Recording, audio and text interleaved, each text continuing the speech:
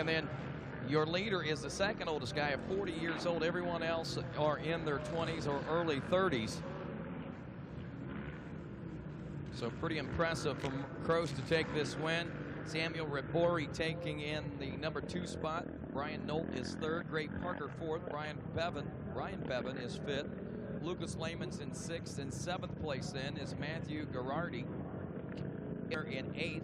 Thomas Kuti is 9th. And looking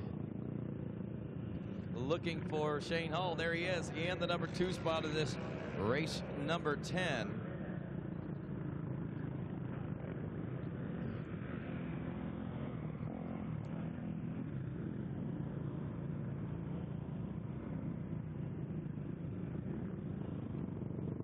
Race 11 coming up, 90 Open Senior 12 to 15-year-old class, and we have with that, I believe, the 90 Open Junior 8 to 11, so we'll have a couple of different classes to try to keep sorted out for you. In the Open Senior 12 to 15-year-olds, Cale Deal out of Lakeland, Florida on the G-Force Blama Motorsports machine. The 61 Heath Hanna out of Canton, North Carolina. Frankenstein MX Hedrick Racing back. 133 Lance Walker out of Wesley Chapel on a JV Racing Max's Tire Spec machine. The 404 Trevor Thatcher from Swanton, Ohio on a Pierce Power Sports Elka 345 Motorsports machine. That's off and rolling now.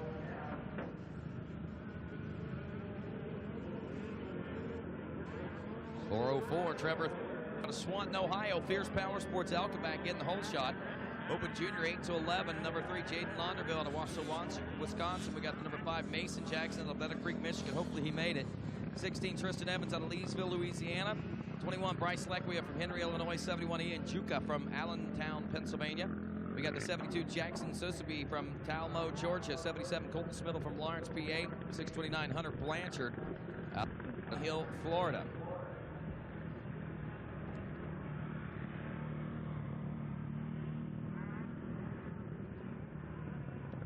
So the Open Senior on the track right now.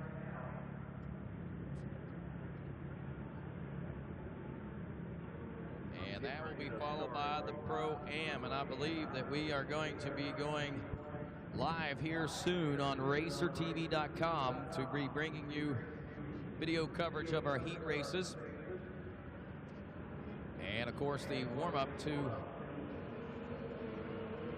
today's big first round of AMA Pro ATV Championship points that are going to be awarded. Right now, Trevor Thatcher continues to lead. Lance Walker in the number 2 spot. Don't count out Walker yet, my friends. We've got ourselves a great race starting to shape up, and, you know, looking at the names and looking at the way things rode last year, this is exactly what we expect to see. As Walker really been rising to the occasion, as has Thatcher, and now that these two are out front by themselves, we're going to get to see the show go to the front. The battle for the checkers is going to go all the way down through the final lap.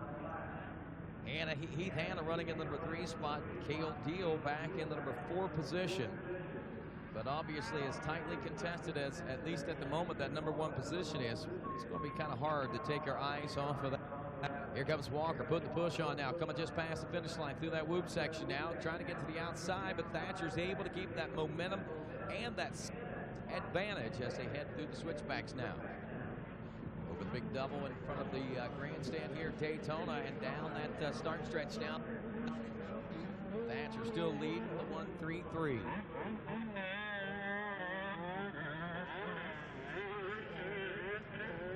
Folks, don't forget, whenever you're social mediaing today, you're using your social media hashtag ATVSX. Don't forget to follow at atvmotocross.com, and also don't forget to follow at RacerTV, as we will be providing lots of information available for you, and we appreciate again you keeping those hashtags alive. ATVSX. Thatcher down with 2, working on 3, and I'll be honest with you, the last time they came through, white flag is out on this, and the last time they came through, Thatcher and Walker literally were side by side. The gap on the computer read 0.000. So we're talking down into tens of thousands of points, so we're splitting hairs through literally side by side there just a moment ago. But Thatcher this time around, a 19-second lead over Cale Deal. I was pissed me off. Not sure what happened to Lance there. I was expecting to see that continue right to the checker flag, but that just goes to show you how hard things are being pushed out there. And I imagine that Lance may have ridden the wheels completely off that machine.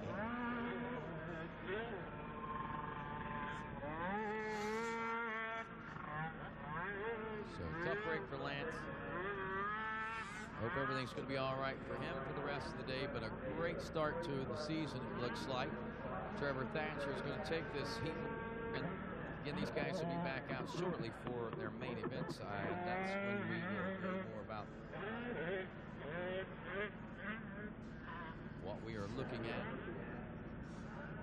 as far as crowning a major champion here in ATV Supercross. This is an AMA major event, and proud to be a part of that once again. And I know the American Motorcyclists Association is standing proud here again this weekend in support of ATV racing, and Trevor Thatcher stands proud with a big win over Cale Deal, Heath Hanna, and his most fierce competition, Lance Walker, whom I don't think we've seen the last of. Revs are up for this 90 Open Junior class. Jaden Launderville, Mason Jackson, Tristan Evans, Ian Juka, Jackson Soseby, Colton Smittle, and Hunter Blanchard again. We introduced those to you a few moments ago. And the 16, Tristan Evans taking the lead.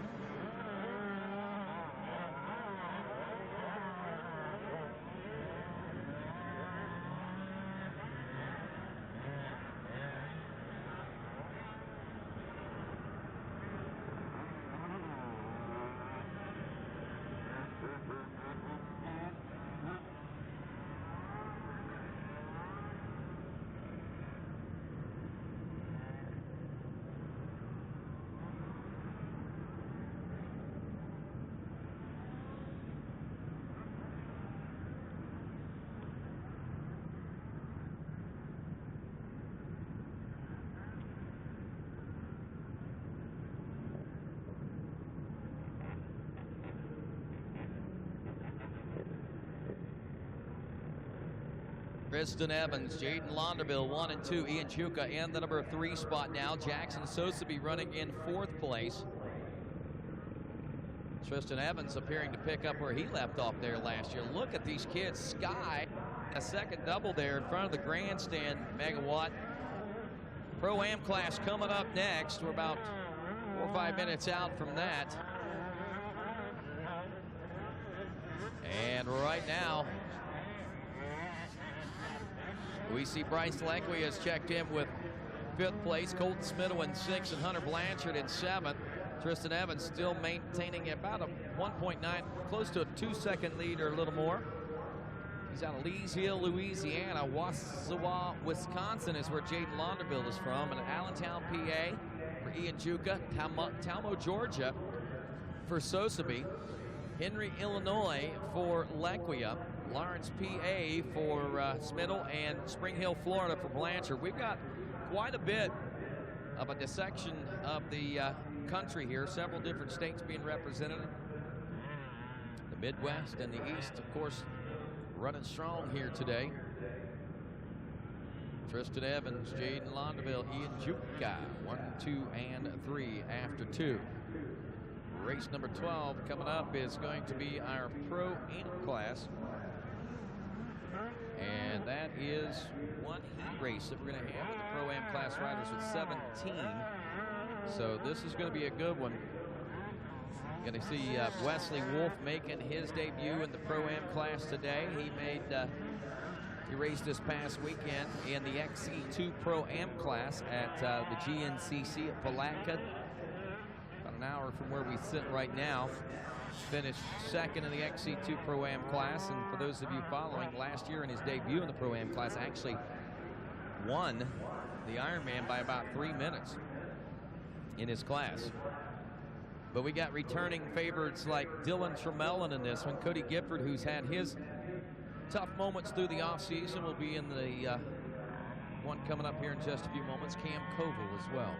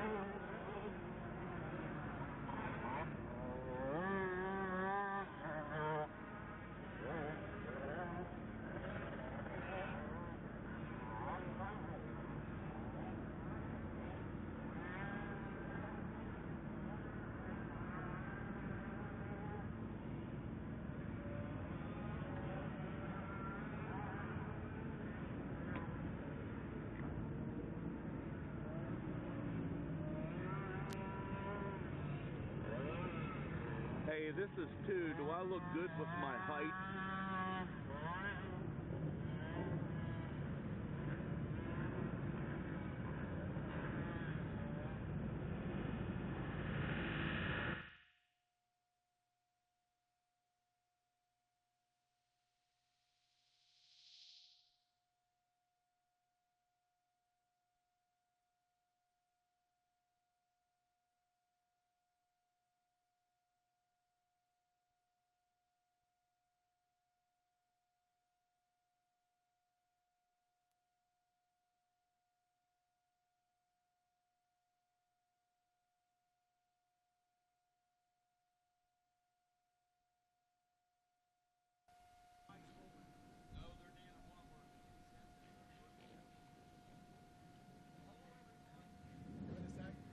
Hello, everyone, and welcome to RacerTV.com as we continue our 4th day of coverage here from Daytona Beach, Florida, in the 75th anniversary of Bike Week. As today we come to you for our 2nd day consecutively from the International Speedway at Daytona, and of course, the World Center of Racing for the 2nd annual Fly ATV Supercross. Rodney Thomas along with Megawatt Matt Watson today, Megawatt, and we're getting ready to watch a little qualifying as we pick up here in the morning program. It's Pro-Am racing as these guys are going to be racing for gate position coming up here in just a moment.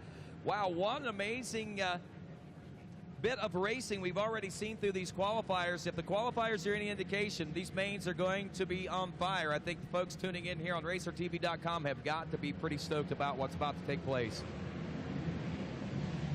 Well, I can tell you, Rodney, Daytona does that. It brings out the best in everybody. We've seen that so far today. And look, one more time, we've got a heated race down here into the 2nd turn. Several riders piled up, stacked up in turn 1 right now. So that intensity level at an all-time high right now leading into today's program.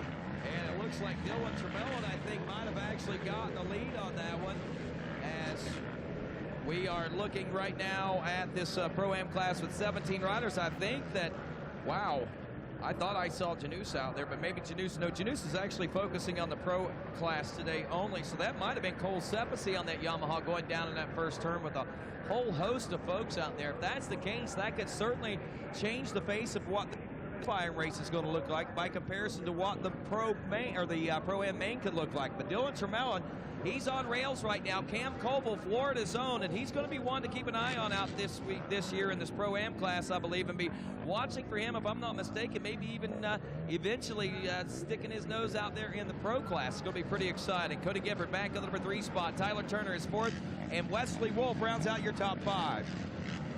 I can tell you right now, Rodney, with things happening in the first turn with that little bit of drama, you're right, it's going to shape things up just a little differently. Most of these guys running 1, 2, 3, 4, 5 earlier in the day. The time's very close, but now you're going to have a little bit of shake-up with those qualifying positions, and man, change things up in the main, no question. Well, I'll tell you, right now, Dylan Tremelin is the man to beat Tremellen having some qualifying times today, but nothing that you would necessarily get excited about. But when the gate drops, that's whenever you start to see out of Tremellen. That's been the kind of rider he is. I mean, he does well in time qualifying situations, but this is where he does the best, is whenever he's out on the racetrack and he's got competition breathing down his neck, and he's got some major competition out of Camp Koval. You know, there's been a lot of guys like that throughout history, Rodney. When it's go time is when they do their very best. I've talked to a lot of guys over the years, oh man, I'm not a good qualifier, I'm not a good practicer. But when that gate drops and it's go time, that's when the true speed and the true aggression comes out. Well, we'll get the opportunity to see how things are going for Cam Koval right now. Cam is another one of the contenders that was last year for a Pro-Am Class Championship, and a lot of eyes are going to be focused on the number 8 as the 2016 season rolls on. And this is our first chance to get a glimpse of what the youngster is up to here leading into the new year. Tremellen still on fire out there. Cam Koval in that second position. Look at this. Tyler Turner coming out of Langhorne, PA, running in that third position, number 28 Honda. I can tell you what we're seeing right now is only 0.6 of a second back to second place, 1.1 second back to the third position. So we've got less than 2.5 seconds separating 3 riders right now.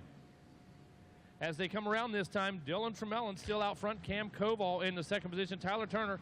Cody Gifford in that 4th spot. Hayden Mickelson runs in 5th. Wesley Wolf now only 1 second behind, about 0.9 of a second behind in the 6th position. Daniel Hoisington in that 7th ride.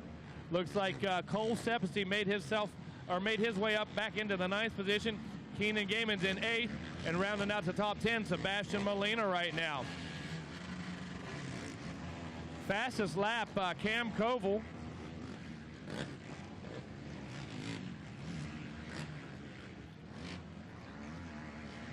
Cam Koval turned a 101.54 as the fast lap, and that was his last lap. So right now, a 101.6 for Tremellen, a 101.5 for Cam Koval, 102.0 for Tyler Turner.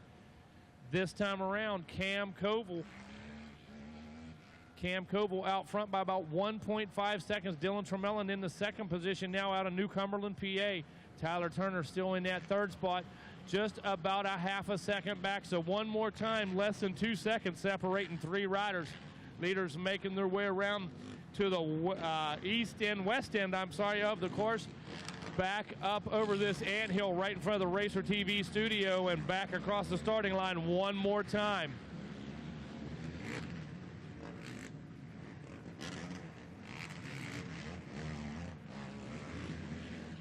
Pro-Am Heat 1, Round 1 out there right now. Cam Koval leading the way. Dylan in second. Tyler Turner in that 3rd position. Coming up next, our 450A Heat 1. Where's one of your microphone headsets? Is that one yours? This one?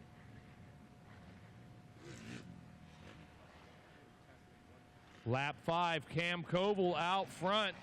Dylan Tremellen in the second position. He's back by about 2.8 seconds. Tyler Turner in that 3rd spot, still out of Langhorne, PA, just about 1 second back. So still a 3-way battle up there front. Wesley Wolf moving himself into the 4th position right now. So big strides for him on that last lap.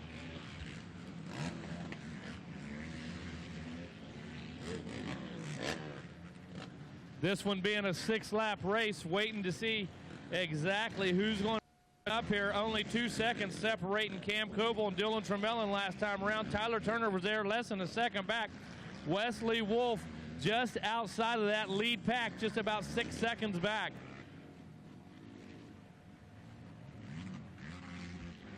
Checkered flag is out. Cam Koval with the win here. Pro-Am Heat 1.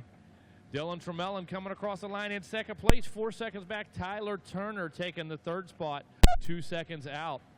Wesley Wolf closing the gap, making huge strides on lap 4 and 5 there. Wesley Wolf coming from about the 10th position to the 4th position in 2 laps.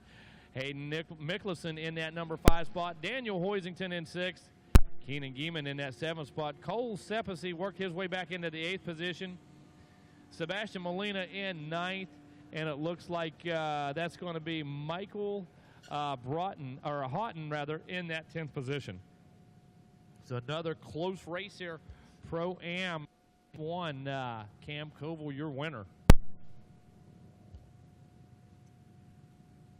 Coming up next, 450A, going to be a great race, going to be one of the most exciting races you're going to see here today. So look for these guys to try to establish dominance. Somebody's going to want to leave their mark here at Daytona today and put their name in the record books down here, and we're going to see who it is coming up in just a minute with our 450A class.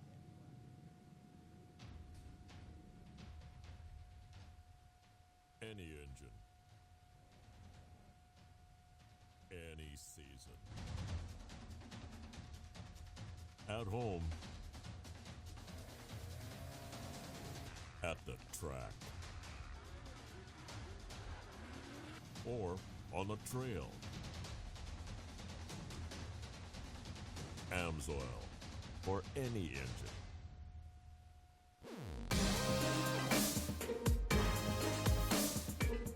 Here at Rocky Mountain ATVMC, our goal has always been to get you the best price and provide quality service. Now, we're giving you one more reason to shop with Rocky Mountain. We call it Quick Cash. It's simple to get. Just place an order with a qualifying Quick Cash item and get cash to swipe on your next order. Try it out today. RockyMountainATVMC.com. Get ready. I'm a sore loser. I'm a sore loser. Losing is not an option for me. Be the best. The best? The best. You have to have the best equipment under the hood. That's why I only use Cometic products in my engines. Cometic gasket. Cometic gasket. Cometic gasket. Cometic gasket, a superior quality gasket For those of us who demand the highest level of performance. I can't hear anything.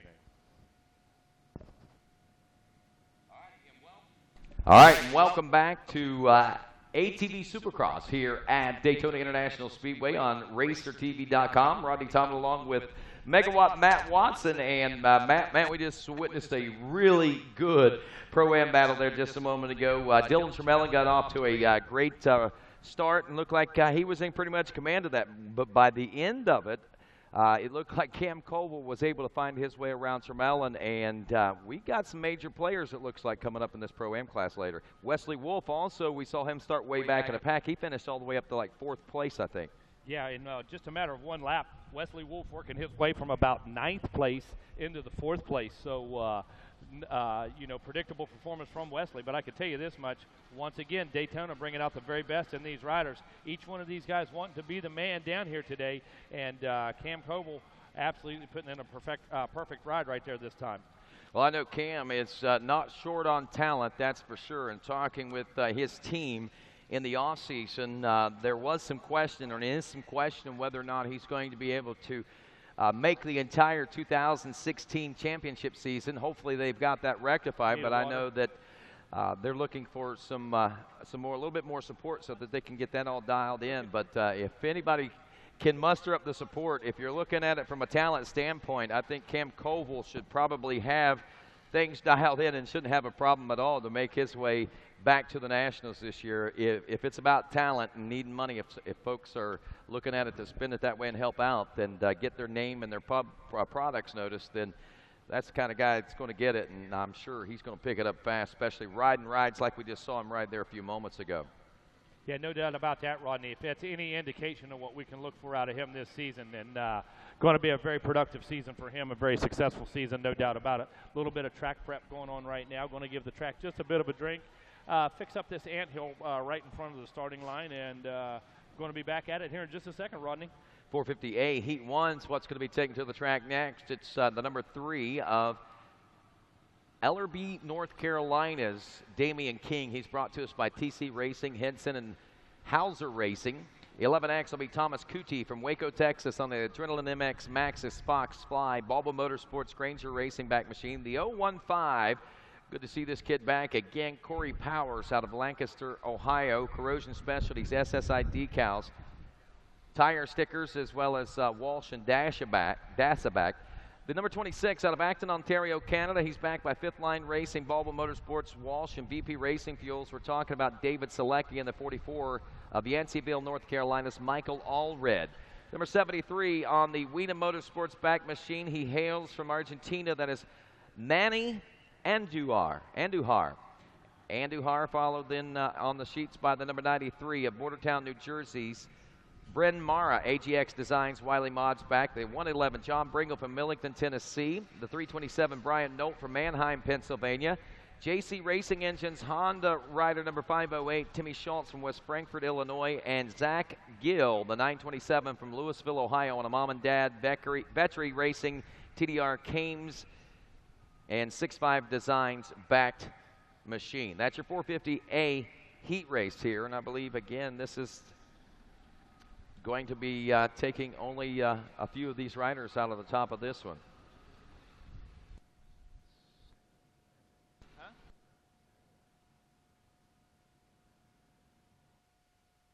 I believe it is 6 that will be transferring. We'll know more once the scoring system gets underway. And you can see right now the track maintenance going on. And these Pro-Am riders really putting a lot of laps and a lot of hard laps on these particular soils. And they are having to maintain them and get them put back in place, man. That's one great thing about these quads, man. They are toting so much horsepower out there that they definitely get the make the track workers keep them busy all day, to say nothing else.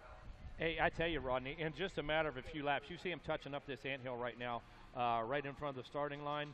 And let me tell you, in a matter of a couple motos, that thing will be so deep they'll be burying out. Guys will be using that outside line. And the amount of power that these 450s and even some of these smaller bikes are putting out right now is absolutely incredible. So you bet they're going to rearrange this real estate all afternoon, and it's going to be a matter of good line choice as the afternoon progresses, because a bad line choice is really going to bite you in this deep stuff down here in Daytona. Yeah, it sure is. And you can tell what I'm talking about whenever I say that these quads are moving a lot of dirt around here at Daytona. Look at those blades of dirt we're seeing being pushed up by Randy Poulter out there. Randy Poulter here with us. Also, we got Big Tim Ritchie from up at Redbud. Yeah, I'm not going to say it. I want to really bad, but I can almost hear people screaming it through the crowd right now. We got Bob Pistol from out at Sunset Ridge in Illinois, and a few other folks that are on hand with us. I think Jeff Canfield out there from the AMA. He does Supercross and outdoor motocross. He's here keeping an eye on things today, along with Harv Whipple, our AMA Pro ATV referee. And well, basically a relative who's who in the world of motorsports is here with us at Daytona this weekend. You better believe it. And you mentioned some of our dozer operators out there, some of the guys we have from all across the country helping us out. That's a virtual hall of fame of dozer operators and track builders, and got the very best in the country coming together. To make the very best track they can. And the benefactor here today, everybody that rides on it. There you go. Welcoming out a lot of our two-wheel fans here as well. Kevin Kozad from MXers for Jesus, the ministry, MXers for Jesus, a ministry on the two-wheel national side of things. And we welcome Kevin out to watching things here with us this weekend, his whole family, Austin, and everybody's here, the whole family out hanging with us. And I know I expect to hear some good stories from him about how much fun he had here at Daytona watching these ATVs. Oh, you know there'll be some good stories, I can tell you that much, because there was a lot of fun had, so fun equals stories, Rodney, as we know. And I can tell you it's been an enjoyable couple days down here so far for me, and you guys have really brought me over the last couple years into becoming a bigger and bigger fan of the ATV side of what we do. Well, the thing about it is, Megawatt, I don't force anything on anybody that I take. Oh, ATV yeah, you made me go. I made you go, but yeah. I didn't force you to like it. That all came all natural. I said, I need help. And you fell in love with it on your own, and that's the great thing about it, and that's the beauty of this sport. It is a hidden jewel, man. It's like an unmined, untapped resource that we've got. That one of these days is, once it gets buffed out, it's going to be like the Maltese Diamond or something, man. No question. Well put. I couldn't think of a better way to say it, Rodney. Already got some of our riders like John Natali and stuff out here checking out the track right now. Going to watch this upcoming, I believe, 450A heat race. So everybody out here kind of maybe getting a little last-minute check before they're going to start the line, or maybe before they get ready for a ride. So it's on right now with 450A. The 2 cards in the board, Rodney. 1 card turned around, about to have the Ninja card holder turn that bad boy sideways, and they're off. And into that left-hander we go. Look at that, like a shot out of a gun again, man. It's like these guys are all running nitrous or something on these machines. Got that, is that the 44? Michael Allred from Yanceyville, North Carolina, getting a really solid start. Looks like he's going to establish himself as the early leader here now. Checking back now into the number 2 position. They make their way past the start stretch itself now, and they head into the heart of this Daytona ATV motocross track. Well, you can tell that that North Carolina native has pretty much led this one from the get-go, because his is the only front number plate that is readable at this point. 927, Zach Gill out of Louisville, Ohio, Vetri Racing backed rider, running in the number 2 spot. Then we got David Selecki, the number 26. He is 3rd. Brian Nolt, the 327, and 4th out of Manheim, Pennsylvania. Selecki all the way from Canada. 508, Timmy Schultz out of West Frankfort, Illinois, in 5th. And Bryn Mara out of Bordertown, New Jersey. He's 6th. Manny Andujar, Manny Andujar on the Weenan Motorsports back machine is 7th. He's just outside of transfer position. Already seen a couple of these guys so far today, Rodney, and looks like Michael Allred out there trying to get it established early with about a 1.1 second lead. You know he wants to expand on that. Zach Gill out of Louisville, Ohio, on that number 927 Honda, only 1.1 second behind. So David Selecki, we've seen him today, that's for sure. He's on that number 26 Honda. You know he's not happy sitting there in that 3rd position, and only 1.06 seconds out. So once again, 3 riders separated by less than 3 seconds. Look at this. Michael Allred out front right now. Zach Gill 1.2 behind.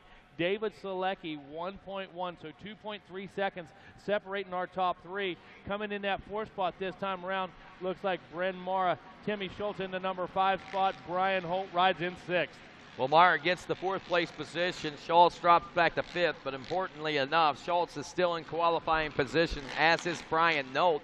Meanwhile, up front, look at Allred and Gill are nose to tail as they work here on lap number 3. Things really tightened up in a short amount of time between these 2 riders, and they have gone basically, or they're about to take the gloves off the way things are starting to look there. David Selecki is right there within contention as well. So can Allred keep Zach Gill at bay as we roll through these rockers now? Look at that. We got 3 riders that are coming up to be a bit of a challenge for the number 1 spot. So Allred, Gill, Selecki. The clock says 1.2 seconds between 1st and 2nd, 1.058 between 2nd and 3rd. Both riders have gained, and we got that new leader finally. Man, that's how quick it happens right there. Rodney, just in a matter of 2 corners right there, a lead change. 1.2 seconds as they come around that time. So you know what? It's just a matter of who's got that position. The gap's going to be the same. Yeah, no matter who's out there. I think that was a mechanical there for the 44. Look at, he's lost his shock. He is rolling slow. The rear shock is broken. So Michael Allred out of Yanceyville, North Carolina, has got to be heartbroken right now, man. He was leading the qualifier, but that's the important thing. It's just the qualifier. He can get it fixed and be back out here if he can make it in the LCQ. Man, that would be great if he can get that thing back there in the pits, figure out what little bit of a problem they had, and get him back out here for that last chance qualifier. I think he just wanted more lap time. That's what it was. He took a bolt out. It's Daytona, man. Yeah, exactly. I'll go back. I'll go through the LCQ. I'll get a few more laps. I rode more laps than anybody. So, Zach Gill, your new leader. David Selecki up to 2nd. Timmy Schultz moves into 3rd. Brian Nolt now moves into 4th. Manuel Andujar is in the number 5 spot, and Corey Powers now up to the number 6, as that's our top 6 transfer spots as we speak. Still a bit of a battle up front. It looks like our Kawasaki rider has got his hands full. Or is that Mara? Wow, that's what you don't see a whole lot of is Kawasaki on the ATV forefront anymore. Now, you did about 8 or 10 years ago. They've kind of faded away, but now we're starting to see a few more pop up here and there.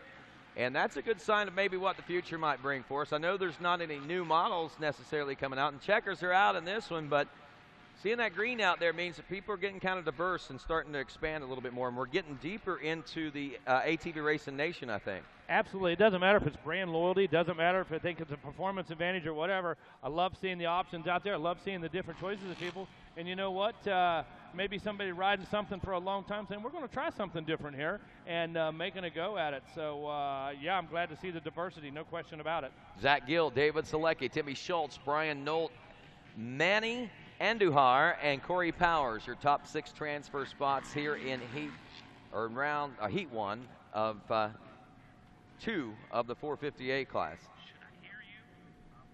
I don't hear you at all. I hear you fine, and everybody else is too. In here. Okay. Well,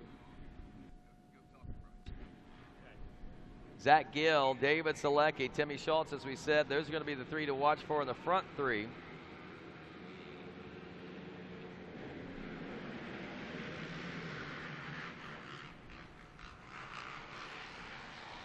And here we are with Heat 2, Ethan Keffer, Wesley Baxter, Blake Sarber, Troy Hunt, Alan Myers, Tyler Mack, Kirkland Jack, Alex Gillette, Josh Deemer, Dylan Butler, and Nick Royalty. And we got a Root River ride out front. That looks like the 33 of Tyler Mack out of New Ulm, Minnesota on the Root River Racing machine. Gotta love the new retro 250R Honda look that Root River Racing is running here in 2016. They've gone that retro style, if you will. Things are looking sharp. Tyler Mack is showcasing it up front here for us in Heat 2 of the 458 class. Ethan Keffer here with us on the Lehman's Brother Racing All-4 Racing Rocket Ron suspension back machine with his SSI decals.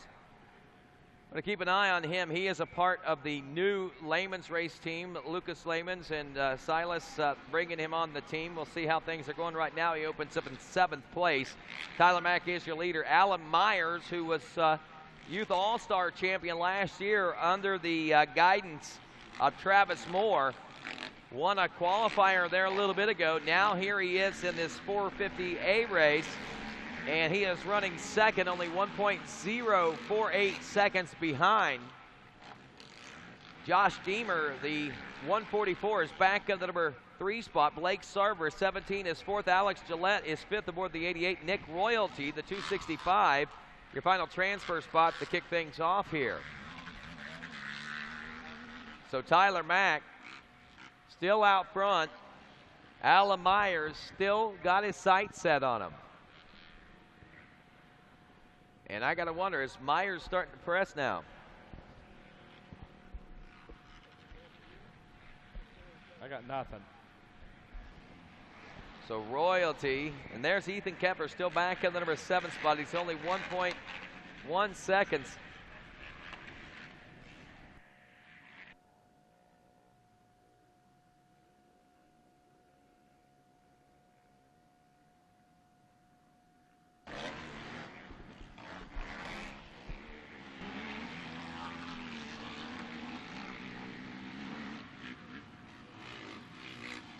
Okay. Tyler Mack after 2, continuing to lead, watching to see what's going on. Welcome aboard, Megawatt. You can finally hear, huh? Man, oh man, I don't have to read lips anymore. Wow. So push that button right there, and it's made. Fixed it. Fixed it. Tyler Mack leading Alan Myers. Myers is closing up, but not a whole lot. And whenever Myers does seem to be closing up, Mack finds what he needs to find, and he just found 0.4 of a second that lap, and now has increased the lead on the clock to 1.5 seconds. Again, when I'm looking at these riders on the racetrack, the clock and my eye are 2 different options because that 1.5 seconds seems so much closer. It's amazing, Rodney. I said that earlier. We were talking about when the times were 0.6 seconds, 0.5 seconds. Well, that looked pretty realistic, you know. Yeah. That made sense to me. But as you said, each time these guys, just like Tyler, answering the call, how fast do we need to go to be in this position? So I think these guys holding back just a little, doing exactly what they need to keep that position and get in the main event. But these margins of 1 second and less, just amazing here today. Alan Myers just brought it to less than a second as he just popped off the fastest lap of the moto with a 1 minute .773 white flag lap, and he's getting faster as the moto wears on, and we got to turn our attention strictly up front, my friends, for the shootout here in this Heat 2 of the 458 class. Is Myers going to pull the punches here in the heat race, or is he going to wait till the main event? Myers might be wanting to make a statement out here, let these guys know he's coming a gun, and at the same time, he might decide to hold back just a little bit and save it for the main event. Rodney, either way works at this point. We're only talking about that one position, and it's a matter of maybe following, finding that line, maybe just putting the pressure on, maybe playing head games right now. So there's a lot of different strategies taking place here right now. Well, I'll tell you, Tyler Mack looking superb himself, and here comes Myers closing up. We're within just a couple of tenths of a second, I bet, at the checkers. Mack is over in the air at the same time as Myers. It says .654 as they cross the finish line stripe, but Myers picked up that pace again on that last lap, about another 3/10 or so of a second faster. But wow, Tyler did just exactly what he needed to do on that retro-looking 250R graphicked out Root River Racing machine. That is one cool-looking machine. Myers in second, Josh Deemer in third, Blake Sarver is fourth, Alex Gillette, the 88, in fifth. And look at here, we had a change on the final lap, and one of the new recruits of Lehman's Brother Racing, Ethan Keffer, makes the main as he comes across the line in the sixth place position on this final lap of racing. So there you go, boys. The stage is set for you, and we got another stage being set. It's race 15 on the gate next, looks like Megawatt. This is going to be our schoolboy senior class. Riders range from 14 to 17. Number 5, Luke Johnson out of Hampton, Virginia. The number 10, Donovan Cox from Conway, Arkansas. 14, Troy Hill out of Beaver Dam, Virginia. Caitlin Gibson, the 16, out of Newport Richey, Florida. The 17, Larry Kendrick out of Earlysville, Iowa. 44, Bryce Ford from Springtown, Texas. 79, Dylan McClellan from Gossonia, Pennsylvania. And 721, Peyton Zimmerman. We know that guy. Yeah, we do. When you meet Peyton, you'll understand why we call him that. But he is certainly full of life and fires. The gate is down on this one. Whoa, look at that. Guy with the prettiest uniform gets the whole shot. Yeah, how about that? Got to keep those clothes clean. I think that looks like a pro race right there. This is Pro Heat 1. I was going to say that looks like John Natale. John Natale grabbing the early lead. Joel Hetrick back there in the number 2 spot. And Davey Hogsma, the teammate on the Maxxis Liquid Rich team of Joel Hetrick, back in the number 3 position. You know, we saw Natale out here just a second ago checking out the track. Now we know why. Exactly. He was waiting for this situation right here. I didn't even realize it was 11:30 yet.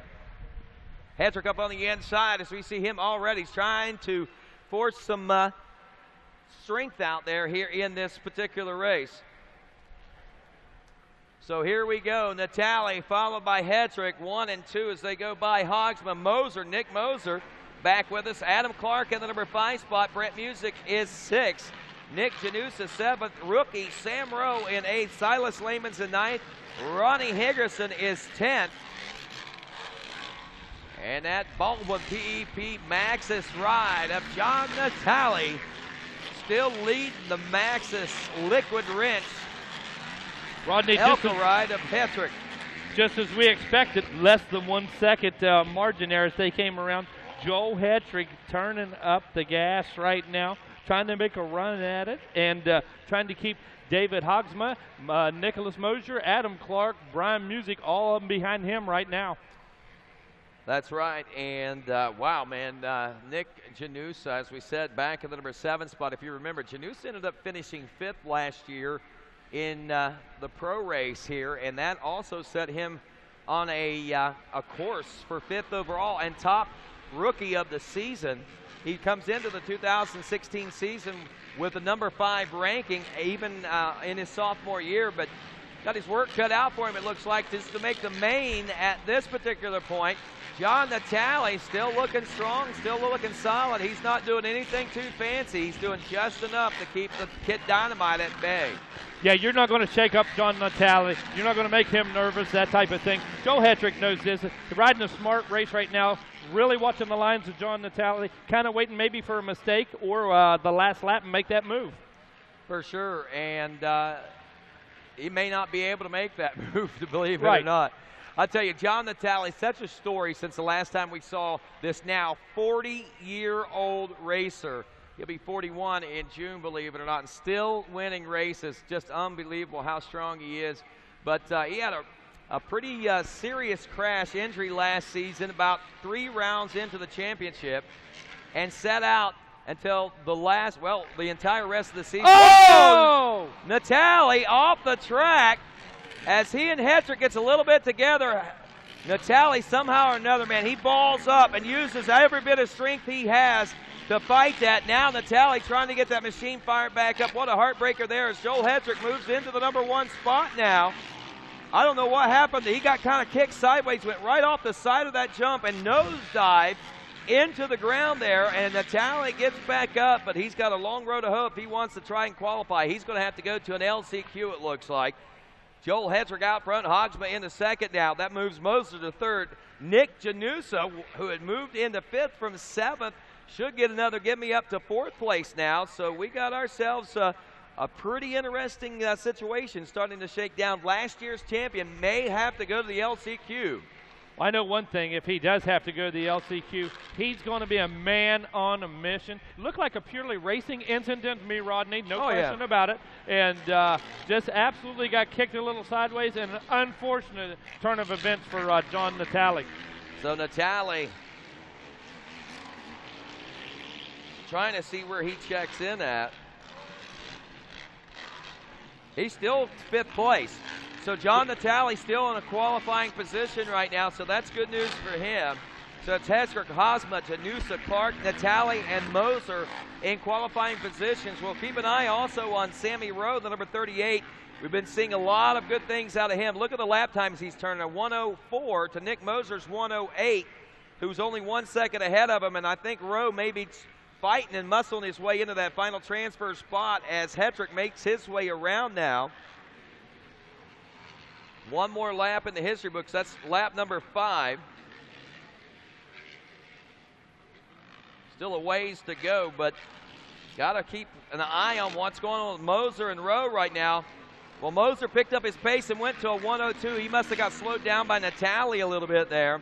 Natale goes to a 59 that time around. Hetrick running a 57.3, which I think is blistering even. Well, we were in the 56s, I believe, whenever we were qualifying, so the track might slow down. It's a lot rougher right now. I'm going to tell you, the track has slowed down a good bit. When I look out there, I'm looking at some of the soft sand that's been pushed up on the outsides, and believe me, it takes that engine just a split second to get back up to RPM and pull out of the corners when it gets like that. Well, Hetrick takes the checker flag, and he takes the win, a 58.8 on that one. Wow, Dave Hogsma will finish second. And that's a good show for David Hogsma. David coming out of the West Coast. He's a West Coast champion over there. He says he's always dreamed about running the Nationals, wanted to be a contender, and we got to see him every once in a while, but this year he's at it full force, and look, man, he opens up with a second place in the qualifier. Nick Janusa up to 3rd by the end of that qualifier. John Natale 4th, Adam Clark in 5th, and Nick Moser holds on for 5th. Too bad there. Looks like Sammy Rowe had some problems on that last lap. Division number 2, Heat 2, I believe, coming up in these AMA Pro ATV racers now.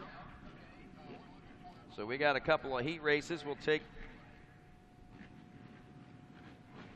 riders from, it looks like.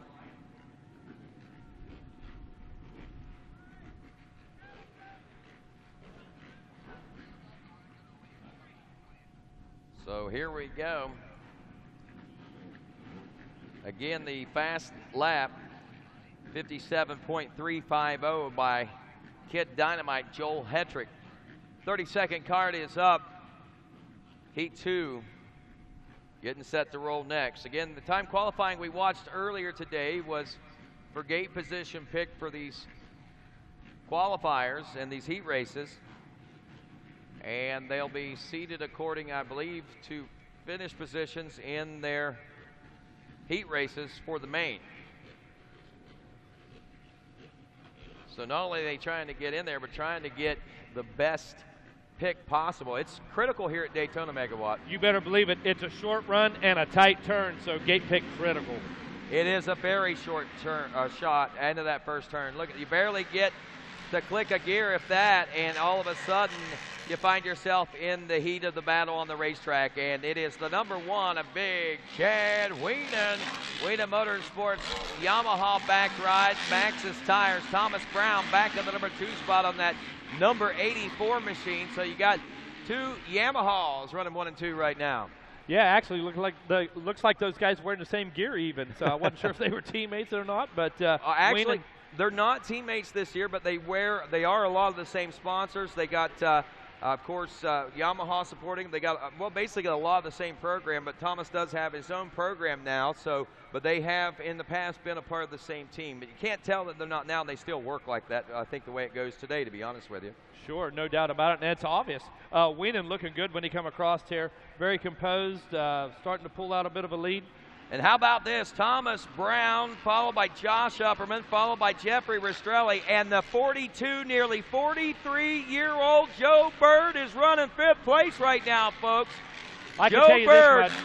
If Bird shows up on the line, you can't count him out. Never can. Joe Bird on his farewell tour here in 2016.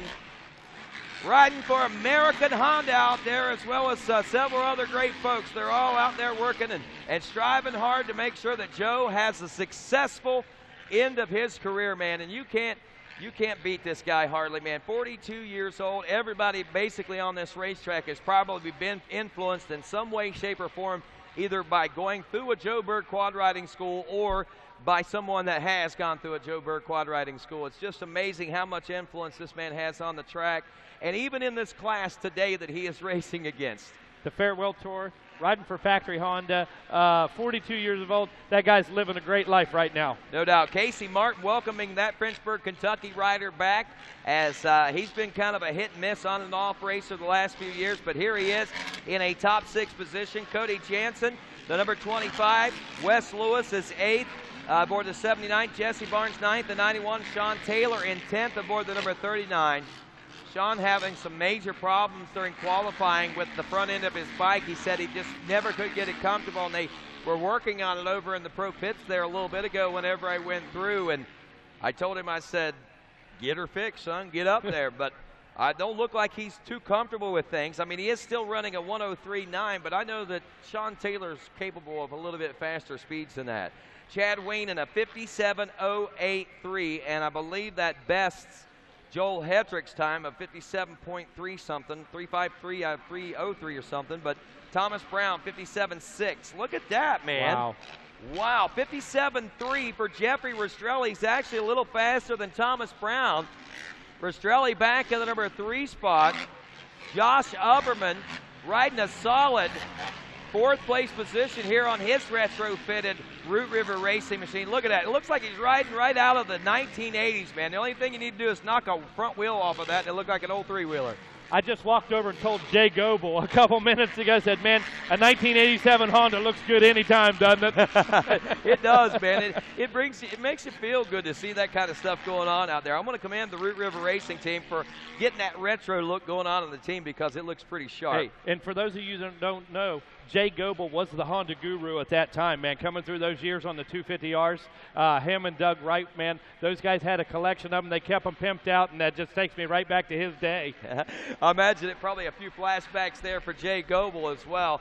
No flashbacks for this guy, because he's trying to make new dreams here in 2016. Chad Wienen leading this hit race right now on that Maxxis machine. You look at those Maxxis tires hooking up. You got Thomas Brown also on those Maxxis tires hooked up, and behind them now in the number 3 spot is Josh Upperman. Joe Bird is up to the number 4 spot.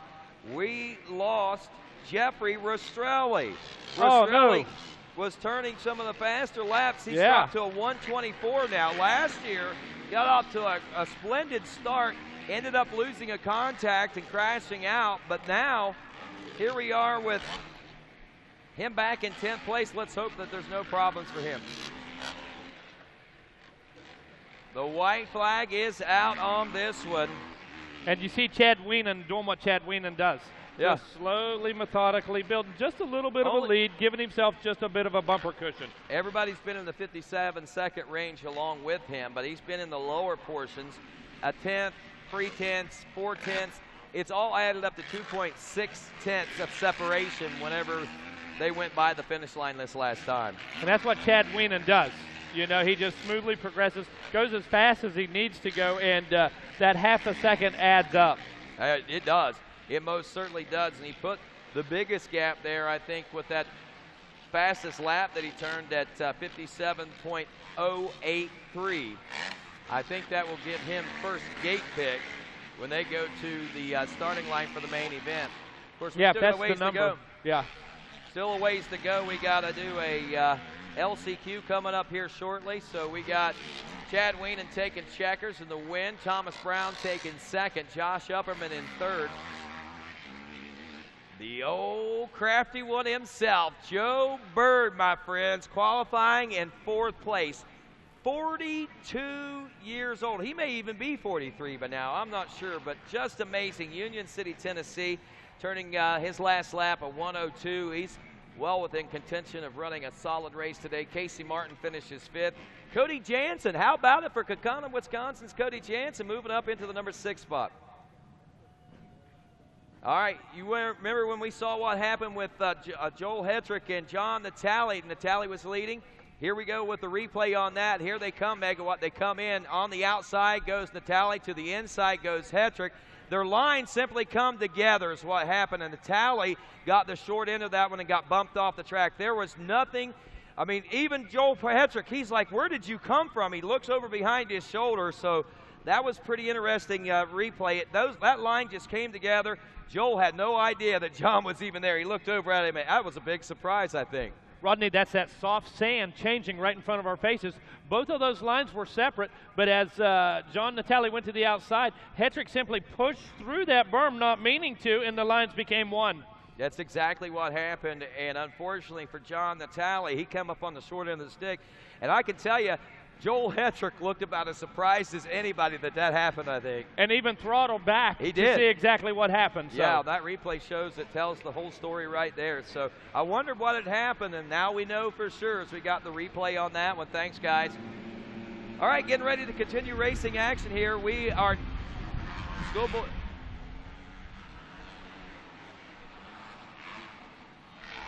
I believe we may be going to Schoolboy Senior. And I believe that is exactly what it is. The 79 Dylan McClellan out of Gibsonia, Pennsylvania on the Root River Racing Rage ATV, backed by FTR and Fly. Grabbing the early lead in this when other riders include Luke Johnson, number 5 from Hampton, Virginia. The number 10, Donovan Cox from Conway, Arkansas. Troy Hill out of Beaver Dam, Virginia. Caitlin Gibson out of Newport Rich, Florida. Bryce Ford again out of Springtown, Texas. Peyton Zimmerman out of Lidditz, Florida. This is the riders that we were looking for before the pros. All right, we just had, I think, a little bit of a crash there with this start. Here we go. All right, off the start. Oh, a couple of riders getting together there.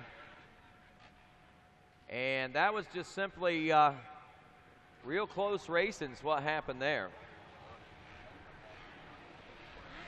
So as we look at the first lap complete, Dylan McClellan, Peyton Zimmerman, Donovan Cox, and Luke Johnson, your top 4 right now.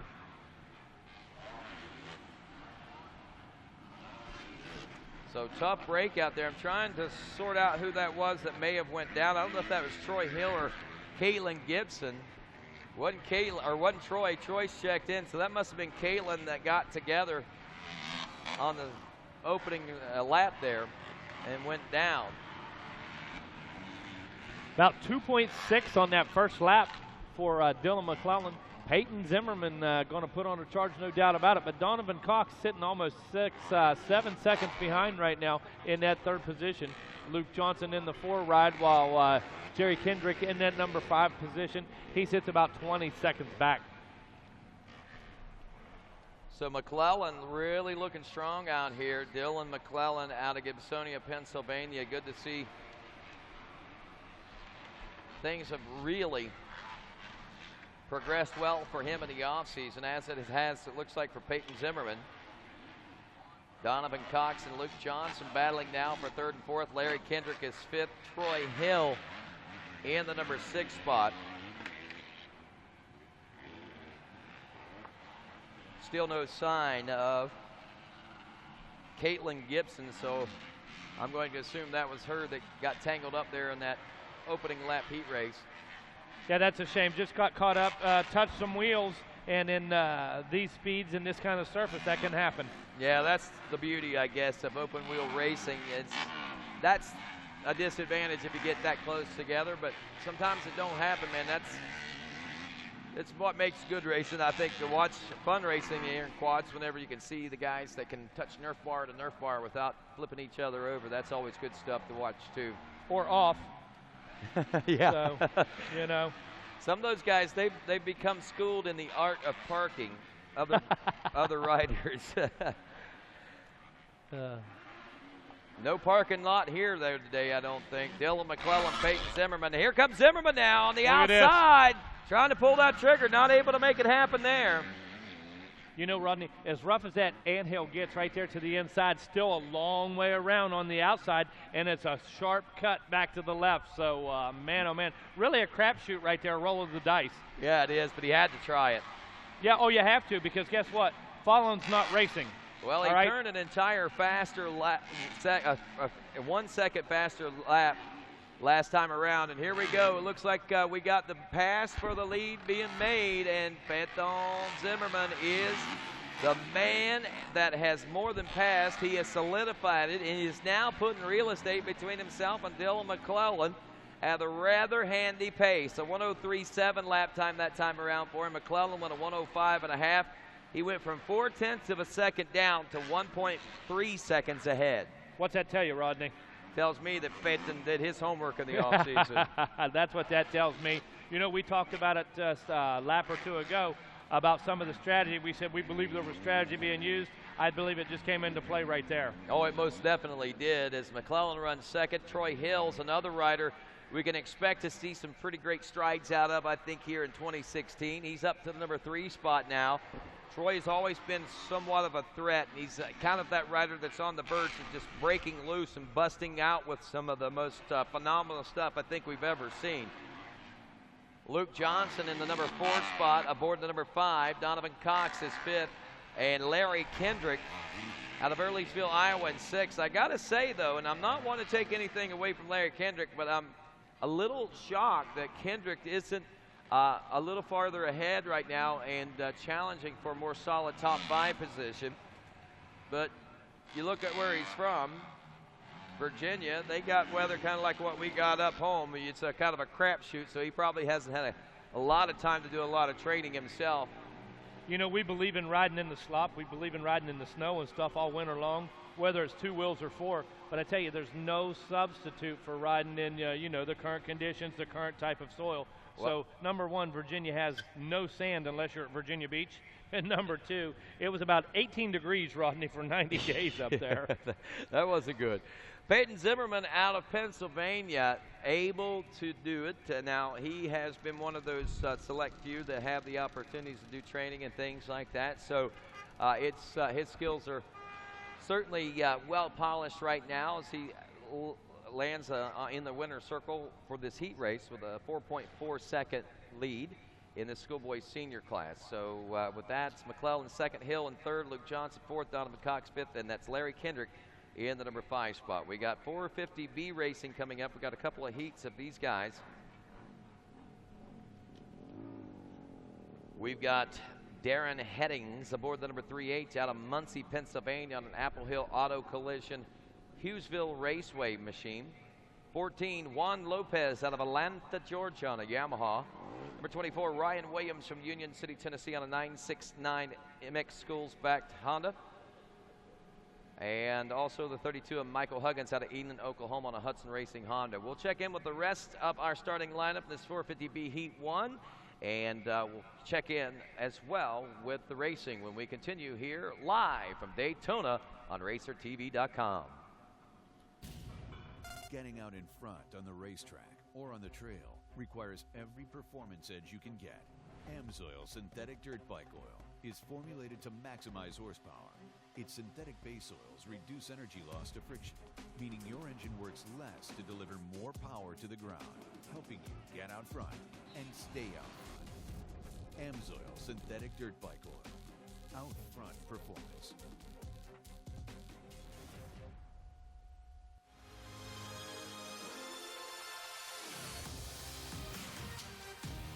As riders and racers, we understand the need to get quality parts, apparel, and accessories fast. We have the horsepower of multiple warehouses to make sure your gear, OEM parts, or accessories make it to your door quickly. Check out our easy-to-use website and experience customer service that takes the whole shop. RockyMountainATVMC.com. Get ready. I'm a sore loser. I'm a sore loser. Losing is not an option for me. Be the best. The best? The best. You have to have the best equipment under the hood. That's why I only use Cometic products in my engines. Cometic gasket. Cometic gasket. Cometic gasket. Cometic gasket, a superior quality gasket For those of us who demand the highest level of performance. And welcome back to RacerTV.com's live coverage of the second annual Fly ATV Supercross from Daytona International Speedway, the world center of racing. Rodney Tomlin along with Megawatt Matt Watson, and of course, lots of sunshine. Mr. Sunshine has decided to rain down on us today. I was watching the Daytona beach weather, and by the way, I got to say, the local CBS here is their newscast, top notch, man. I really got a kick out of watching that news. They were informative, they're funny, entertaining. But the weather, dude, last night was really cool. 80 degrees, 79 degrees is what we're kind of looking for under blue skies today. So maybe that's why I liked him so much, because he gave us a good forecast. We got that famed Florida breeze here this morning, so keeping us, actually this afternoon right now, well, about 5 minutes till, keeping us cooled down just a bit. And like you said, going to move in about 81 degrees. So truly blessed here for the last couple of days, Rodney. And when you think of Daytona, this is exactly what you think of. Nice crowd starting to roll in here as we are still in the midst of our qualifiers. We just watched AMA Pro ATV qualifying a few moments ago. Our top qualifiers were Joel Hetrick and also Chad Weenan, but last year's ATV Supercross winner got into a really good start to the race, and maybe we can watch that replay one more time for the folks back home, guys. But yeah, John Natale and Joel Hetrick in a heated battle there just a few moments ago, and just basically a couple lines come together. Natale got the short end of the stick, and he gets booted off the track. He did end up qualifying. That's the good thing. He qualified top 5 still, but not the gate pick he's going to be wanting. But at the same time, he is on the gate, and I'm sure he's got a little bit of frustration that he's wanting to release out there when that gate drops. You bet he absolutely does, but he knows how to reel that in. He knows how to control that and use that to his advantage, no question. He knows it was racing. And here's that replay, Rodney. Here it is. Again, Hetrick coming to the inside. Outside goes John Natale. Like you say, to that inside goes Hetrick. And watch these lines. Hetrick's on the line, and it just, boom. That berm just washed out. Joel just literally went over the berm, and that was nothing intentional about that. You can see where Joel was trying to plant himself, and he just went, boop. And that parked Natale off the side of the track. He was able to get back on, fortunately, and still qualify in a top 5 position.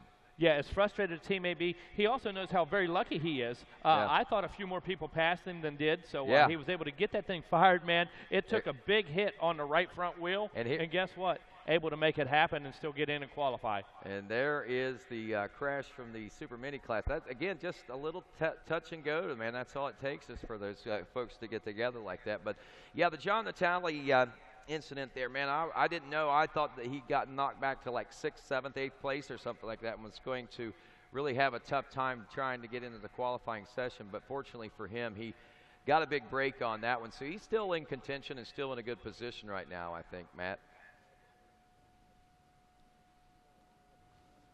So we're going to take a look at this one more time and just since we got the time to do so. That's what I like about the new equipment that we keep getting here at Racer TV. And this is a different angle from it, actually, I think. It is. It's the backside angle of it, so we're taking a look at it now. Natalie again to the outside, and frame by frame. And you can see, man, look how hard that Joel is pushing. He starts to the inside, and he actually, where he tries to go, it just lets go. It's like his front wheels bounces, and he just slides right on over. Bam. Actually caught him. It actually threw him up over the front of the bars just a bit once it gave way. Almost took him out, and you could see him looking over his shoulder there. You could see him letting off the throttle as soon as the incident happened, and he was, I'm sure, just as surprised as anybody on that one. That's got to stink, though, man. I mean, you got your wheels planted, and you think it's going to go well, and all of a sudden that front end just keeps washing right through the turn like that. But that's the beauty of this TV age and the instant replay. We get to see what really goes down out there on the racetrack, Megawatt. You know, Rodney, you talk about the age of the TV. I remember being a kid, man. You were lucky if you got to see the L.A. Coliseum race for a Supercross. Daytona wasn't televised until the 80s and that type of thing. You got to see the Carlsbad USGP once a year on ABC Wild World of Sports. So for the accessibility that these kids have today, they can watch any race that's happened on any device they have at any time. They can go back and study this stuff. Just an amazing time we live in, Rodney. It most certainly is. I mean, we've got not only the top ATV pros being broadcast across the globe, but we also have top amateur ATV riders that are also getting as much recognition across the worldwide globe. And we welcome all the thousands of folks that are tuned in right now at home, at work, or wherever it is that you may be on racertv.com. And we hope that you folks are enjoying the live and continuing coverage that we're giving you here from Daytona International Speedway today. Able to get started a little bit early today and catch up and watch some of these heat races. We got to watch some of the Pro-Am racing. I think that's going to be another heated class this year. But the interesting thing about that, a lot of last year's, and even they're still in the Pro-Am class, but a lot of those guys have, transitioning into the Pro class also. So we're going to get to see them playing double duty out there today as well.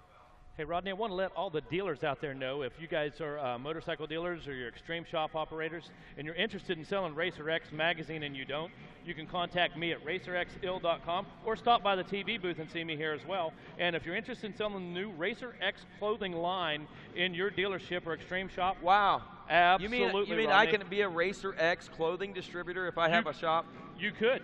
Absolutely. Wow. And guess what? We're going to give you exclusivity in your area. You're going to become one of the first dealers in your area to be able to sell Racer X clothing in your shop. I don't even have a shop, but I got goosebumps thinking about that. Right on. Man, Racer X apparel is some of the hottest stuff out there, and I think you guys, the designers of that, are spot on with what's going on in the industry right now. So again, Rodney, if you want to be a Racer X clothing distributor or magazine distributor, contact this guy right here, Megawatt Matt Watts, man. He's got your line on it right now. Uh-oh, we got problems going on behind the line. It's Grayson Eller, it looks like, that's got the problems.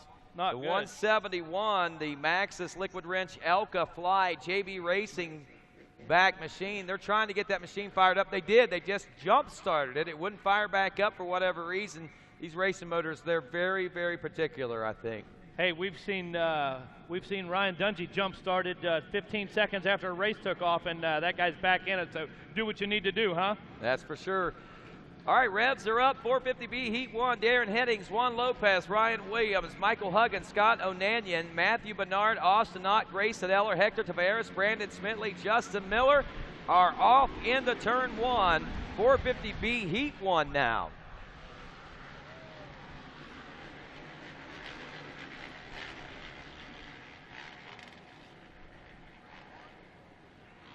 Folks, don't forget, if you're watching at home, let your family and friends know. 724, Justin Miller out of Lebanon, Church, Virginia, on a Miller ATV and Cycle. 450racers.com back machine is your early leader. But, folks, if you're here, let the folks back home know we're on racertv.com. Tweet it out, call them, say, hey, pull it up. We're live all day long. You get to watch this all. Also, you folks at home, make sure you let the folks know around the world that you're watching racertv.com and ATV Supercross. So share it, share it, share it. Let's make this one of the biggest and highest rated broadcasts that we have of Racer TV. We did it last year. Can we do it again? We did. This particular event was the highest rated event that we did all season last season, and we're expecting and anticipating that again. That even goes for Loretta Lynn's Amateur Nationals, man. Right, that's saying something right now because that's a week-long event. A lot of people there, a lot more competitors, but more people interested right now in this coverage. Oh, look at here. We got the battle on. Grayson Eller, Justin Miller going at it for the number 1 spot. Eller, who was slow to get started, but now into the thick of things. Oh, he may have just gotten past there. It looks like by the 124 of Austin Knott jumped right into position, but Eller is right back on it. It's a 3-way shootout virtually for the number 1 spot.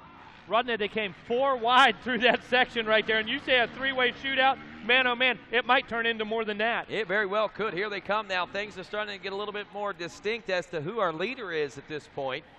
We got Miller, we got Knott, and Eller, 1, 2, and 3, but here comes Eller again trying to get it. Actually, that is Knott that is out front. Miller, I believe, is in the number 2 spot, if I saw that right. Yeah, that's exactly right. Yep. Miller now in the number 2 spot. And Knott out front. So Grayson Eller in that 3rd position. Man, oh man, shaking it up, aren't we, Mike? Well, that's side-by-side stuff, 3-4 wide stuff. That's what came out of that one. Didn't realize that wasn't for sure if the pass was made, but it had been and solidified. Austin Knott from Wallkill, New York, is your leader. Justin Miller is 2nd. Grayson Eller is 3rd, and they're side-by-side virtually once more, and here comes 3 more. The man on the move wide. right now, I believe, is at number 14, or is there a number 24, maybe 14, 24. Right now, Ryan Williams picking people off as he made his way through the rhythm section and back past us, and looks like he's one of the fastest guys on the track right now. Wow, watch those Maxxis tires hooking up on that Eller machine right now as he's using all the liquid wrench he can, trying to slip through every hole to take over the position, and going for the lead now. Eller to the inside, challenging the 124 of Austin Knott. Knott caught him by surprise a lap and a half ago, and now Eller's trying to do the same. The drag race through the whoop section. Looks like Eller's got him. Unbelievable, Rodney. These guys are acting like it's a main event out there. Grayson Eller takes over the lead, and I guess you don't want to leave these guys with any false confidence heading into the main event, and that's what Grayson Eller is trying to steal away from them, and that's their confidence. As soon as he made the move, opened up 8 quad links right there, 8 bike links, man. All he needed was clear track. There were 3 bikes within a second of each other while those 3 were battling. Now that Grayson Eller has gotten out front, I guarantee you there's almost 2 seconds between 1st and 2nd, and almost another 1.5 seconds back to 3rd. Well, I tell you, it's not a 3-way shootout right now, Rodney, by any means. One man has established dominance, and the bottom line is it's Jason Eller. Oh, no, Eller's, no! What? Oh, Eller, no. who had trouble getting that machine fired up, gets it going, moves his way into the lead, and then he's dead in the water out there. What a heartbreaker.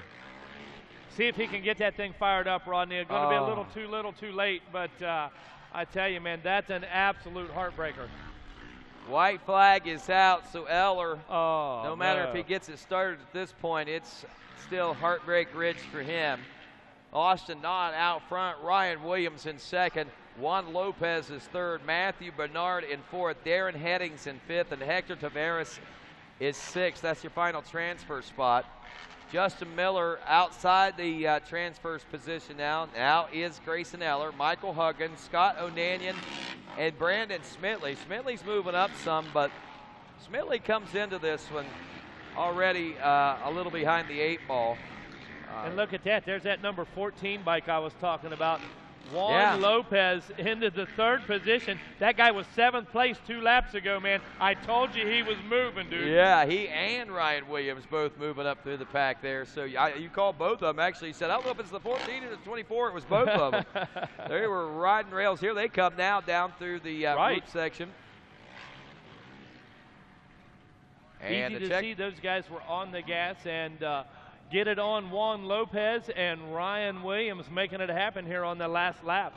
Well, Matthew Bernard got around Lopez. He drops to 4th, but still, man, putting a pretty good show on out there. You better believe those guys, you see that? They all congratulated each other when they came off the track there. So Austin Knott, Ryan Williams, Matthew Bernard, Juan Lopez, Darren Headings, and Hector Tavares all going to the main event.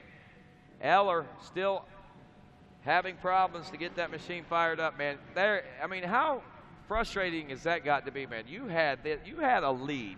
You were probably 2.5 seconds ahead of everyone, and then your bike just stalls. You lose power. You know, you can see if you run off the track, you hit the shifter, bend the shifter, or something like that. But when the bike shuts off, man, nothing more frustrating, nothing more heartbreaking going through your helmet. A million thoughts, the anxiety level raises like you wouldn't believe, and you watch that victory go down the toilet. Well, the good thing about it is it happened now. So if there was an issue or is an issue, it can be found, it can be rectified, and maybe they can get past it and move past it. So that's the important thing that Grayson Eller has got to take back to the Maxxis pits with him. Those liquid wrench and Elco suspension back pits over there. Those Hondas seem to be top notch, no doubt. You can tell they run like scalded dogs out there, rockets, if you will. Big Heat 2 of the 450B. Jesse Gardner, Tyler Hudson, Kyle Flora, Dustin Bowden, Joshua Deal, Tommy Vossman, Cody Ford, Richard Pinella, White Hoffman, Jonathan Blamler, and Ryan Fosnot. Riders from Virginia, Oklahoma, New Jersey, North Carolina, Pennsylvania, Texas, Florida, New York. About 7 states represented there.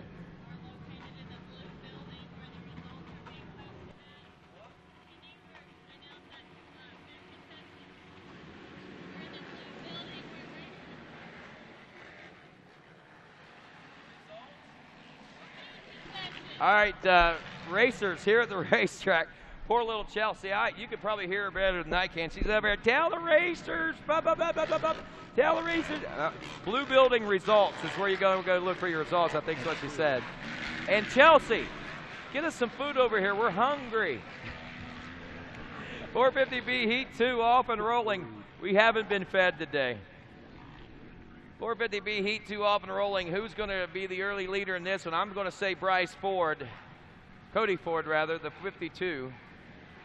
Cody Ford moving from the smaller bikes to the bigger bikes this year. I seen Ford late last season in October at the ATV Challenge, the Caleb Moore Memorial Race. He was riding a 450 then. I'm going to tell you, folks, look out. It's a whole different person whenever it is.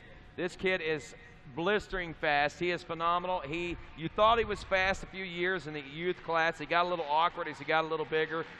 This kid now, man, you're seeing what he's got going on right now, and we're going to watch it all unfold here this season, I believe. Now, he's got lots of competition in his class. Just because he's fast don't mean there ain't some faster. I'm just impressed at how quickly he made the transition up to the big bike. Oh, no question. A lot of riders do that, Rodney.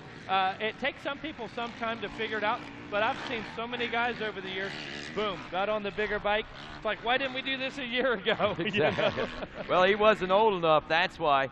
He's just barely old enough to be on it now. A long, tall Texan, 2 of them, as a matter of fact, leading the way, Cody Ford and Tommy V. Tommy Boschman out there on board the number 26.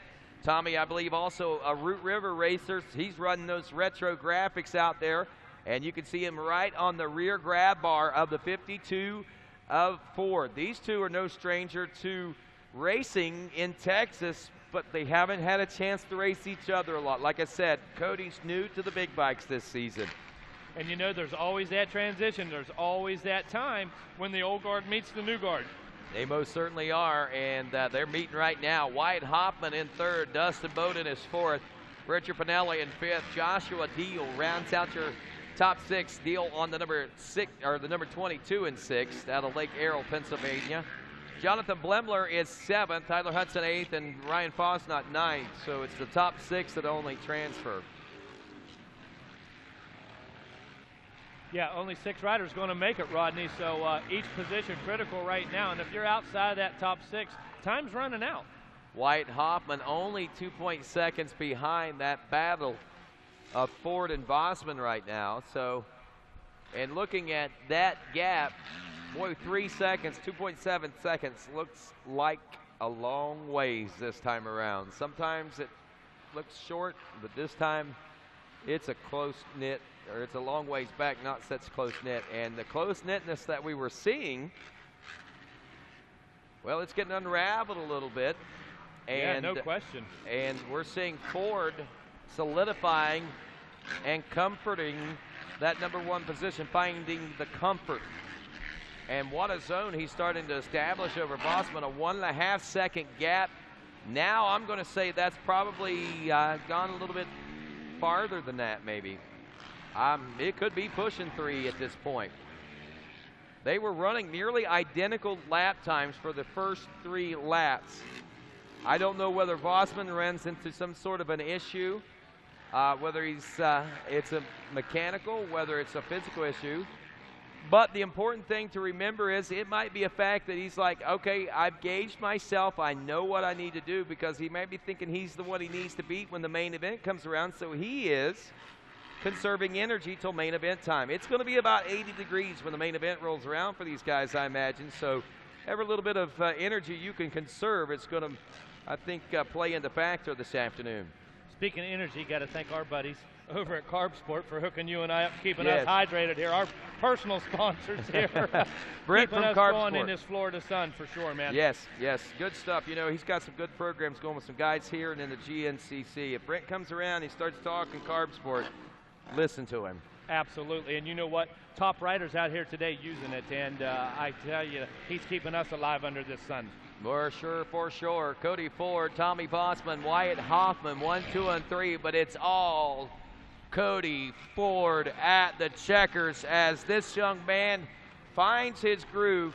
I'll tell you, 2 years ago, you thought that kid was ready to quit racing. He was so heartbroken, Megawatt, so disappointed that things weren't going the way that he wanted to. He got so big for the quad. He got so, he was just too big. Basically, is what it boiled down to. It couldn't pull him like it used to. They put him on the big quad, and you see he's right where he needs and wants to be. I tell you, I love those kind of stories. You know, somebody not having the best of seasons and maybe considering herself running out of time, have to sit back and reevaluate the situation, and you know what? Come back and start doing better than they've ever done. I love those stories. Oh, I know. That's it. And you know, he felt he got a little bit left by the, I think what we would call, he might have gotten forgotten, pushed by the wayside because his little brother Bryce was doing so well. And Bryce Ford, the 44, also from Springtown, Texas, is another phenomenal rider. So he I think he felt like he was playing sycophantal maybe there a little bit. He got a little bit disappointed, but now he's back into his comfort zone. So congratulations, Cody Ford. Production C, Heat 1 coming up next. Bell Helmets Whole Shot Award. Ty Campbell, Trevor Bolger, Mason Hunt, Tyler Baldwin, Devin Kendrick, Tyler Rager, Daniel Shacklet, Gregory Latimer. Whoa, what's this up front? We got a good one going on. Travis Freeman, Hunter Newell, Austin Fleming, Logan Trammell, and Ryan Smittle, Caleb Finchner, Patrick Lucan, and Ricky Zorn.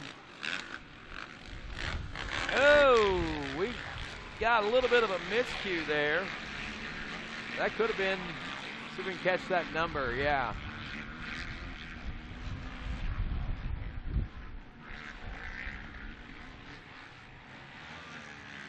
The 004, I think, is what I'm reading there. Trevor Bolger out of Everett, Pennsylvania, if that's the case. Freedom Power Sports, Kimball Midwest back ride. Shadows casting funny on our television, or at least the darkness part of it anyway. And it was actually 99X. Where did I get 004 from? Austin Fleming out of Cuyahoga Falls, or Cuy Falls, Ohio, is your leader. Devin Kendrick out of Earlysville, Virginia, the number 11 is second. Ryan Smittle, the 168. Oh, look at here, we got a battle for the lead. They're pulling up side by side. Devin Kendrick right there side by side. No, I think he took him to the outside and, man, made that look about as easy as any pass I've seen being made. Look. Now, fans, I want to tell you, if you're not taking notes, that corner's a hot spot. All kinds of action happening there the last 2 days. So keep your eye on the west end of the track right there in that 180 turn, because already today we've seen a lot of passes and a lot of drama. The west end. We're going to have to come up with a cool title for that corner. So Devin Kendrick around Austin Fleming. Now, Kendrick is going to be someone to keep an eye on, I think, here in this 450. Or in this production C class. Kendrick followed by Fleming Smittle now in the number 3 spot. We had Patrick Lucan in the number 4 position a couple of seconds back, but that's opened up quite a bit, it looks like, and he's dropped a position or 2. Gregory Latimer moves into 4th aboard the number 21. Then we got Mason Hunt in 5th. Ty Campbell is running 6th aboard the number 4. Travis Freeman is 7th aboard the number 86. Tyler Rager is 8th aboard this 33. Tyler Baldwin 9th, the 9. And Logan Tremellon, the 126, is 10th. Good to see Logan Tremellon back with us also, I got to tell you folks, because Logan is a super good kid. And Logan last year, believe it or not, second place, just stalling out. Austin Fleming, tough break for him, and that gives Devin Kendrick a bit of a big boost there. But Logan Tremellon last year, just a quick story on him, had a disease in his intestines that was causing his intestines, I forget what they call it, but they were basically deteriorating and going away. He had a little bit of an incident at the races, and he went to get checked up because he wasn't feeling quite right, and come to find out, had he not had that little incident where he wasn't feeling well, he may not have made it. So ATV Racing saved that boy's life last year, believe it or not. Holy cow, another amazing story here today behind the riders. Yeah, they go in. He's got a totally different diet, everything. His whole lifestyle's changed, and he's back out on the racetrack here this weekend. I think that's great. Devin Kendrick, 3 laps down, and he's going to be taking this one home, it looks like. We got women's class racing coming up next, and that's going to be led out by the now 3-time women's champion in Miss Manshak. It's not Manshak, it's now... She's got a whole new name. Megan is now known as Megan Shepard. It's not Luke Manshak, it's Megan Shepard. Gotcha. I tell you one thing, Rodney, if it's anything like yesterday's races, it's just another race. It's not the girls' race, it's not the ladies' race, it's not the women's race. It's just another great race, because I tell you, the lap times and the competition level, the intensity level, you can't tell it from any other major class. That's for sure. His white flag is out on this, and Devin Kendrick, look at that. He's found the secret line around Daytona, I think. At least most of it. He's riding that rail. It's like he's on a train track out there. 2.1 second lead over Ryan Smittle. He's actually slowed his pace down to a 1:07 at this point. No need to push the envelope when you got a comfort. Ryan Smittle, though, could sneak up on him if he's not careful, so you don't want to rest too much. Gregory Latimer is 3rd. Mason Hunt 4th. Look at that. Tremellon up from 10th to 5th place. That's the rider we were talking about that had the issue that was saved by ATV Racing. Travis Freeman in 6th, Tyler Rager 7th, Ty Campbell 8th, Trevor Bolger is 9th, and Hunter Newell rounds out your top 10.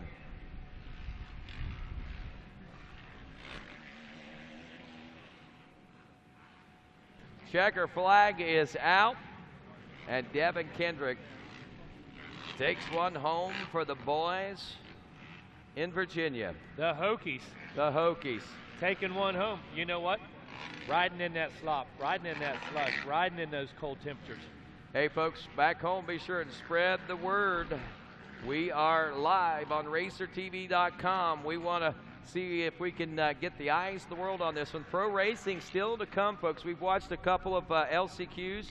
A couple of qualifiers. We got an LCQ coming up at 1:30, and at 3 o'clock today, it's the Pro main event. Also, be sure and get in the chat room if you're watching online, and be sure and talk a little bit, share your opinions, and cheer on your fans, cheer on your favorite racers and riders and so forth, and let's make that an active place, man. Let's have some fun in there. We'll try to pull it up and watch a little bit of it ourselves if we can, but I know the boys in the trailer are watching, and they want to hear from you guys. They want to see what you guys are thinking about the racing action that you're watching. It's pretty phenomenal. Kendrick now, 1:03 was his fastest lap time. We go to Production C now, women's class from Production C. Megan Shepard out of Marion, Ohio now, formerly of Texas. Leading them out on the Root River Racing, Hauser Racing, Fly, Rage, ATV. Also Aubrey King, Caitlin Gibson, Emily Young, Joanna Bossman. We got Michelle Stillo, Ashley Acomb, Amanda Bustamantes, Michelle Grant, Melissa Ranger, Larissa Griffithson, Whitney Poole. Round the first turn, and it is your champion, Megan Shepherd, out front. Caitlin Gibson, the number 16, opening up in the number 2 spot, and that's the girl we saw with a little bit of an issue in that first, or in that moto a little bit ago. Yeah, bless her heart, man. That was quite a tumble that took there, no matter who you are, and back up and in the heat of it right now. I think that was a super mini class, as a matter of fact. Yes. So, wow, pretty interesting stuff.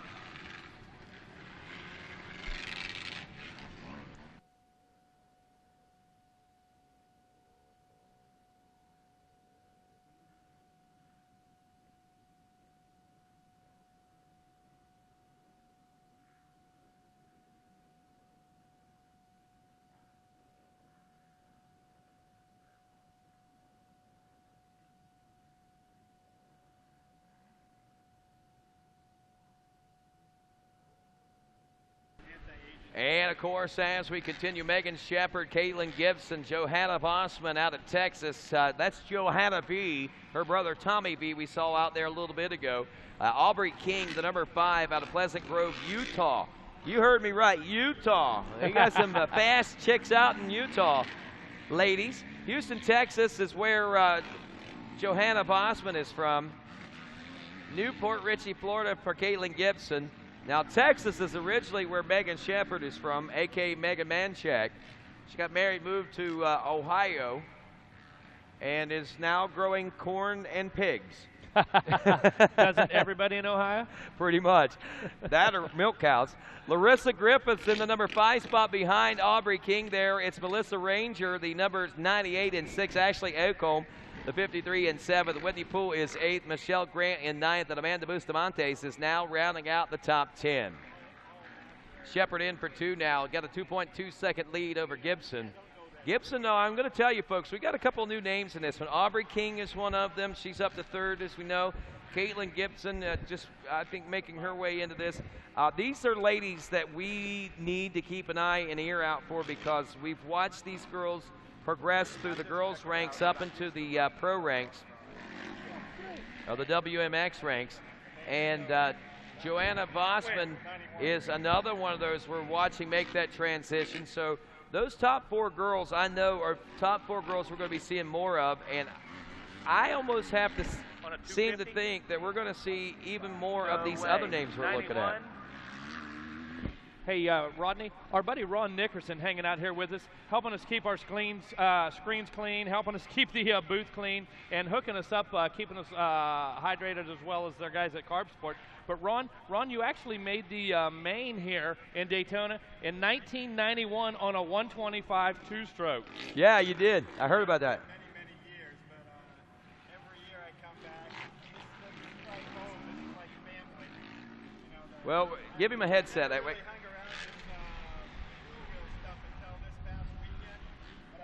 None of it. Hey, Ron. Hang on. Everything you just said, you didn't have to say again. Whoa. All right. Go ahead. Ron Nickerson here made the main event in 1991 on a 125cc two-stroke. Yeah, that was back in 1991. You know, I really wasn't prepared because I got injured down in Cocoa Beach. But I was just in the situation. I was here. I had my Pro-Am license. Had to at least come give it a try. And luckily, had problems during the qualifiers. But the last chance, I was able to hole shot and ended up getting in by the nick of time. And so it was a good situation. Well, hey, man, it's got to be great to return to the World Center of Speed. And, hey, what do you make of the intensity of these quads here today? You know, up until this weekend, I had never followed the quads. But just seeing the caliber experience, I met the Maxxis Honda Josh guy, number 88, and I was just ultra impressed. He's only like 22 years old. The professionalism, this kid, I could see that he's moving up fast to the ranks, and like the guys were saying, hey, they believe that he's going to be the next fastest guy out there, and I can tell this kid rocks. Yeah, Joel awesome. Hedrick. Yep. Well, good to have you with us today, man, no doubt about it, and had no idea that you were in the main event, you know, in 1991. So appreciate all the help, appreciate you hooking us up today, and glad you're hanging out with us for sure and supporting these quad riders. Absolutely. Well, I appreciate hanging out with you guys. All right. What is this Nevo stuff here? Well, this Nevo Energy, it's alternative all this is natural. the healthy energy drink you were telling me about last night then, right? Absolutely. And that's what you're fueling the Maxxis team over there with, right? Correct. Oh, that's it. I remember, Ron. All right, buddy. Thanks a lot, man, and we really appreciate that. And thanks. Congratulations to you on 1991 as well. Congratulations to that lady right there, the missus, if you will, of the women's class, Megan Shepard, taking the win here. Hell yeah. And Caitlin Gibson in the number 2 spot. Aubrey King in 3rd. Johanna Vossman will come across the line in 4th. Larissa Griffiths in the number 5 position. Melissa Ranger is 6th. Ashley Acom in 7th. Then it's Michelle Grant, Whitney Poole, Amanda Bustamantes, and Michelle Stillo. So all the riders transferring into the main. These are just basically racing for gate positions, if I'm not mistaken, for these heat races for these girls, ladies, whatever you may want to be called, racers.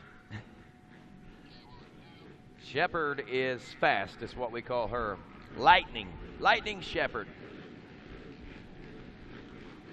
All right, our 30-plus coming up next. We got Dennis Sharp aboard the 9X, Christopher Lane aboard the number 9. Merle Croce is back after winning the junior 25-plus class a little bit ago on the number 12. Walter Whitehead here out of Old Hickory, Tennessee. We'll give you a complete rundown once we get them sorted out. Look at that. That's Merle Croce, I believe, back out front, man. You cannot mistake the Can-Am of Merle Croce when he comes out of Sibley, Missouri. It's like he comes with the momentum straight out of Missouri, man. That's how fast and how long he's been going. What a drive he got out of that gate, Rodney. When he hit that first corner, man, he hit the turbo button. My buddy Merle welcoming back. Also got Dennis Sharp, as we told you, Bridgewater, Massachusetts. The number 9, Christopher Lane from Portland, Maine. The 12, Merle Croce out of Sibley, Missouri. 14, Walter Whitehead from Old Hickory, Tennessee. The 20, Cliff Thomas from Thompsonville, Illinois. 36, Larry Miner from East Canton, Ohio. 42X, Mike Snyder from Allerton, Michigan. 42, Gray Parker out of Humboldt, Tennessee. 47, Jerry Turpay from Lebanon, New Jersey. 74 / Calvin Beasley from Indianapolis. 87 is Chris Harper from Ringgold, Georgia. 99, Tom Perfetto from Leesport, PA. And 927, Miguel Jimenez from Kissimmee, Florida. So it is Merle Croce out front. Gray Parker in the number 2 spot. Christopher Lane is 3rd. Calvin Beasley in 4th. Thomas Perfetto is the number 5 ride. In a matter of just a lap, Rodney, Croce opening that up to almost a 2.5 lead. Parker's got his hands full with Christopher Lane right behind him, less than a second behind. Well, interesting. We got 2 heats of 30-plus class riders. Dennis Sharp is your final transfer spot right now to Bridgewater, Massachusetts. Larry Miner, the 36 out of East Canton, Ohio, is running outside the bubble in 7th place right now. Chris Harper, another rider, that Frankenstein ride, I was expecting to see him as a contender here in the early part of this, but don't count him out. We're still only 1 lap in and working on lap 2. About to wrap it up, but still plenty of time for things to take place out here as we see Merle Croce now nearly 3 seconds ahead of Gray Parker and the rest of the field, as Parker is 2 seconds ahead of Christopher Lane. And he is 7 seconds ahead of Calvin Beasley. Those front 3 are really starting to stretch it out quite a bit. Everybody getting some love right now, too, Rodney. We got a Can-Am out front, a Honda in 2nd, a Suzuki in 3rd, a Yamaha in 4th. So everybody getting some love out there right now. All the brands basically being represented 1, 2, 3, and 4. That's pretty interesting. The only thing we don't see is the KTM quad. They were only made for a couple of years, but we do get to see them every once in a while still. I know where there's one that's never been started. Really? Yep, the 525 version sitting in my buddy's garage, never had fuel or oil in it. You're kidding me. Not at all. Wow. Somebody's going to want that. I want that. That's what he's banking on. Merle Croce, Gray Parker, Christopher Lane, 1, 2, and 3 right now. Croce now 4.2 seconds out front of Gray Parker. So what are you thinking? You thinking Gray maybe is trying to give Merle a false sense of security here heading into that main event in a little bit? I think there may be some head games and psychology going on right now, man. I almost have to wonder. I know I know Gray's a fast guy. I know Merle's a fast guy. He hasn't been around for a year or so, so maybe Gray is playing with him a little bit.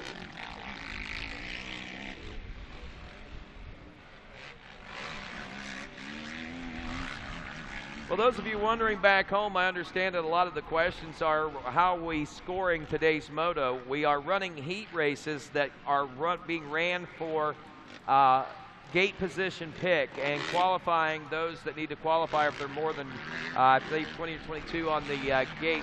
So basically, these heat races count for gate position pick and nothing more, and to make it onto the starting line for the main event. How they finish in the main event will be their overall score. It is an ATV Supercross, so they get scored with Supercross scoring. So those of you wondering, hopefully that answers your questions. If you got any more, we'd be glad to answer them, and hopefully we'll be able to keep you up to date with all the information that you're looking for. And Rodney, that gate pick, so critical here. Well, we mentioned the short straight, we mentioned the sharp left-hander, and you know, the gate pick could be a position or three by the time it's over with. For sure. And just to let you know, also, you can watch live timing and scoring as well. It's on the eScores trackside results. You can find it through atvmotocross.com. Click on the results tab and then click live results, and it'll take you right to timing and scoring, where you'll get to see Merle Kroos take lap number 5 right there as the checkers come out. He goes over, the transponder trips, and a 105.516 for Merle Kroos. And 5 laps down, and a 5.7 second lead at the checkers gives him the win over the 42 of Gray Parker. Christopher Lane runs third aboard the number 9. Calvin Beasley we expect to see here in 4th place. Chris Harper, the 87, in 5th, and Larry Minor is 6th. That's the way it was heading into the final lap. I'm going to stay here and see if there's any changes in that.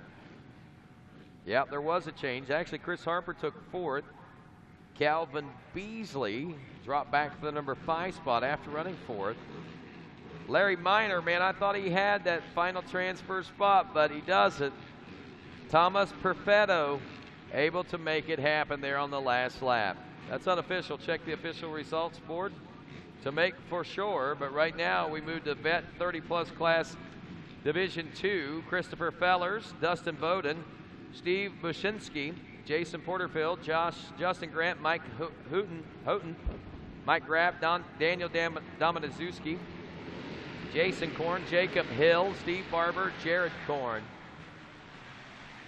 Got a Yamaha out front. Is that Fellers or maybe Jacob Hill? Let's see as they round the second turn down, head back toward the heart of this Daytona Supercross track. Number 4. 41 maybe, or 4. Number 4 is Chris Fellers. That was Chris Fellers. So Chris Fellers grabbing the early lead in this one. 373. Jason Korn, Macedonia, Illinois, on the old Osley Motorsports JC Spec Suzuki. He's 2nd. Purchased out of Middletown, Indiana, on a Westfield Power Sports Yamaha. I know they're fielding a big KTM team over in the GNCC side of things right now.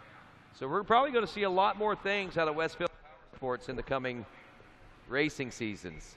I'm going to have to guess that's the truth. What happens, Rodney, when you start getting involved? You start getting involved in different genres and areas and styles and disciplines of riding, and man, next thing you know, you're well known all throughout the game. That's for sure. And what's going on with my mic?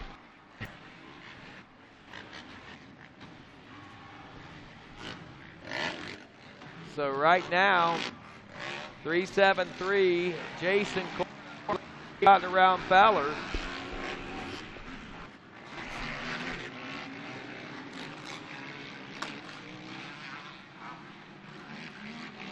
The 218 machine of Graff.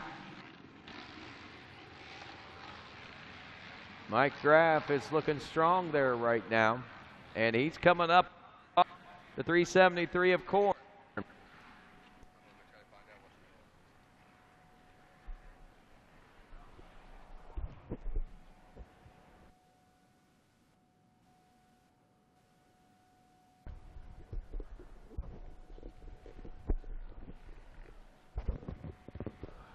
just about 0.103 from Mike Graff last time around over Jason Korn. But as they make their way back through, looks like we've got a little shake-up down in that 11th and 12th place. But leaders on the west end now making their way back through. Still looks like we've got that number 373, Jason Korn now. He's moved his way into the lead. Looks like Mike Graff has fallen back just a bit. Christopher Fellers on that number 4 spot, or number 4 machine, was out front at the early onset of this race, but he too's dropped back just a touch. He's into that 3rd position right now. So riders on the far east side of the track right now coming back to that big jump up over the east end right there, work their way back down into that tight chicane and up and over the finish line. So we'll get some updates, but as far as I could tell, it was Jason Korn making the move and putting himself into the first place, and yeah, he did. And over the course of that last lap now, Jason Korn not only making the jump, he was about 0.105 behind last time, also got a little better than a 1 second, almost a 2 second lead now over Mike Graff. Michael Houghton back in that 3rd spot, about a half a second behind. But I tell you, he's the fast man right now. Michael Houghton with a 105.7 versus Mike Graff's 107.3 and Jason Korn's 106.1. Caution flag is out. These guys being very careful through here in front of the starting line and back on the gas as soon as they clear that straightaway.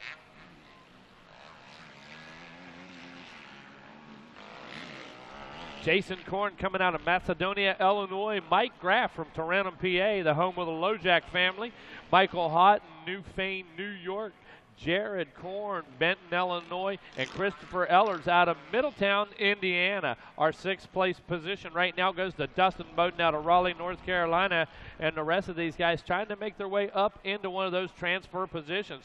Looks like we have a little increase in the gap now. Oh, actually, looks like Mike Graff up into the lead right now. He's got 0.22 over Korn. Michael Houghton back into the 3rd spot.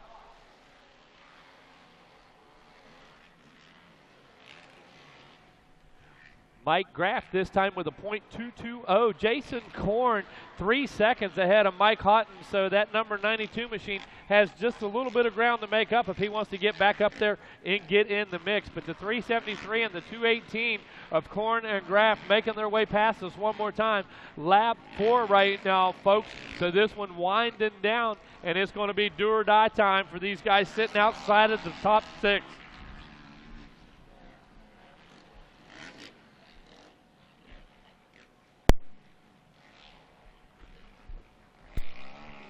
One more time, our riders make their way back toward us. Up and over that big jump at the far end down there. Our leaders making it through one more time.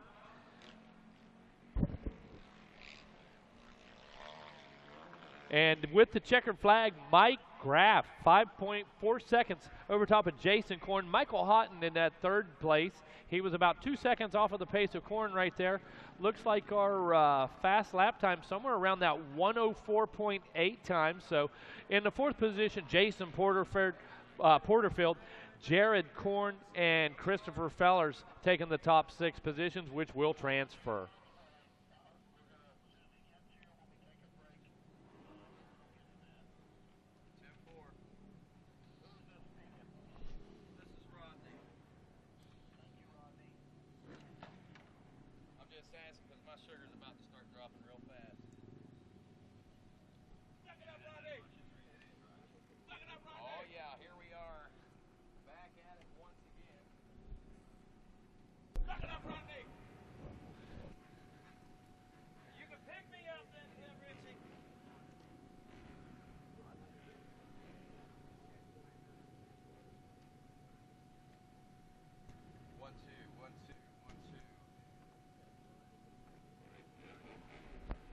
One, two, check.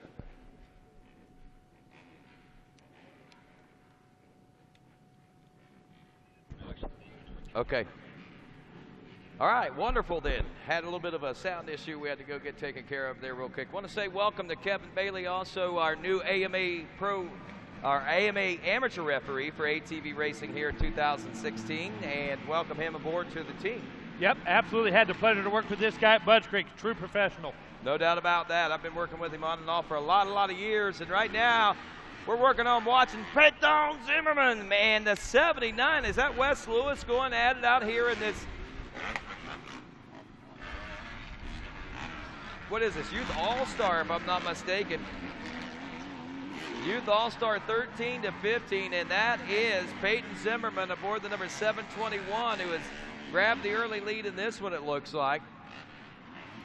Peyton Zimmerman been hot all day through the practices, through the qualifiers and stuff, and looking good, having great times, and also looking like he's feeling the flow here today, Rodney. The guy's extremely smooth, riding comfortable, cool, and collected, and looks like a typical Peyton Zimmerman kind of ride. It most certainly does. He's out front of Dylan McClellan now to Gibsonia, Pennsylvania. Lance Walker out of Wesley Chapel, Florida.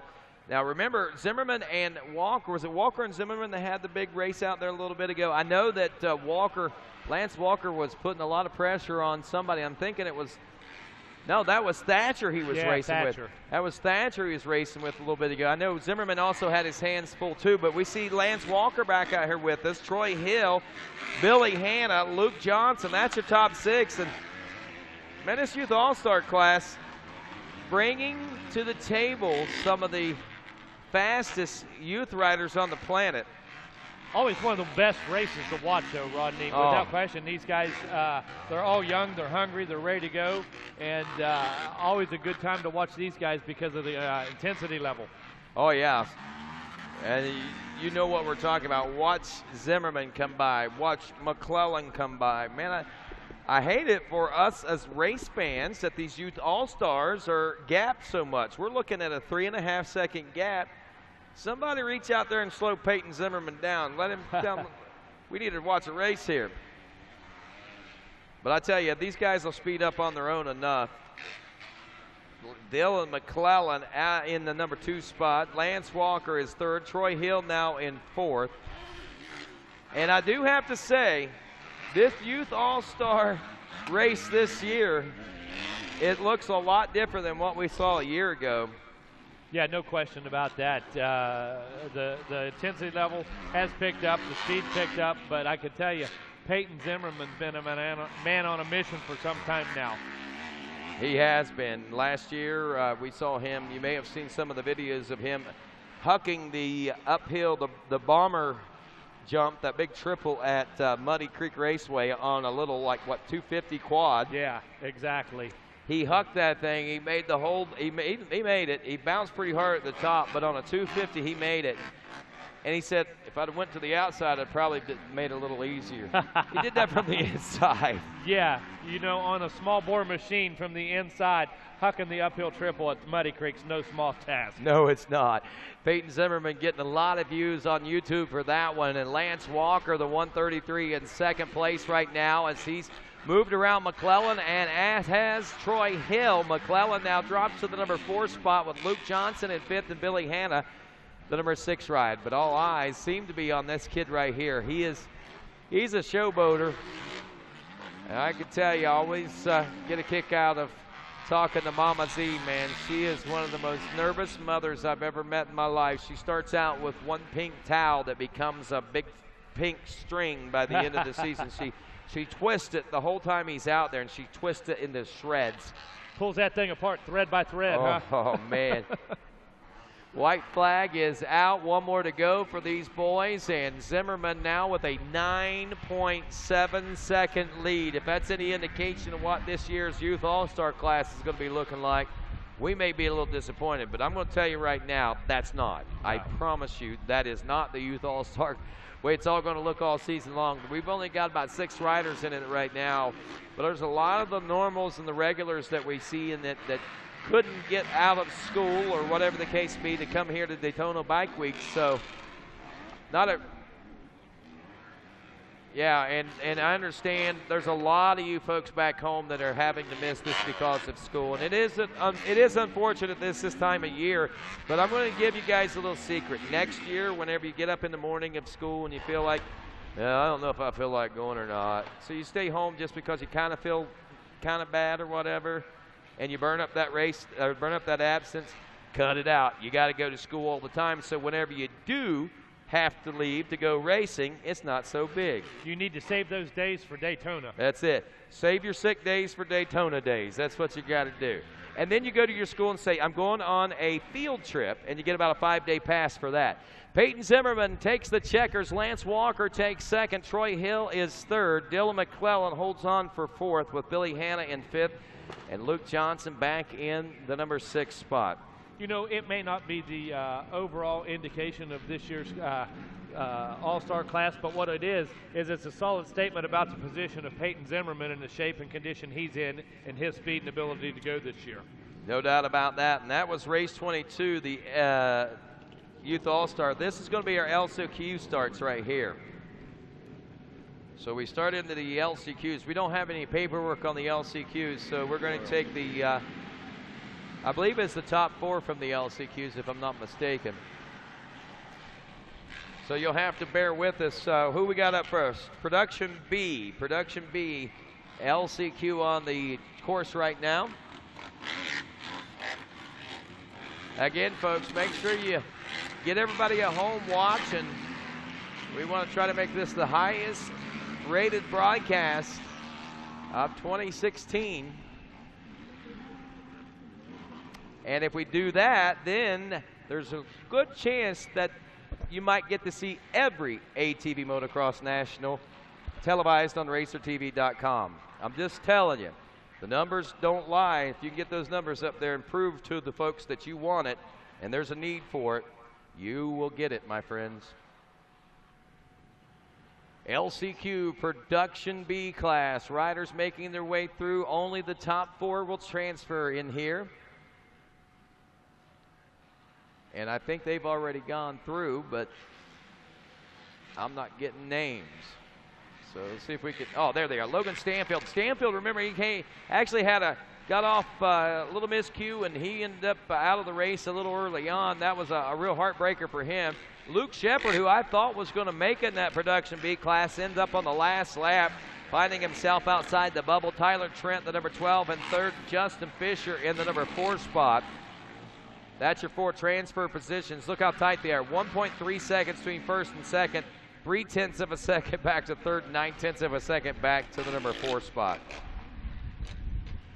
The saving grace, Randy Breimer, who is in 5th, is a 2.5 back in 5th of Justin Fisher. So that's his big break, at least for right now. But I've seen Randy riding a few races ago. He gets faster as the moto goes on.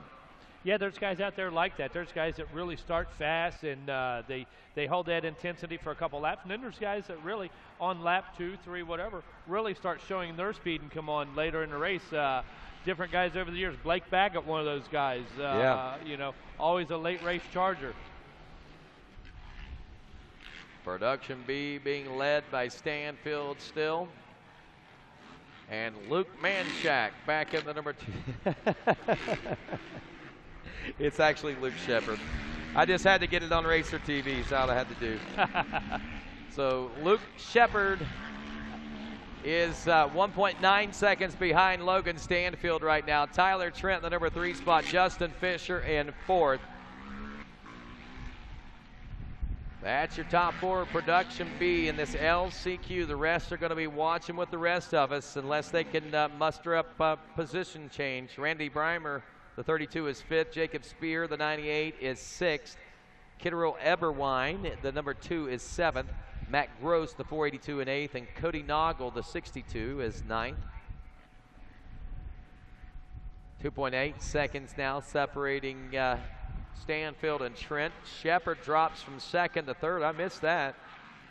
I didn't catch that pass either. And just a short amount of time here, I believe 4 laps, Rodney, to make it happen in these last chance qualifiers. So no time to sit back.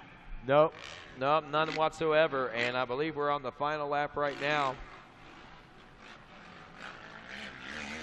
And with that, that would bring us to our next LCQ, which will be the 450A. It looks like we're right on time, too, Rodney, according to the schedule. I'm telling you. I know. That's even with extended track maintenance and everything. They've done a good job.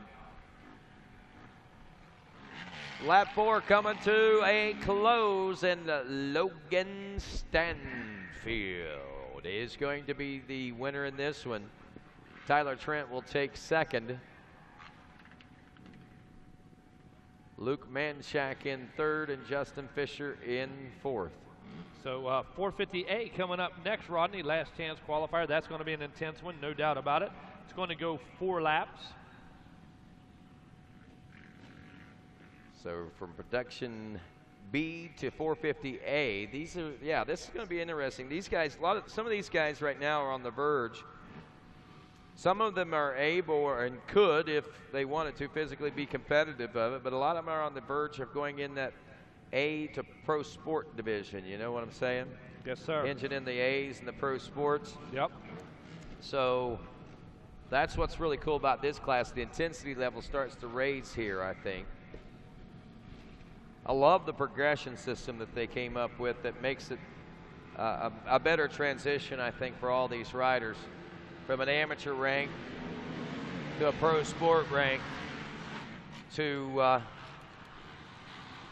the pro-am and then to the pro class. And now we are, what's going on?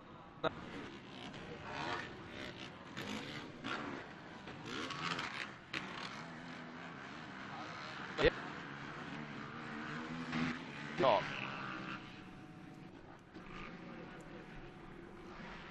All right, Rodney, we'll get you switched out there real quick on your headsets. See if we can get you some sound up and going there. In the meantime, looks like we've got a heck of a lead building right now. Got a real race back in our second, third, and fourth position. So these guys, they've only got 4 laps to get it done, and each position counts. Only going to take 4 guys. So second, third, fourth, and that 5th position so critical right now. Depending on who you are and where you sit, man, time can be running out. So Bren Mara out front. Nick Royalty in that second position, about 3.5 seconds behind John Bringle in the third position, and Damian Kinry.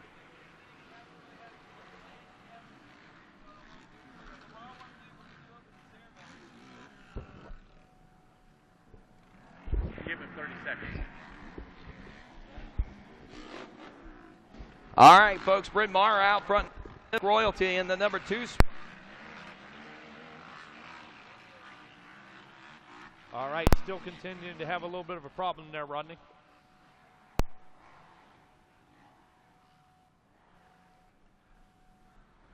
As these guys make their way around, going to head for lap 2 here.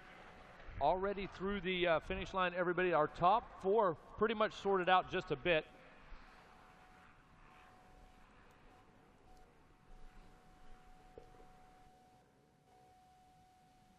All right, hello, hello, hello.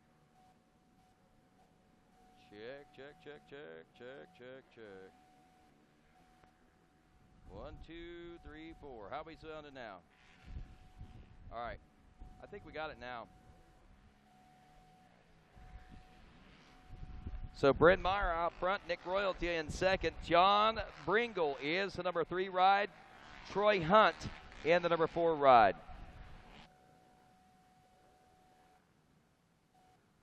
All right, Rodney, back in action again. Bryn Mawr still out front. This time 8 seconds when they went around. John Bringle in that second position. That third position. Just about 0.2 of a second off of Nick Royalty, and Troy Hunt still holding down that final transfer position, that number 4 spot.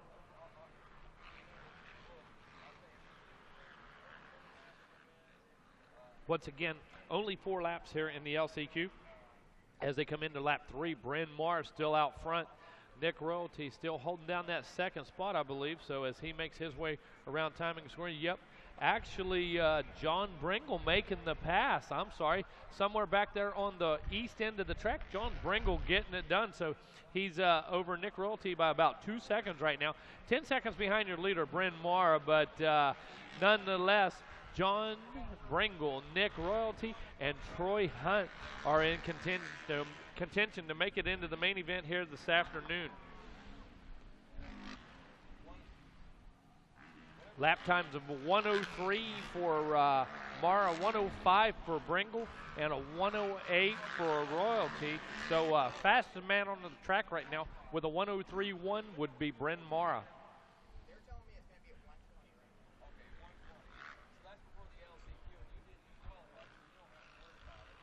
Waiting for that flag to come out as these guys make their way back through.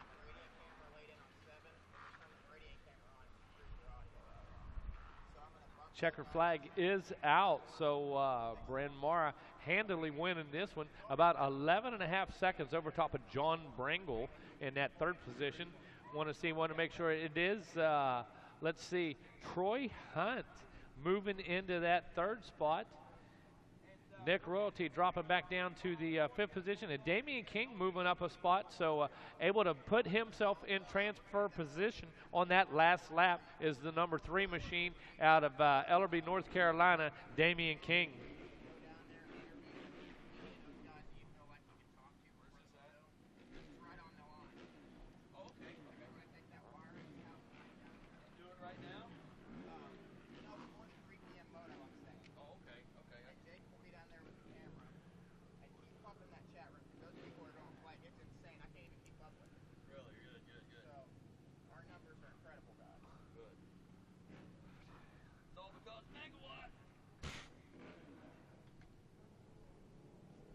All right, coming up next, our 450B last chance qualifier.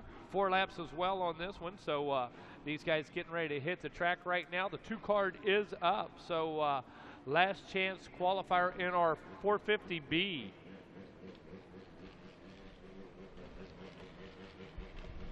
All right, sorry for the issues there, my friends. We got it all sorted out, and like we say, we are off and rolling with these 450Bs. And I keep forgetting we got a TV screen we can watch. That's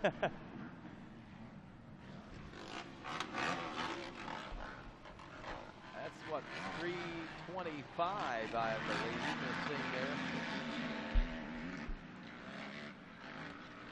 Man, this track has taken some abuse. I know as we're watching here in this LCQ like this, look at the track itself, how much dirt has been moved around. And you know, we took some extended sessions that we did a lot of track work and stuff to, and they're still tossing that dirt around a lot.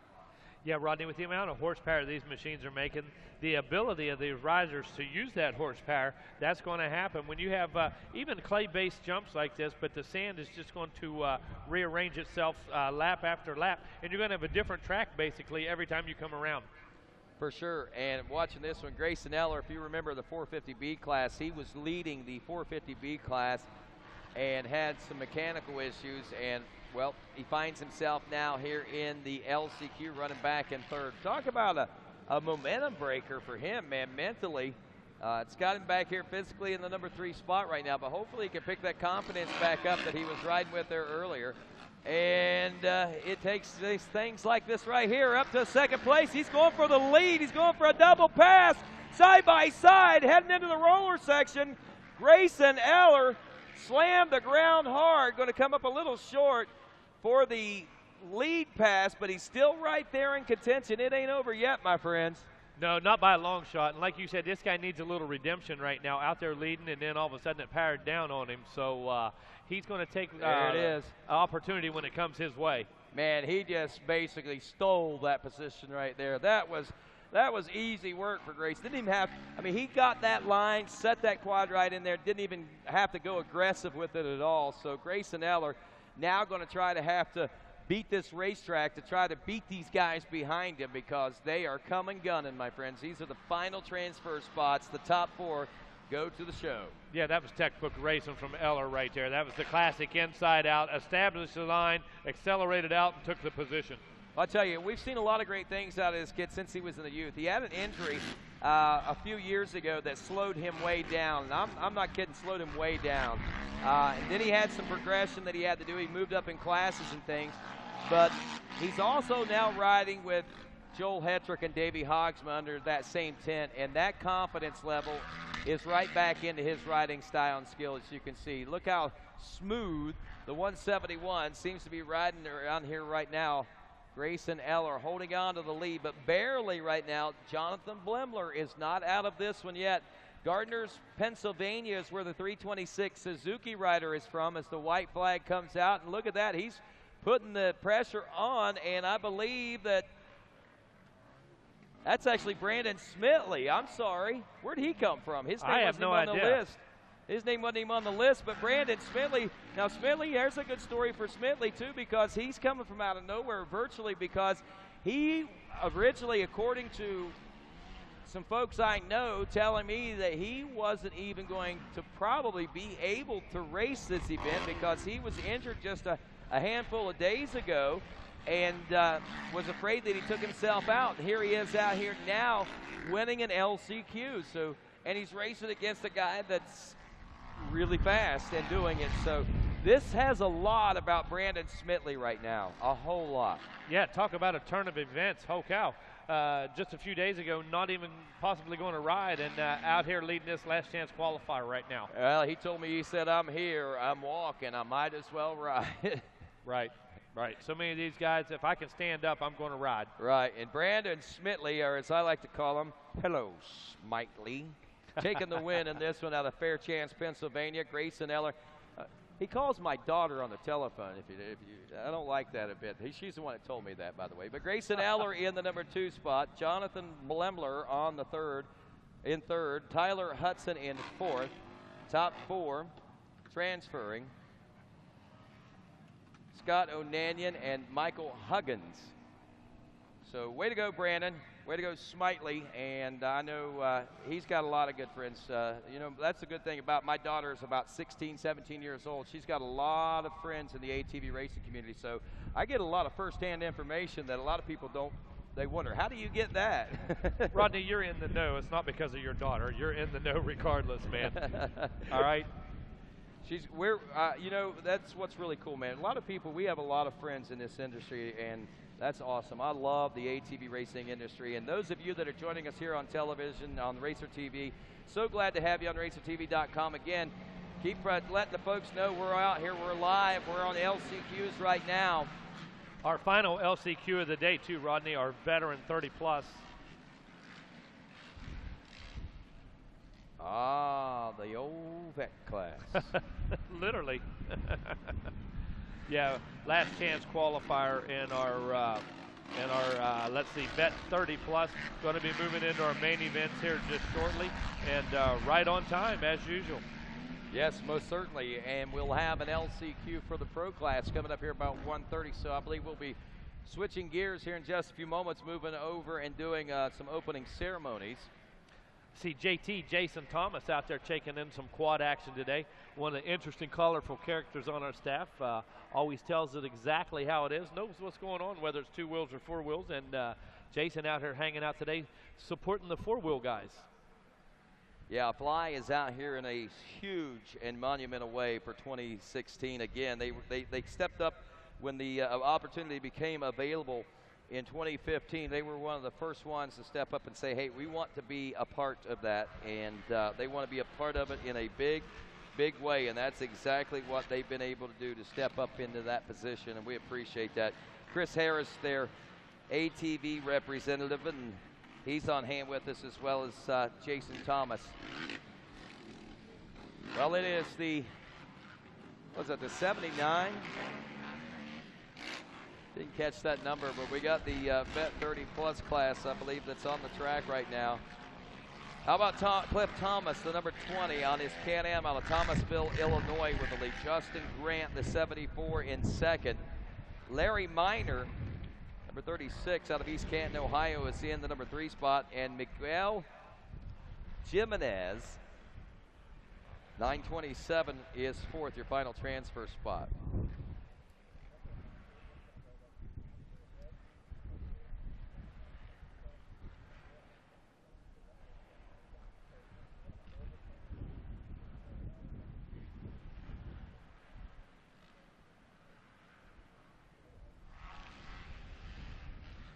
So we'll have opening ceremonies. We'll get into LCQ action for the AMA ATV Pros.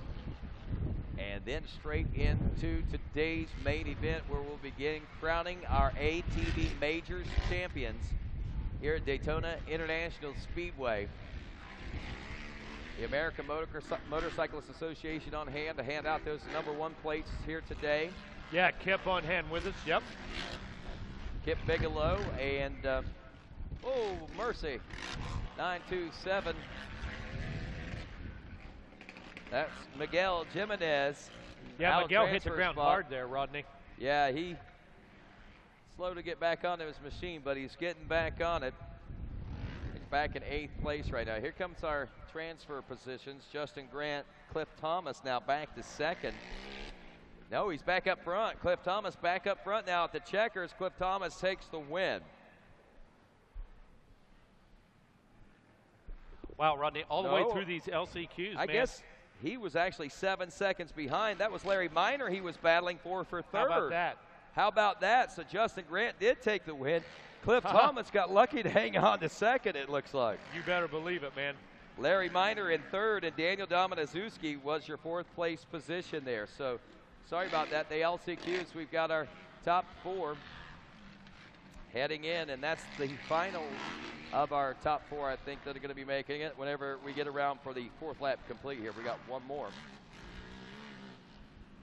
Live here on RacerTV.com. Proud to have you folks aboard with us here.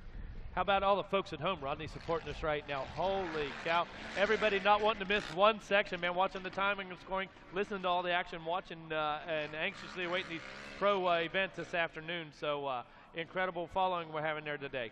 Yes, yes it is. I'm watching a lot of the networking and talking here in the chat room of the scoring computer, while we've got some folks monitoring what's going on. Sounds like everybody's really excited about what they got going on here. And that's ATV Supercross. So there's the checkers. So Grant hangs on to, well, Matt Minor got him. Really? Minor got Cliff Thomas on that final lap. And Holy Jacob cow. Hill moved into the #4 spot. So we see some changes taking place there. What does that pit board say? Burnout. That's Miguel's Jimenez's pit crew. All right, so look at Miguel Jimenez. He's having a tough time, but he's having fun. His pit crew giving him a board, and he's out there showboating out there right now for the fans back down in Argentina, I believe. But that's going to wrap it up for LCQs. We'll have opening ceremonies coming up here in just a few moments, and also Pro LCQ just around the corner when we return with our Fly ATV Supercross live from Daytona International Speedway. Getting out in front on the racetrack or on the trail requires every performance edge you can get. AMSOIL Synthetic Dirt Bike Oil is formulated to maximize horsepower. Its synthetic base oils reduce energy loss to friction, meaning your engine works less to deliver more power to the ground, helping you get out front and stay out front. AMSOIL Synthetic Dirt Bike Oil. Out front performance.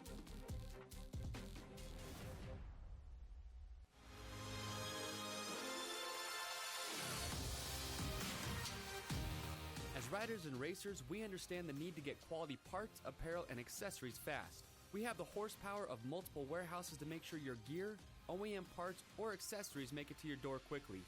Check out our easy-to-use website and experience customer service that takes the whole shot. RockyMountainATVMC.com. Get ready.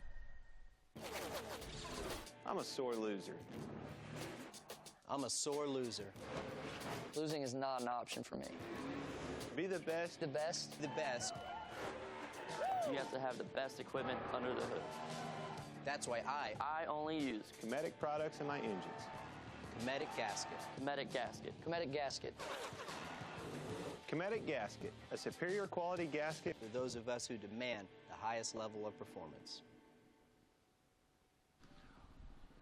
All right, folks, back here doing a little bit of track prep just before opening ceremony is going to take place here today. been an incredible day of racing so far, and only about to get better as we move on through our main events this afternoon. And if you've missed any of the action so far, you've missed it. That's all I can tell you. It's a great day to be an ATV Supercross fan, and if you're down here at Daytona, the world center of racing with us, then man, you are in the #1 racing center in the world today for the only ATV Supercross you're going to see here. So it's a great day to be an ATVSX fan, and we're going to sit back, enjoy the rest of the afternoon.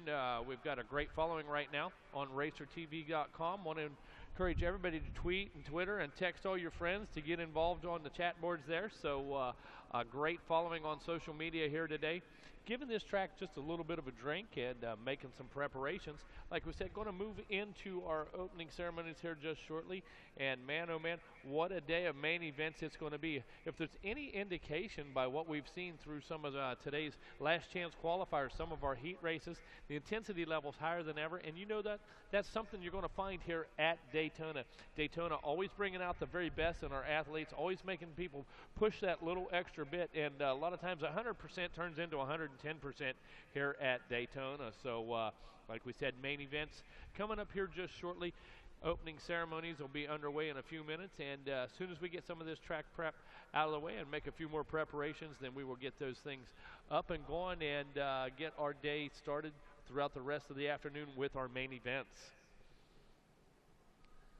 Taking a look at some of the action we've had here this morning, a lot of these classes separated by less than 1 second for the win. A lot of times we're seeing 3 bikes separated by less than 3 seconds. So these guys really concerned with that first, second, third position, any position for that matter. But noticing today that when these guys get up in the top 3 or near the top 3, let me tell you, it's going to be anybody's game when you get those first 3 riders this close as they've been this morning. So looking forward to that this afternoon. Each and every one of the classes, every time the gate drops, it seems like you can't see a better race, but every time the gate drops, we do. And I can't put my finger on one race that was the best here this morning, because like I said, every time the gate drops, it's just a better and better race. So as we get ready for this afternoon's program, going to be looking forward to some of the best racing you could possibly imagine here, and looking forward to each and every one of these classes. So I want to remind everybody, now's a great time to go visit the contestants, get something to eat,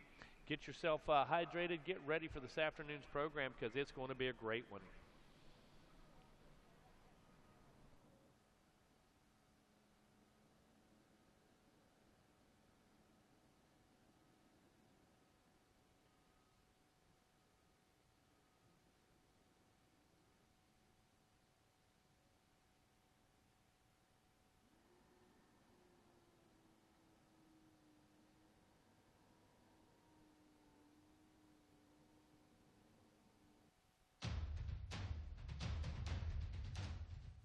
Any engine, any season. At home, at the track, or on the trail. AMSOIL for any engine.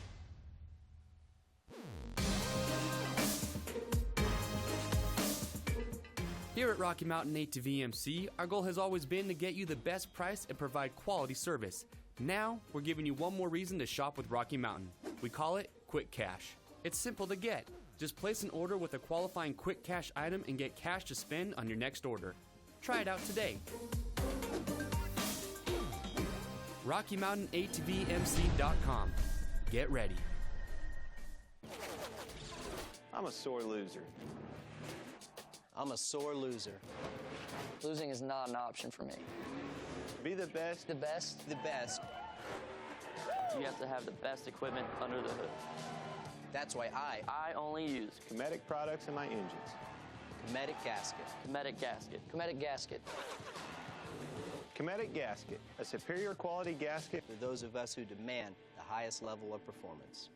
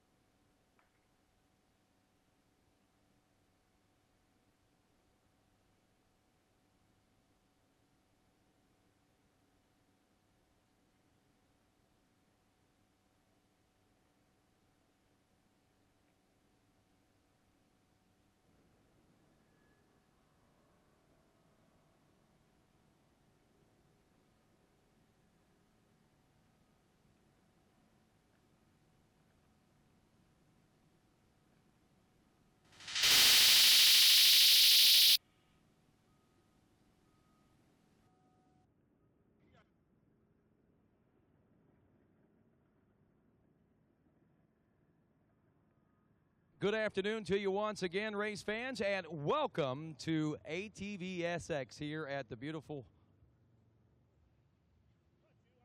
Oh, I'm getting these awkward signals over here, but we welcome you to Daytona International Speedway once again for this, the ATV Supercross event, the second annual, all being presented to you by your friends at Fly. And folks, we've got a lot of great people that we want to say thanks to and helping bring today's racing action. We'll get to those folks coming up here in just a few moments, but one person that I want to bring here to the microphone and introduce to you is an individual that's been very instrumental in making sure that something like this happens. It was a process that began many years ago in order to get ATV racing here at Daytona International Speedway.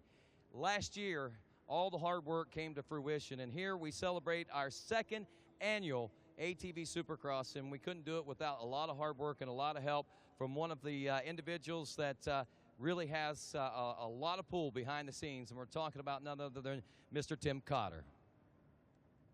Thank you, Rodney. Hello, everyone, and welcome to Daytona International Speedway for the second running of the Fly Supercross, the Fly ATVSX. We are so glad that you folks have made it. We're especially thankful for the folks that are vacationing here in the Sunshine State, that saw the television ads, that heard the radio commercials, and came out best ATV athletes in the world. And they're right here at the World Center of Racing. It is an amazing facility. The racing started early this morning on track at 7:30 a.m. this morning, and we've been running ever since. Again, this could not have happened without the hard work of Daytona International Speedway that took a chance on ATVs. When we first started pitching ATVs to the Speedway, they sort of looked at us with crossed eyes, and they warmed up to it. And then you folks showed up last year and put on a whale of a show, and we're seeing it again here this year. We've got a great racetrack. The folks that are building the racetrack are doing a wonderful job. Randy Poulter is from down in Texas, Tim Ritchie from up in Michigan, and Bob Pistol from over in Illinois, and they are all ATV folks, and this track is being especially designed for four-wheel activity, and we're seeing the fruits of it here today. On behalf of MX Sports and all of our staff here, we appreciate you being here. We're looking forward to a great day of racing. There's a lot of main events yet to come, and we're going to crown the pro champion. What does that mean? What does that mean when you win the Daytona Supercross here and you get that award? That means that your name goes down into the history books here in Daytona International Speedway and will ever be recognized as a Daytona champion. And that name goes in with a lot of other names, and Jeff Gordon and Jimmy John, Dale Earnhardt, and the list goes on and on and on. Kyle Petty, and the history that this facility has is amazing. Here in 3 days, we're going to see the Daytona 200 on the big track, and so there's just a tremendous amount of racing activity. We are very blessed to be here, and we hope you enjoy your stay. With that in mind, I'm going to give it back to Rodney Tomlin, who's got some sponsors here to introduce as we continue to do some track maintenance. Gate will be dropping here in about 15 minutes. Rodney? All righty, thanks a lot, Tim. And like you say, you know, this kind of things could not be possible without great support and sponsorship. And the first people that I want to bring up and say thanks, and for you folks at home and all you folks in the stands here to know that, you know, these guys stepped up right off the bat whenever the opportunity became available, and they wanted to be a part of it, and they are, again, for a second year in a row. I'd like to bring Jason Thomas over here from Fly Racing. And Jason, again, thanks for stepping up. I mean, this was a once-in-a-lifetime opportunity. I think many of us in the ATV racing community, you saw that, and Fly has been a big part of the ATV racing community for a long time, and they wanted to jump on board. Yeah, us and along with David Eller, Max Construction, it's been a great partnership.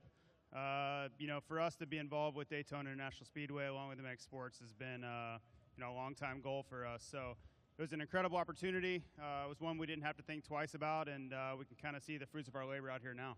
That's for sure. And again, we just want to say thanks to you. And I know that Fly is a super big, a huge part of the off-road world, motorcycles, ATVs, you name it, whether you're on a motocross track or riding in the woods, man, you guys have got products for everybody.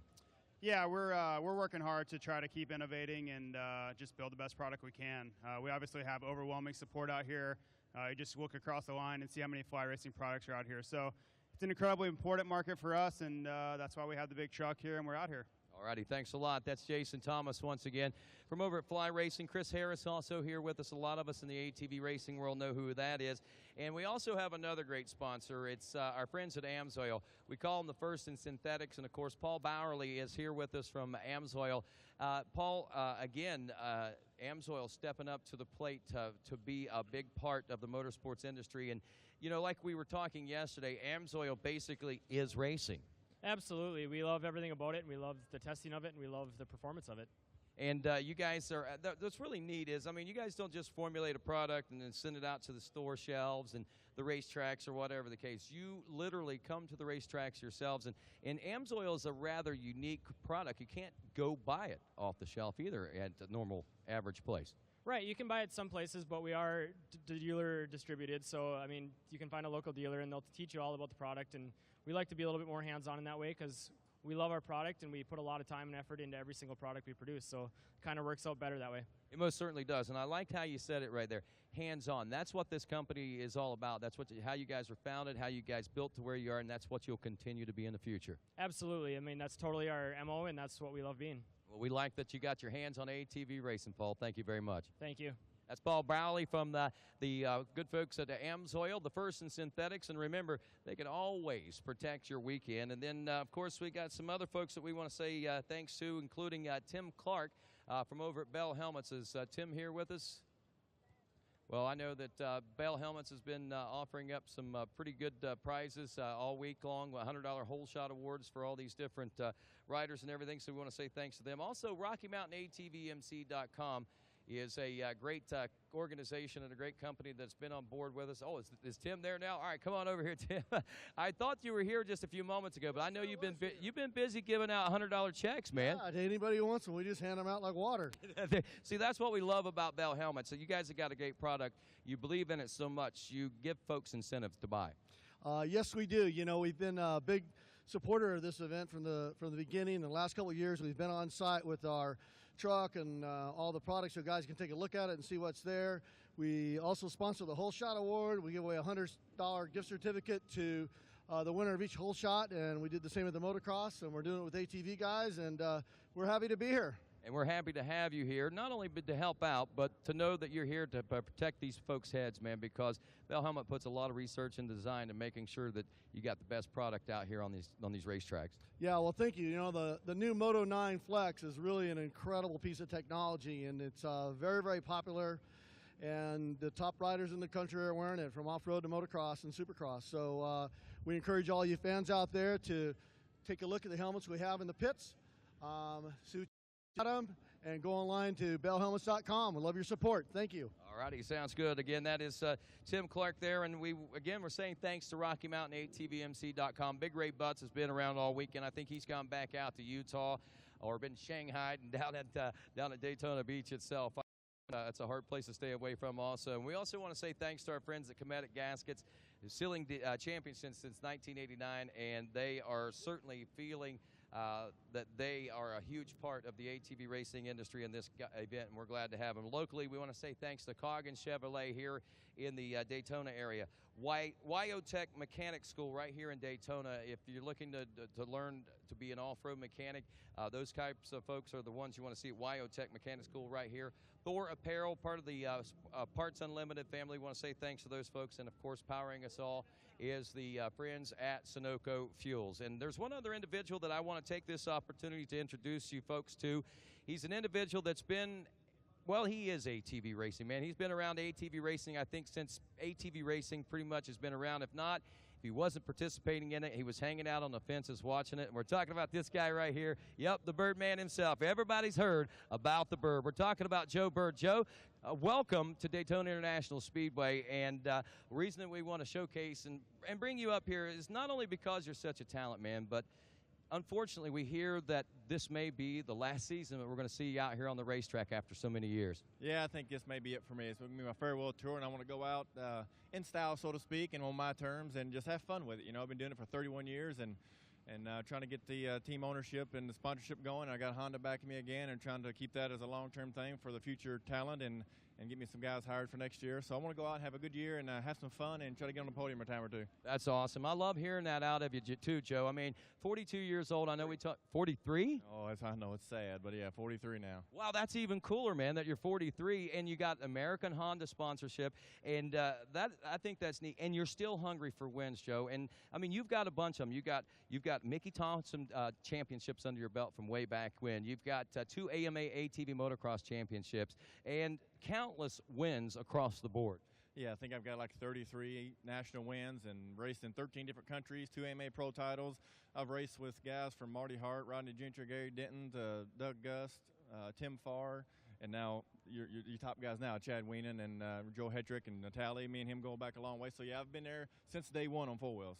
Well, we really appreciate it, Joe. We say farewell to you, and thank you again for being a part of ATV Racing and everything that you've done for it and everything that you will do for it. Ladies and gentlemen, Joe Bird, congratulations on such a successful career, and thank you for being a part of ATV Racing. Well, folks, looks like we're about ready to go ATV Racing, and we've got pro LCQ racing action to go. And you seen Joe? He's not dressed for the LCQ. He came ready to race today. He qualified 4th place today. He's ready to go. He's waiting for the main at 3 o'clock. Stick around. That's when it comes. Right now, it's time for the LCQs. Megawatt?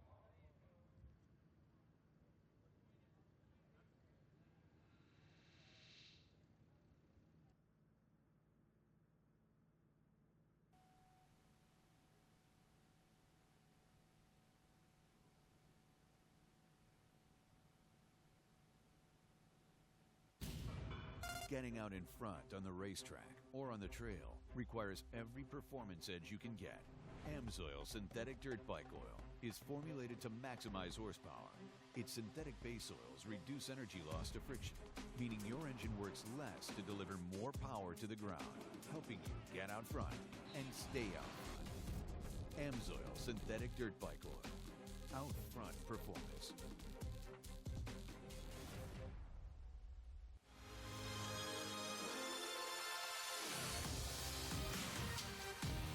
As riders and racers, we understand the need to get quality parts, apparel, and accessories fast.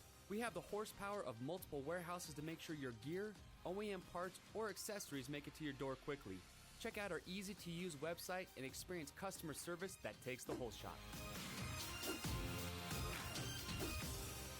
RockyMountainATVMC.com. Get ready. I'm a sore loser. I'm a sore loser. Losing is not an option for me. Be the best. The best? The best. You have to have the best equipment under the hood. That's why I only use Cometic products in my engines. Cometic gasket. Cometic gasket. Cometic gasket. Cometic gasket, a superior quality gasket For those of us who demand the highest level of performance.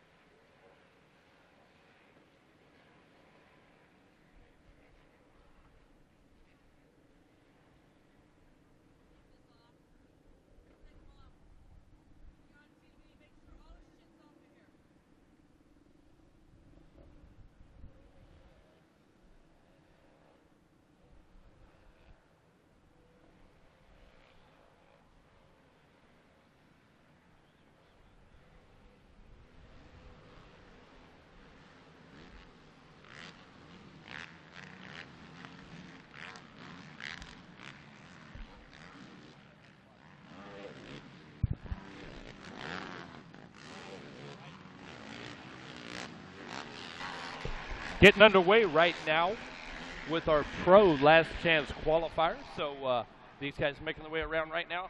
It looks like we have Jeffrey Rastrelli in the lead right now. He has about a 1.4 second gap. So he's over top of Brent Music right now. Ronnie Higgerson in that third position. Silas Lammons in that fourth spot, while Sam Rowe holds down the number 5 position. Just about a 1.5 second lead. Now it's 2.5 second lead for Rastrelli over top of Music. Looks like he's just about 2.5 seconds behind, so Ronnie Higgerson sits 1.2 back behind him. Silas Lammons in that fourth position, while Sam Rowe does hold down the number 5 spot. 1:00.092 the fast lap right now, so these guys need to get it done. We're going to have 6 people transfer out of this one, and right now that's Rastrelli, Music, Higgerson, Lammons, Rowe, and Lewis.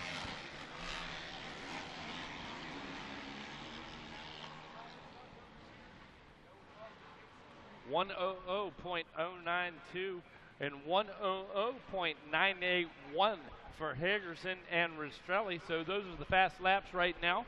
Everybody else had a 1:01, a 1:02. So Rastrelli and Higgerson, your fast riders on the track right now.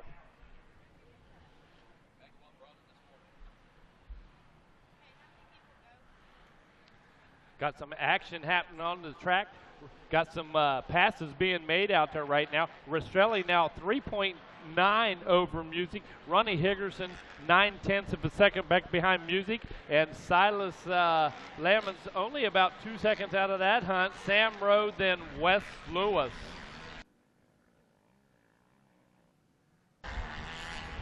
Not able to find John Natale right now. Not sure where he's at in the pack.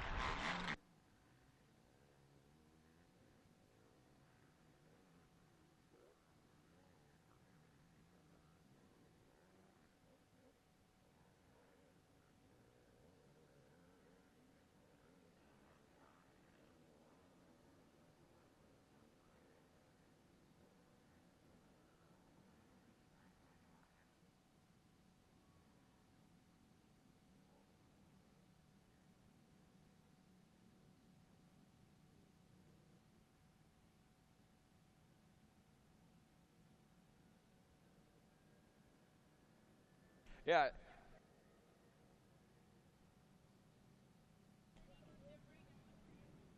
All righty, folks, back here at Daytona as we are continuing. It looks like our top 6 transferring there. Jeffrey Rastrelli, he had problems in the heat race earlier. Brett Music, Ronnie Higgerson, Silas Lehman, Sammy Rowe.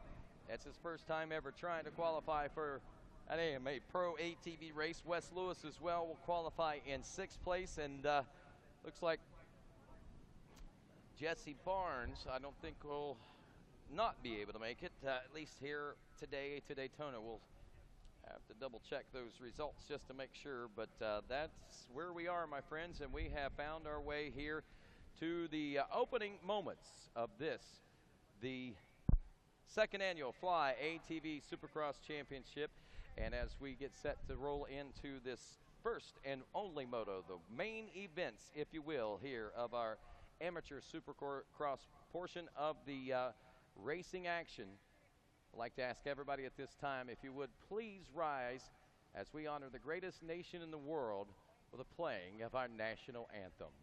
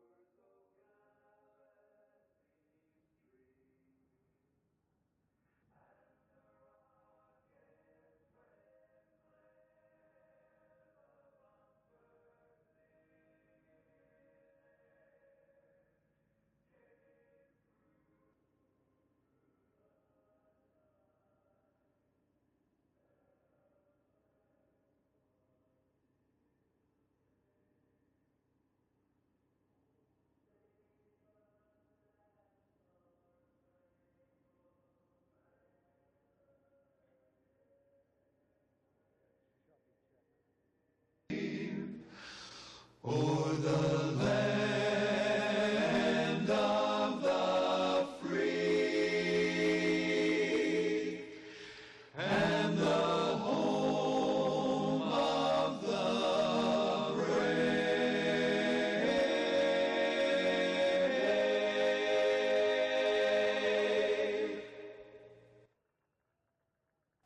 Stage is set, and ATV Supercross racing about to get underway for main events here at Daytona International Speedway as we celebrate the 75th annual Bike Week here at Daytona, and glad that the ATVs can be such a huge and monumental part of it once again.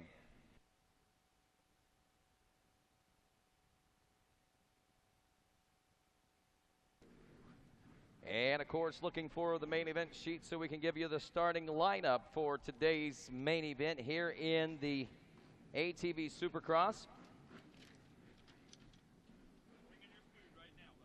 And I believe as we look at the main event for Production B, we'll take a look at that. That's race 27 on our docket. It's going to be a 6-lap main event, I'm understanding. And Production B are poised and ready to tackle turn number 1.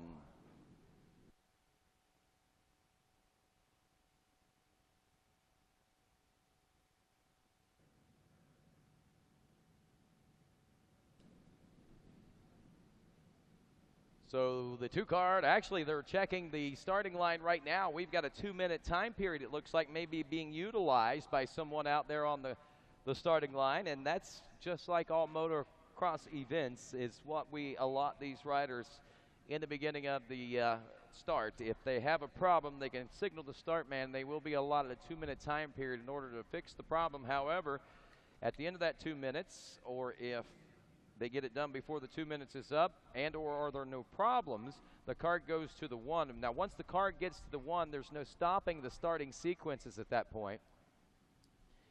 And then the card goes sideways and drops, and racing action gets underway. Not real sure who that is down there on the start line. Looks like possibly one of our Yamaha riders. We'll check a little bit closer here in just a few moments. Right now, the revs are up, and this main event, Megawatt Matt Watson, is about ready to get underway. Jeffrey Rastrelli, by the way, did make it into the main event, if any of you Floridians were curious and wondering. As Production B main event ready to roll now as the gate is down, and first turn, man, I tell you, that inside appears to be the line. Now, is that Grayson Eller grabbing the whole shot? Is he in this one? Nope. Yeah, he's back in the number 2 spot, I think, but who grabbed the lead? Rodney, you're right about that line. That's the hot line. That's where you need to be if you're going to make it happen early in the race. Cody Ford, that's the 52 of Cody Ford. We saw pretty much a lot of this same scenario when these guys are racing in their heat race in this Production B class earlier. Cody Ford, the number 52 out of Springtown, Texas, is, we talked about him earlier being that rider that, had some struggles through that youth class, and as he made his way out of the youth class and graduated into the big bikes, he became that fresh new rider, and that one that I'm sure it's going to be tough to beat in these Production B races and 450B races all summer long. Finishing up lap number 1 now. Eller in second. Drake Coling in the number 3 spot. Josh Maley is the 12/ in the number 4 position. Travis Schneider is 5th. Tommy Vossman in the number 6 spot. Cody Beasley is 7th. Logan Stanfield 8th. Luke Shepard in 9th. And Zach Mikulski rounds out your top 10. Rodney, and the pace, as we expected, absolutely brutal right now. No time to rest for these guys. This is the main event. This is the Daytona Supercross. If you're going to get that championship, you're going to get it done right now. And I can tell you, it's no time to rest right now. These guys are 110%. Cody Ford, the man to beat right now, 1.7 seconds ahead of, let's see, looks like Eller, Grayson Eller, yep. Drake Coling in that 3rd position. Joshua Maley in the 4th spot, and Travis Snyder holding down that number 5 ride.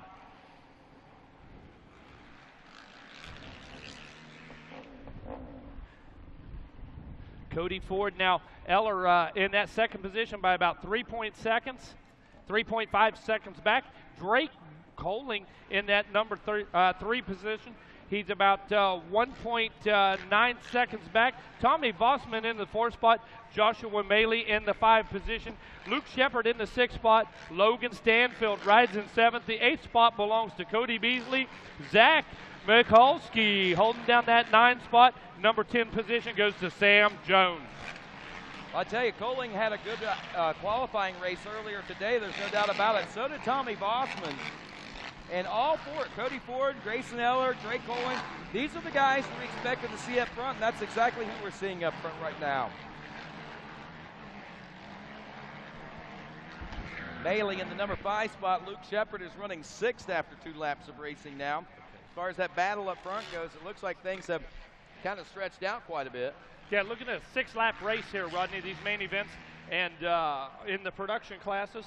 So just about halfway through this one, and things are going to start to shape up because business is starting to pick up back here in 2nd, 3rd, and 4th position.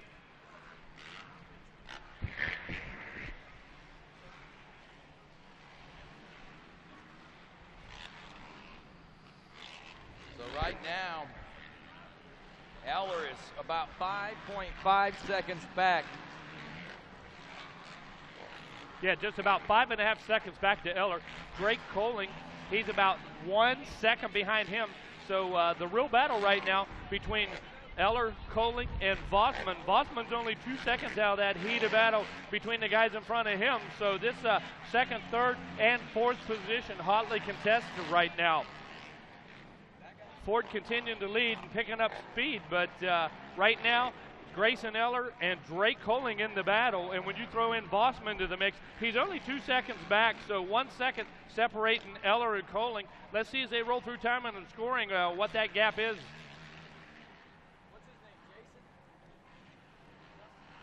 Looks like Grayson Eller about 6 seconds back, but look at this. Drake Coling only 0.3 of a second. He's cut that less than a second lead to 1/3 of a second lead.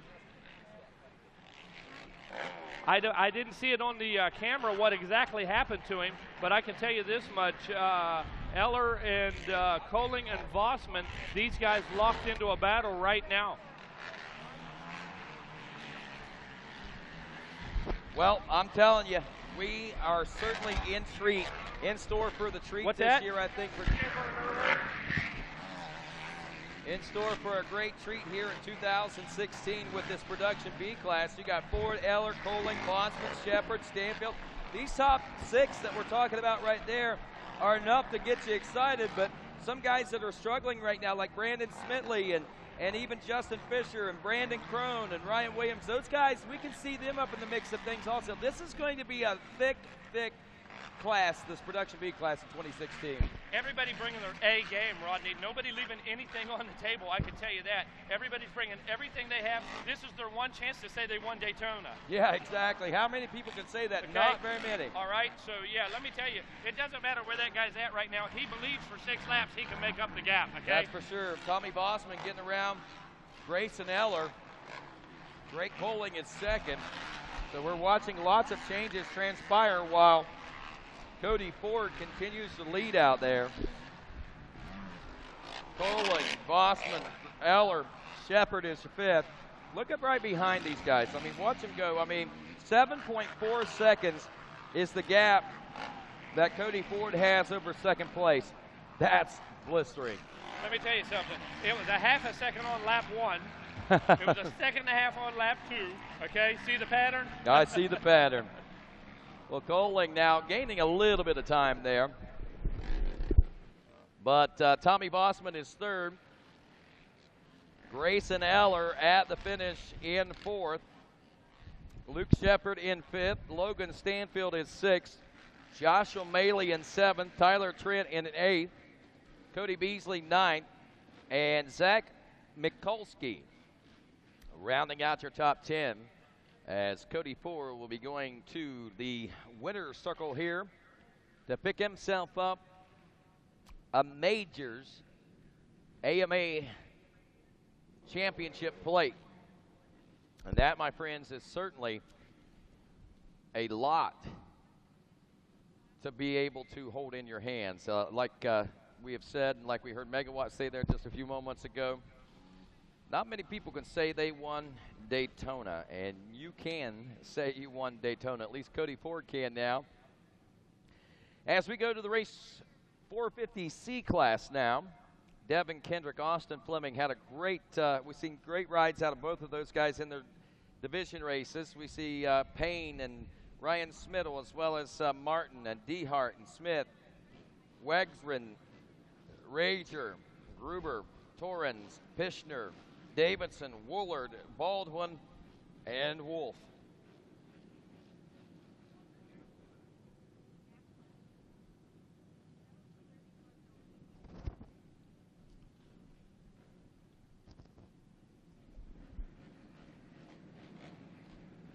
$100 hole shots going to Bell Helmets, or from Bell Helmets.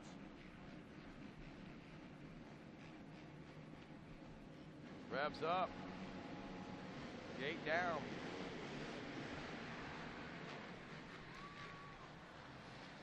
Oh man, I tell you, if you can get the right line coming out of that start, things will work out well for you. And I think that's what we're witnessing right now for the number 11 of Devin Kendrick. Man, that kid threaded a couple of needles coming up through that start and was able to take over the lead. And wow, he is sitting a blistering fast pace right now here in the number 1 position. 160. I believe it's who that is in the number 2 spot. 168 is Smittle. Smittle's going to keep Kendrick very honest throughout this race, though. A little further back in the number 3 spot, Kenneth Payne, 496. He's out of Butler, Tennessee. Seth Torrens in the number 4 spot aboard the 58. Devin Dehart, the 48, out of Ridgeway, Virginia, there for that rider. He's 5th.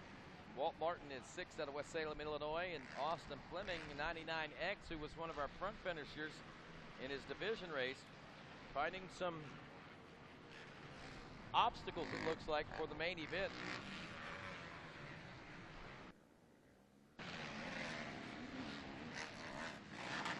So Kendrick continuing to keep his nose to the grindstone. And Ryan Smittle continues to apply the pressure. They have about a 1.5 second lead over the 3rd place position of Kenneth Payne.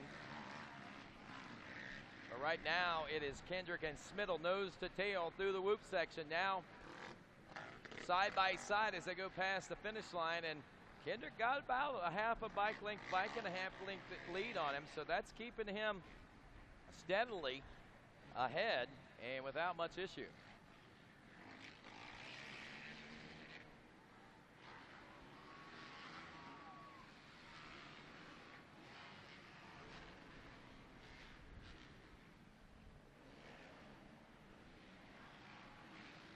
So Kendrick holding steady. Ryan Smittle, Kenneth Payne, Seth Torrens, Devin Dehart, your top 5. Walt Martin in 6th. Caleb Pishner is 7th after 2. Dalton Woolard in 8th. Matt Wegrisen is your 9th place position. Matt out of Jersey. Maybe that's, well, I can't pronounce that one, I don't think. Anyway, Ryan Smith rounds out your top 10. We see Jason Wolf has dropped back to the number 11 spot, it looks like.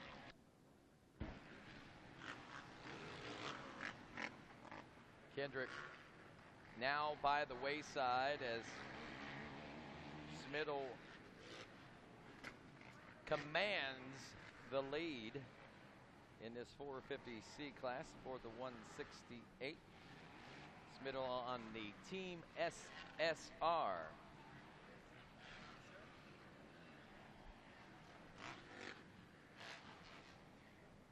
Yellow flags coming out, and looks like all riders will get through the incident without much problem. 3 laps down of the 6-lap race, or is it a 5-lap? Let's see here. Main event will be 6-lap race for this 450C class as we welcome a rider a few years ago that was one of the top riders in these 450C classes. Talking about Reese Marvin, who has also been kind of absent from the national scene on and off for the last couple of years. Welcome back to the ATV Racing Nation, Reese. Thanks a bunch, Rodney. Had some rough times. Tried doing GNCC. That didn't work out too well. And then now I'm back. Took 2 years off, and yeah, not such a great start because now I'm hurt for Daytona. But well, that's all right. That's all right. You might want to pull that one headphone off because you're talking really slow. It's dragging you down. I was about to say. He's not really that slow of a speaker. But Reese, you tried your hand at GNCC for a couple of years. You went back, rebuilt the MX program. Looks like you got a pretty good team that you're working with, too. Yeah, this year Costa Racing signed me. These headphones are weird. The Costa Racing signed me, and they're helping me out a lot. If it wasn't for them, I wouldn't be riding this year, so I give them huge props, and I thank them a bunch. I thank them for being patient, because getting ready for this race, I hurt my ankle, so that was kind of difficult, but well, heck, man, you ain't got a cast on it. Why aren't you on the track? I tried. Oh, did you? I tried.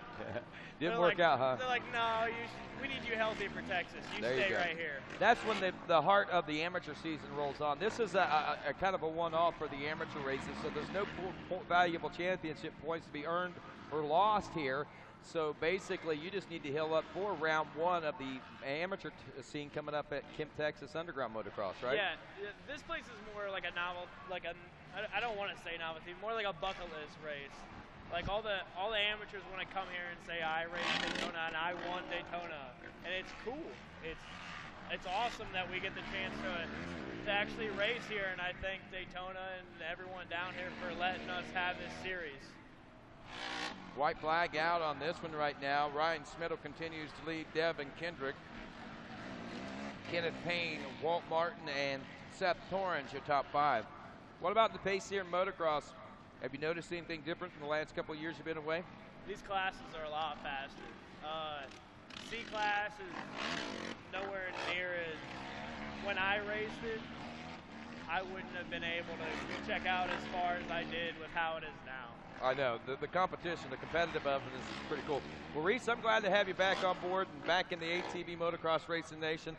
And I want to say congratulations as well to Ryan Smittle as he just took the win out of Lawrence, PA there. Devin Kendrick, the number 11 Honda rider out of Earlysville, Virginia in second. Kenneth Payne in third. Then we look at Walt Martin for the number 4 spot aboard the number 98. Or West Salem, Illinois. Utica, Ohio, Seth Torrens for 5th. Ridgeway, Virginia's Devin Dehart, the 48 in 6th. Dalton Wooler, the 127 in 7th. 8th, Caleb Pishner. He's the 316. Matt Wagrisen, the number 95 in 9th place. And Joshua Davidson. Davidson actually moved up to 9th. That dropped the number 95 back to the 10th place position. So I gotta say, I feel bad for Austin Flemings in that race. In the first moto, I think he got second or first. Yeah. So he's having a lot of bike problems. That's a tough break for him, but Production A rolls off the line next there, Reese Cup. We got That's the one I'm supposed to be in. So Samuel Rabori, actually it's the 33 of Dalton. Is that Hicks or is that Mack? That might be Mack out front. No, is that Hicks? I think that's Hicks. We got two. We got a 33 and a 33 slash. But anyway, other riders include Samuel Rabori on the number 8, the 15 Corey Powers, the 15 Wesley Baxter, 17 Blake Sarver, Troy Hunt, the 22 Alan Myers, the 24, 26 David Selecki, 33 slashes Tyler Mack, 33 Dalton Hicks, 35 Kirkland Jack, 88 Alex Gillette, and 269 Ryan Bevan. It is Dalton Hicks out front in this one. Corey Powers, the 015, the 015 in second spot. Tyler Mack, the 33 slash, is in the number 3 spot. Samuel Ribori is 4th. Alex Gillette in 5th. Ryan Bevan in 6th. David Selecki 7th. Blake Sarver 8th. Alan Myers rounds out 9th place. I gotta say, I'm impressed with Corey Powers and how far he's gone. Because I remember him back in C class or back when I've always been a class above him, and to think I'll be racing in the same class as him now. Yeah, I've seen a lot of things. I remember when he was a youth rider, his feet literally, I think he wore like a size 14 or something like that. His feet barely fit between that he could put his feet on. I think they actually had to sit with them pointed out a little bit, just so they could fit in between the running board of the youth ATV. I mean, that's how big a kid he was. Oh yeah, he's got size boat anchor shoes. I'll tell you that. That's a big boy right there. It is, and he is.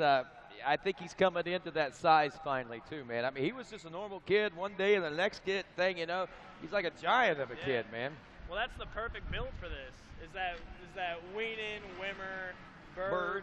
You just want to be built like that for this sport. He's got the build for it, but I don't think he was ready for that sudden growth spurt that he took, and it took him a little while to adjust to it, I think. Remember, 1 year I was taller than him, and next year he's a foot taller than I am. That's crazy.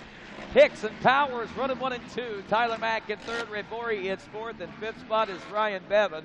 Up front, this is where the fight is starting to take place, and that is. Actually, did Powers move for the lead? Yeah, Powers took the lead away from Dalton Hicks now. That boy's come a long way. He must be racing to hurry up and get over here and kick our butt for talking about it. That's what it is. He's one of the quietest kids on the podium. I can remember interviewing him on the podium all the time when he was growing up, and you do good to get more than a yeah. I don't know. That was about the podium interview you got out of him, but we worked on it. I kept pulling his teeth and pulling his teeth and pulling his teeth till he finally started putting sentences together. And now he's not a bad podium interview. His dad, it blows his dad. He always said, "You're never going to get him to talk. You're never going to get him to talk." Yeah. He does his talking right here on the racetrack, though. Corey Powers. He's actually. Yeah.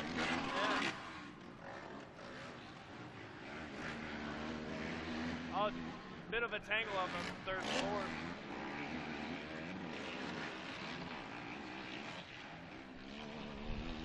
Wow. You couldn't fit another bike in between those two. No, now our timing and scoring's telling me that Hicks is out front and Powers is in second. Am I missing something somewhere? Is Hicks that far ahead and we're looking at a battle for second? That's what it is. Is that what it is? That's Tyler Mack, and we got those 233s. That's where we got confused. Dalton Hicks is still your leader. Corey Powers is battling the 33 slash of Tyler Mack for seconds. What's going on right there? That gets it straightened out. I thought there for a second something didn't feel right. We got her sorted out. It is the battle. That's all. What the producer said. And look, it's starting to be a three-way battle because here comes Alan Myers. Myers was 9th place at the end of lap number 1. Yeah, that's dedication right there. You don't get a bad start and then give up. Always keep your head down, keep going. Well, Myers under direction of Travis Moore. Moore took him. Whoa, look at this. They're side by side. They're touching wheels and grinding right there for that number 3 position. Wow, Tyler Mack under pressure from Alan Myers now. And did he get him? Yeah, he got him. And look at Myers go. Now here comes Corey Powers. He's going to have to really rise to the occasion here, it looks like. So there's our leader. That was Hicks going through. He's about 5 seconds ahead of these three. Now 4 riders battling it out for second. 3 riders second. Looks like we got some others trying to get into the show as well. White flag is out. Hicks, Powers, Myers, Mack. 1, 2, 3, and 4. Side by side. He's going to try the outside, inside. Right there. Wow. That was so beautifully executed. Take us through that here, man. A last lap pass like that. Basically, when you always got to look ahead of you. You got to look to the turn in front of you, pay attention to the turn in front of you. He saw that even though he was going to be on the outside on 1, when he came through, he's going to have the inside line on the next, so he took it, and that was a real smart move. Awesome. So that worked out and played huge dividends for him as Hicks remains the leader, and Alan Myers checks in the second.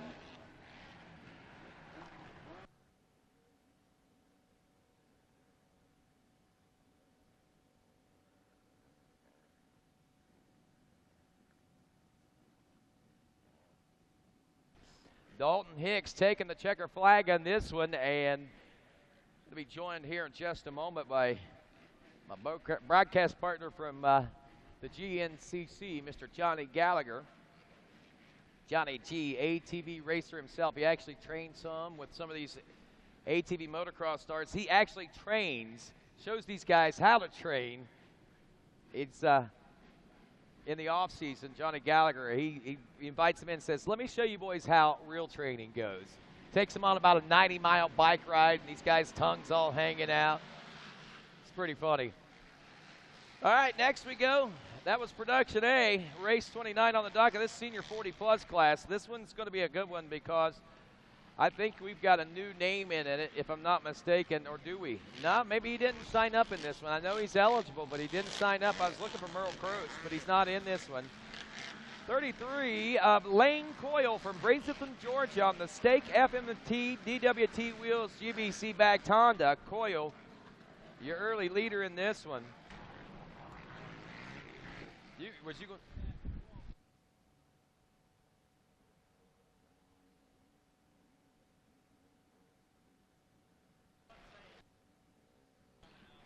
So right now we're getting it all sorted out with these front runners up front. Thanks a lot to Reese Parvin. We wish you well here in the 2016 season. Reese Cup, man, I know that you got a lot of hopes, and like you say, a bucket list race, man. I'm glad you at least got to ride the dirt out here. You'll be back again next year. There's no worries. No worries.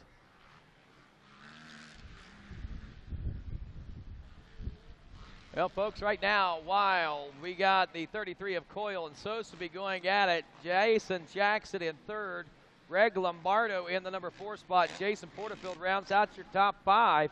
These are the 40-plus-year-old riders. We got one rider, it says 65 years old, Kenneth Marcoux. Now, if you folks in the chat room right now, that's something to talk about right there. And here's something else. You need to let folks back home tell them to come back and watch this because they are going to enjoy this. Tell them that, hey, it's on live right now. There's a 65-year-old ATV racer out on the racetrack right now. And I thought Joe Bird had everybody beat out there at 43 in the pro class. But such an opportunity to get to see Joe Bird racing here this week. And I think it's cool to see this. I'm sure, I hope that's right, and I'm not miscalling that, but 60, I think that's the coolest thing in the world, Johnny Gallagher. Yeah, absolutely. You know, Ken actually, he's been around a long time. I can remember back when he was running some TT stuff, back when I used to chase this series, and it's cool to see these guys out here mixing it up, and man, what an awesome facility, great track out there today, and yeah, like you said, this might be the plus 40 class, but that's just where things start. Yeah. We got a 65-year-old out there mixing it up, right in there with him. I think that is amazing. I love it. And look, he's 15th. He's 15th out of 16, so that's pretty he's good. Holding his own. Yeah, he is. Rick Korn running back in number 16 spot out of Benton, Illinois. I was looking at his age, 42 years old. Dude's got 21 years on him. I know the feeling, Ken. I know the feeling. Yeah, you're getting close to that yourself in the XC1 Pro Class and GNCC. But, no, I mean, in all seriousness, that's amazing, an amazing feat. And I wish I would have known that coming into the event that he was actually giving it a shot. Lane Coyle.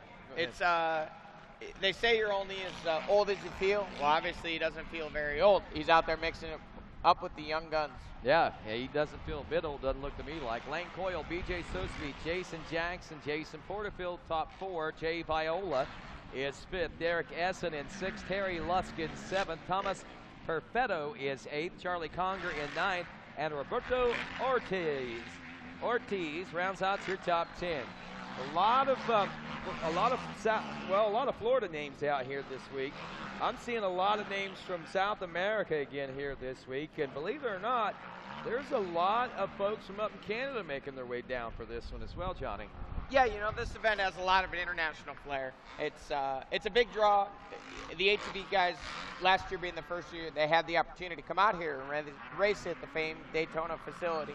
So now with it being the second year, I think the word got out, and a lot of people are really, you know, traveling, like you said. I mean, South America, Canada, obviously a lot of Florida people. It's local for them, but it's a little bit different mix of some international flair and some riders from all over the place. I agree with you right there, no doubt. And Johnny, I got to ask you, I mean, was there Any interest in it whatsoever for you to at least come out here and turn a few laps out here just to say you could hit it?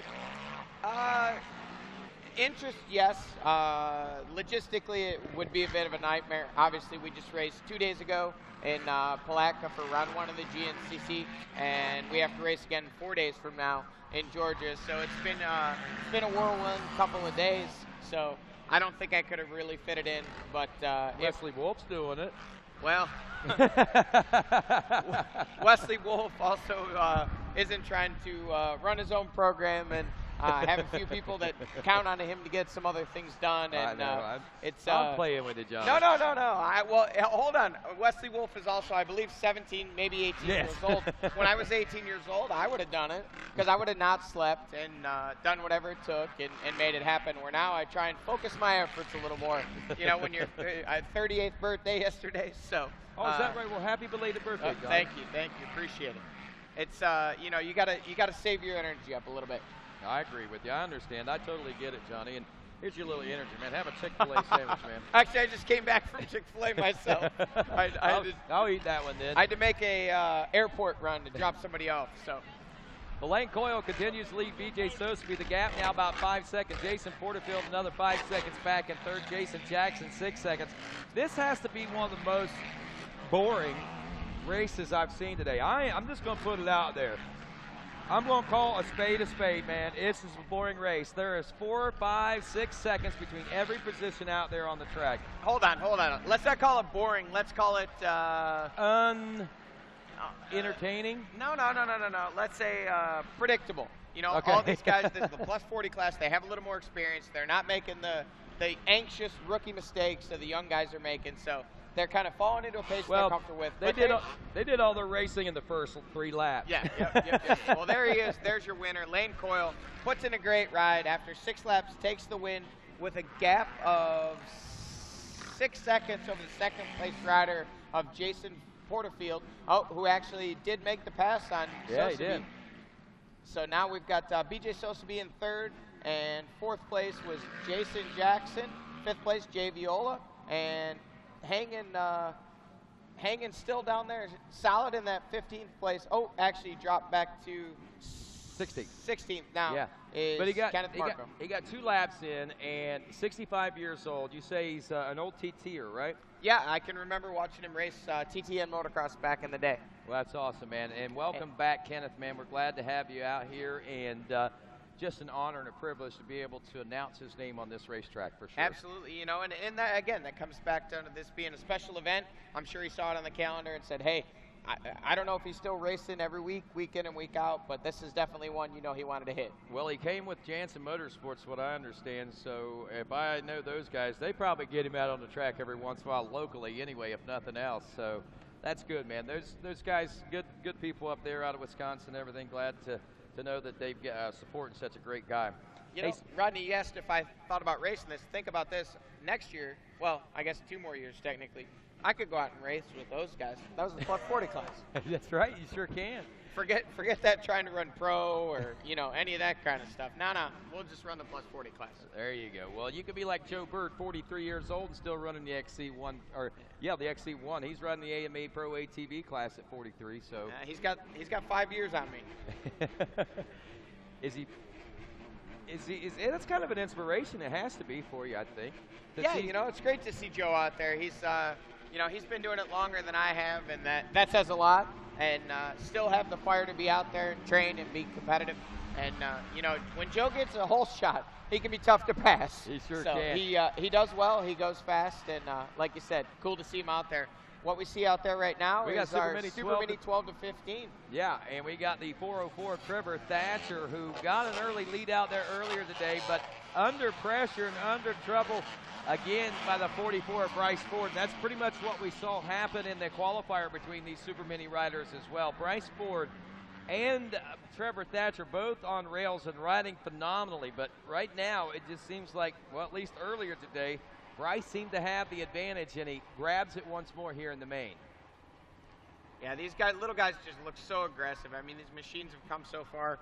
Little hybrids with the dirt bike motors, and you know, they're doing all the obstacles just the same as the pro riders are.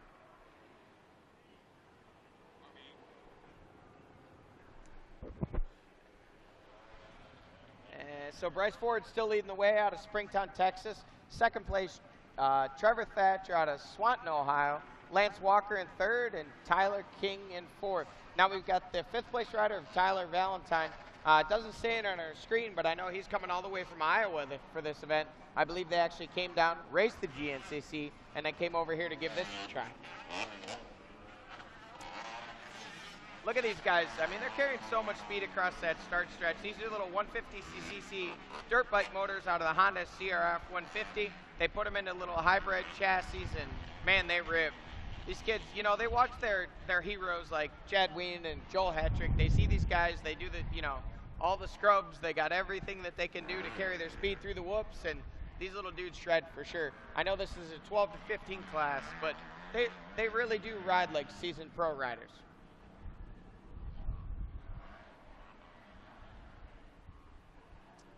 Look at that, on the rear wheels, popping through the whoops. There goes the 404 of Trevor Thatcher, still in that second place position. Bryce Ford leading the way. Lance Walker rounding out the top three as these guys complete lap number 2.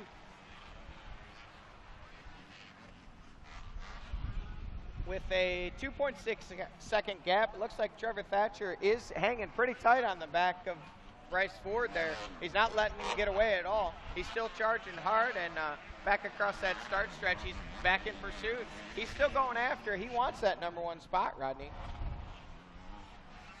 He's riding like it, that's for sure.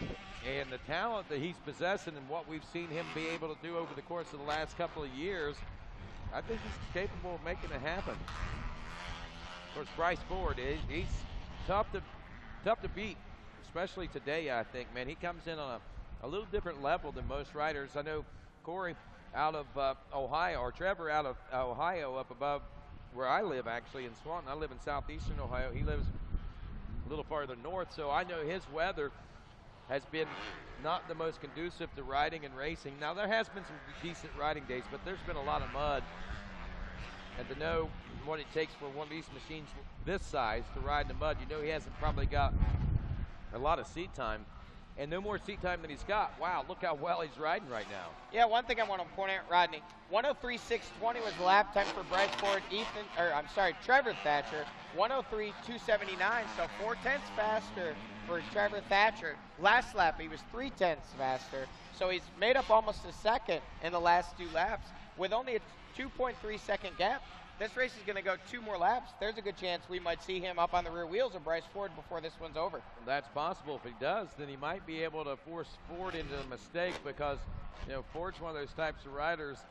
He's got to focus, and he's keyed in on something, and maybe if he can divert his attention by showing him a wheel or two, he might be able to force him into some sort of mistake. However, I will say that Ford is used to riding under pressure too, though. Yeah, and he pulled it out a little bit that lap. He was about 1.3 seconds faster, taking the gap up to 3.4. So he's opening it back up a little bit. Don't know if Trevor's getting a little bit tired or Bryce is just really reaching into the bag of the tricks to pull it away. Well, looks like they're both maintaining. I think Trevor slowed down, made a little mistake on that lap, lost a second or so than what he expected to lose, I think. Well, they were both in the 104s the lap before. Trevor slowed down about 1.5 seconds that lap. So we'll see as they're getting ready to complete lap number 5. We'll see what the tail of the tape shows.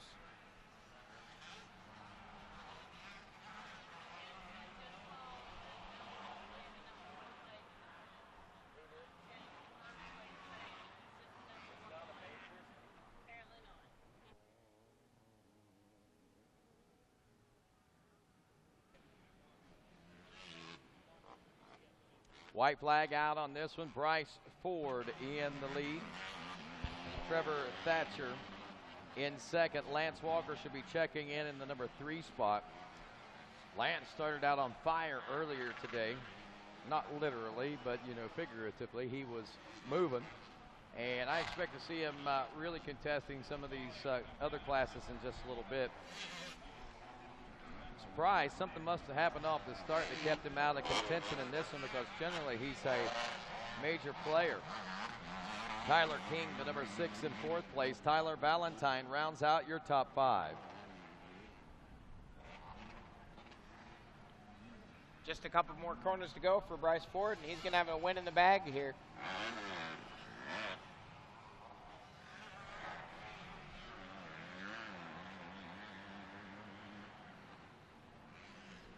Here it is, your checkered flag out for your leader, and Daytona ATV Supercross by fly winner. There it is, folks. Bryce Ford with the win. Trevor Thatcher finishing second, and Lance Walker going to round out the top 3. He gives the thumbs up to the camera. He's a star in the making. Oh, yeah, he really is. This kid, good talker. He's got a lot of good backing as well. I mean, just a smart kid and fast kid, and he's certainly a future star of the sport. Trevor Thatcher as well, Lance Walker, any one of these kids, those 3 right there especially seem to be some standouts.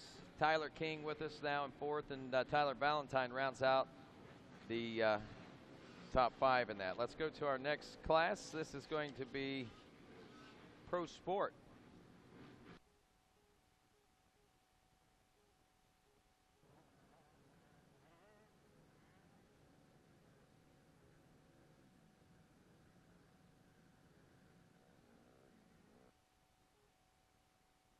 Number 1. And they're underway. Here they go, the Pro Sport. This is a mix of your Pro M&A riders, and with the whole shot, it's the 345 with Cole Sepisi. He started off early fast today. Yep. He won the heat race, and this is the same group of guys out here. He gets to off to a great start. Yeah, Sepisi's looking to be the one to beat here in this particular class at Daytona today. He set the standard early on. And he was a rocket off that gate. He was in the first turn ahead of everyone else and just held down around the outside, carried his speed, and looks like the second place. I couldn't catch a number on that, Rodney. It's a 3-digit. Looks like that might be Wolf, or is that Tremella maybe? It wasn't Wesley Wolf. Ooh, right here. This might be Hayden Mickelson. I know we saw some great runs out of Hayden Mickelson earlier as well. We'll see whenever we get a little bit closer here. The second place rider, as they come in there to 28, actually, Tyler Turner. Tyler Turner. Out of Langhorne, Pennsylvania, AGX Designs Walsh Racecraft. Hayden Mickelson in 3rd, followed by, looks like we have Josh Deemer in 4th, Dylan Tremblin in 5th. So there's your top 5 with Cole Sepisi leading the way out on lap number 2.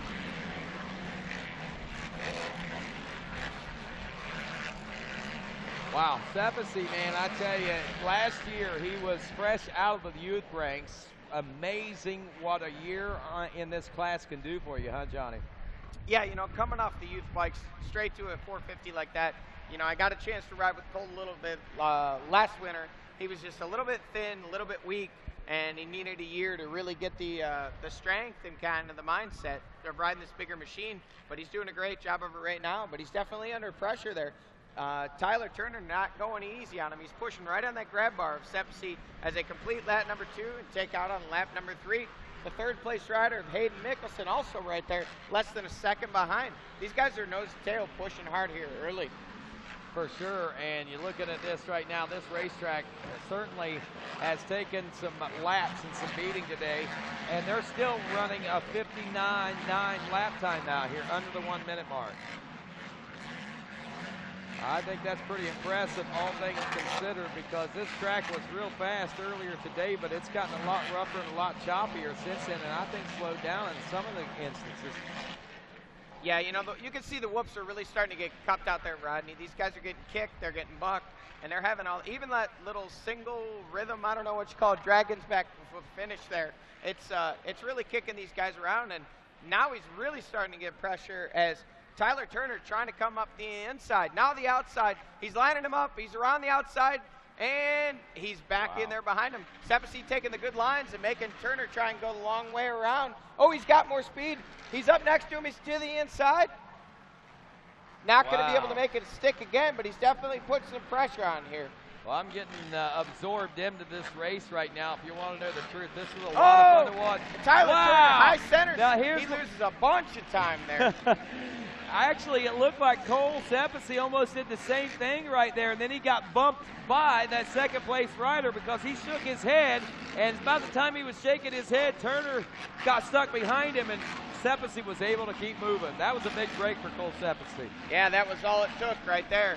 He's got a pretty big lead there now. We'll have to see, and it looks like the number 135 of Hayden Mickelson now up on the back of Tyler Turner, pressuring him. So Sepisi got a little breathing room, but that breathed new life back into the. Oh, actually, I'm sorry, that is not Hayden Mickelson. That's the number 44 of Josh Deemer, who's up there. So he's on the charge. Turner now suddenly have to go into defensive mode. Wow, got to wonder what happened there to. Yeah, he's gone way out back there. Let's see.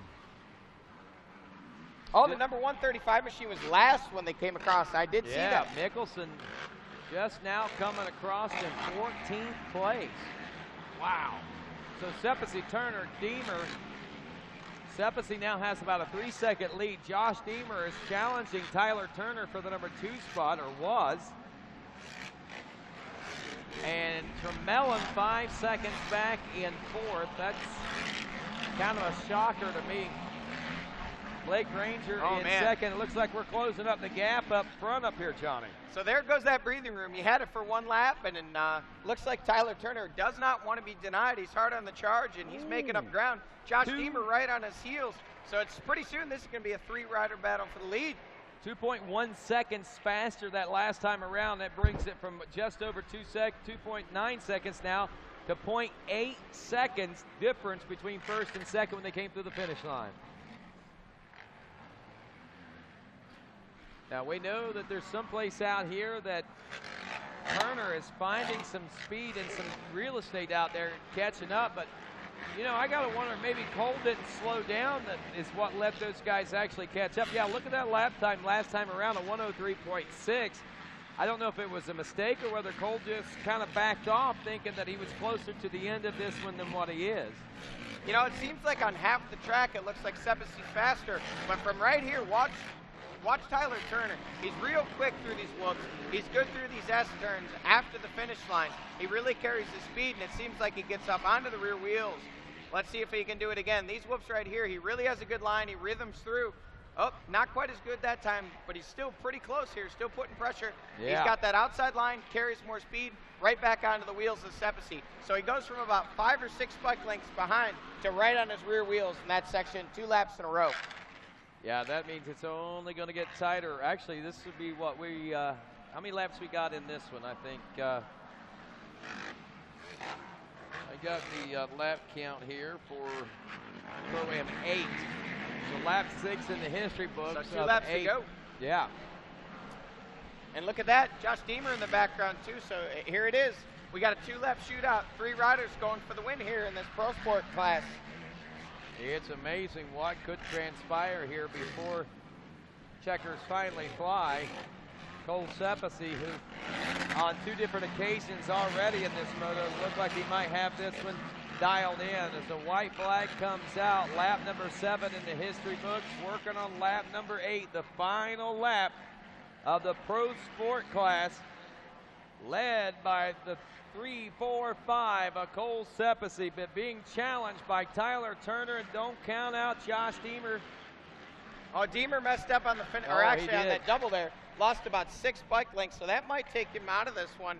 At least the battle for the lead, but with these two so close, you never know what might happen. He was 0.7 of a second behind Turner when that little mistake happened. They get the breathing room. At least Turner gets the breathing room now, and might be able to better afford an opportunity to try and pass the 345.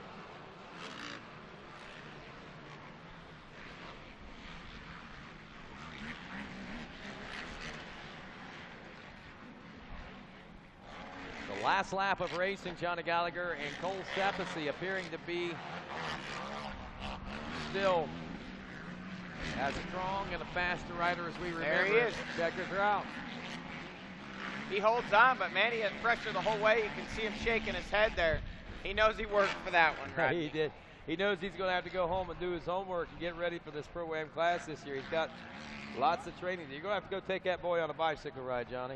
We tried that last year. It didn't work out too well, huh? No, he did well. He just wasn't quite ready for the pace and the duration. But I think he looks quite a bit stronger this year, and I'm sure he's going to have a good year ahead of him. That's awesome, man. Good kid, no doubt.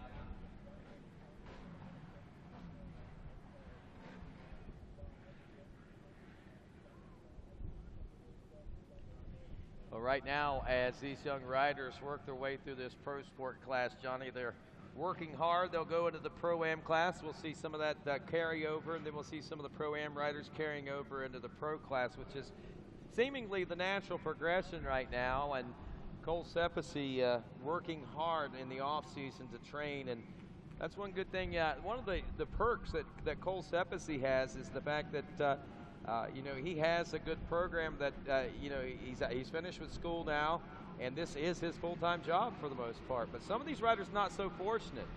Yeah, you know, it's tough when you're trying to make it work, especially coming up as a young amateur. You know, you got to spend a lot to get to the front. Once you get there, it takes a long time to reap rewards. You know, even guys like Josh Upperman having a full-time job mowing lawns for many years there to scrape together the funds to get to the races, and it's a passion. Yeah, and I talked to Josh on Quad Radio here earlier this week, and a lot of folks, if they want to tune into Quad Radio on the Facebook page, they'll be able to find it or go to SoundCloud and look Quad Radio or Josh Upperman. But the thing is, Josh is on there. He talks about that specifically, and he says now that he's got this new ride with Root River, that they afford him the opportunity and the luxury that he doesn't have to work. He does still own his business, but he's got family members that are working the business and taking care of the day-to-day operations while he's out here racing ATV motocross. Yeah, you know, and certainly it's nice when you're able to focus on it full-time. You know, like you said, obviously with Cole Sepisi, you know, he's a young rider out of high school, and now he's able to focus. He's got great backing from his family, and he's able to come down and spend winters down here training. And, you know, if all goes well and he can someday become a top pro rider, maybe he can make a living out of this. Greg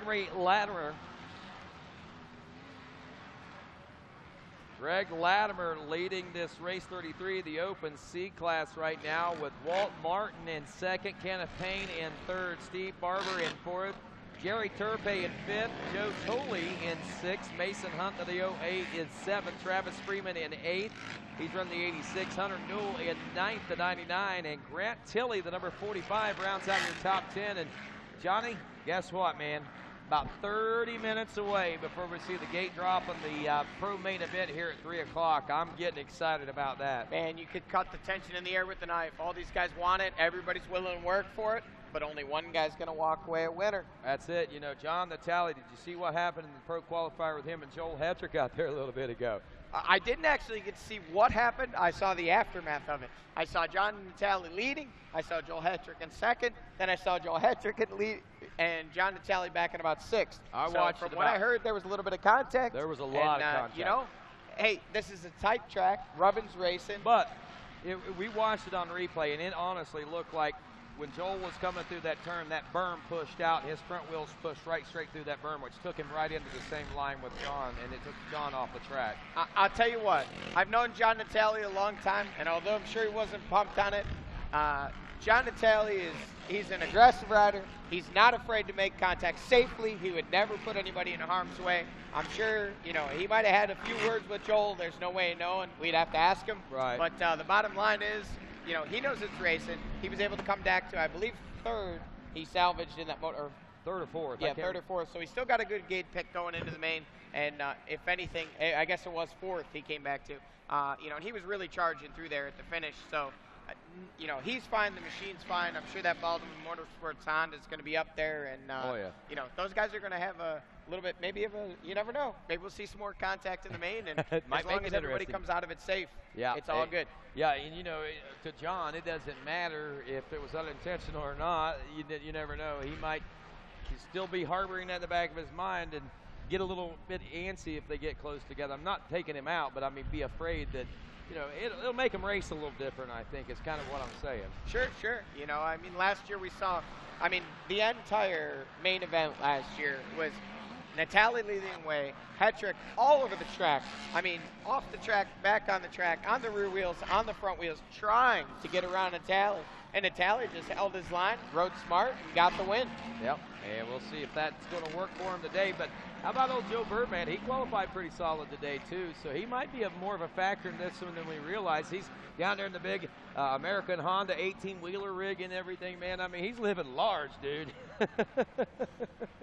Joe Bird is a puzzle wrapped in an enigma, but he is an awesome guy. You know, he's been around the sport forever. He's done so many great things for the sport, and I've never quite been able to wrap my head around him, but I do know that he's an icon, that's for sure. Yeah, he is. Love him or hate him, the one thing you got to do is respect what he's done for the sport, regardless. And done for himself. You know, Joe came into the sport in a time where there was no factory rides, there was no one was making a living doing it, and he found a way through his riding schools and some businesses tied to racing. He was able to turn it into a full-time career and do very well for himself.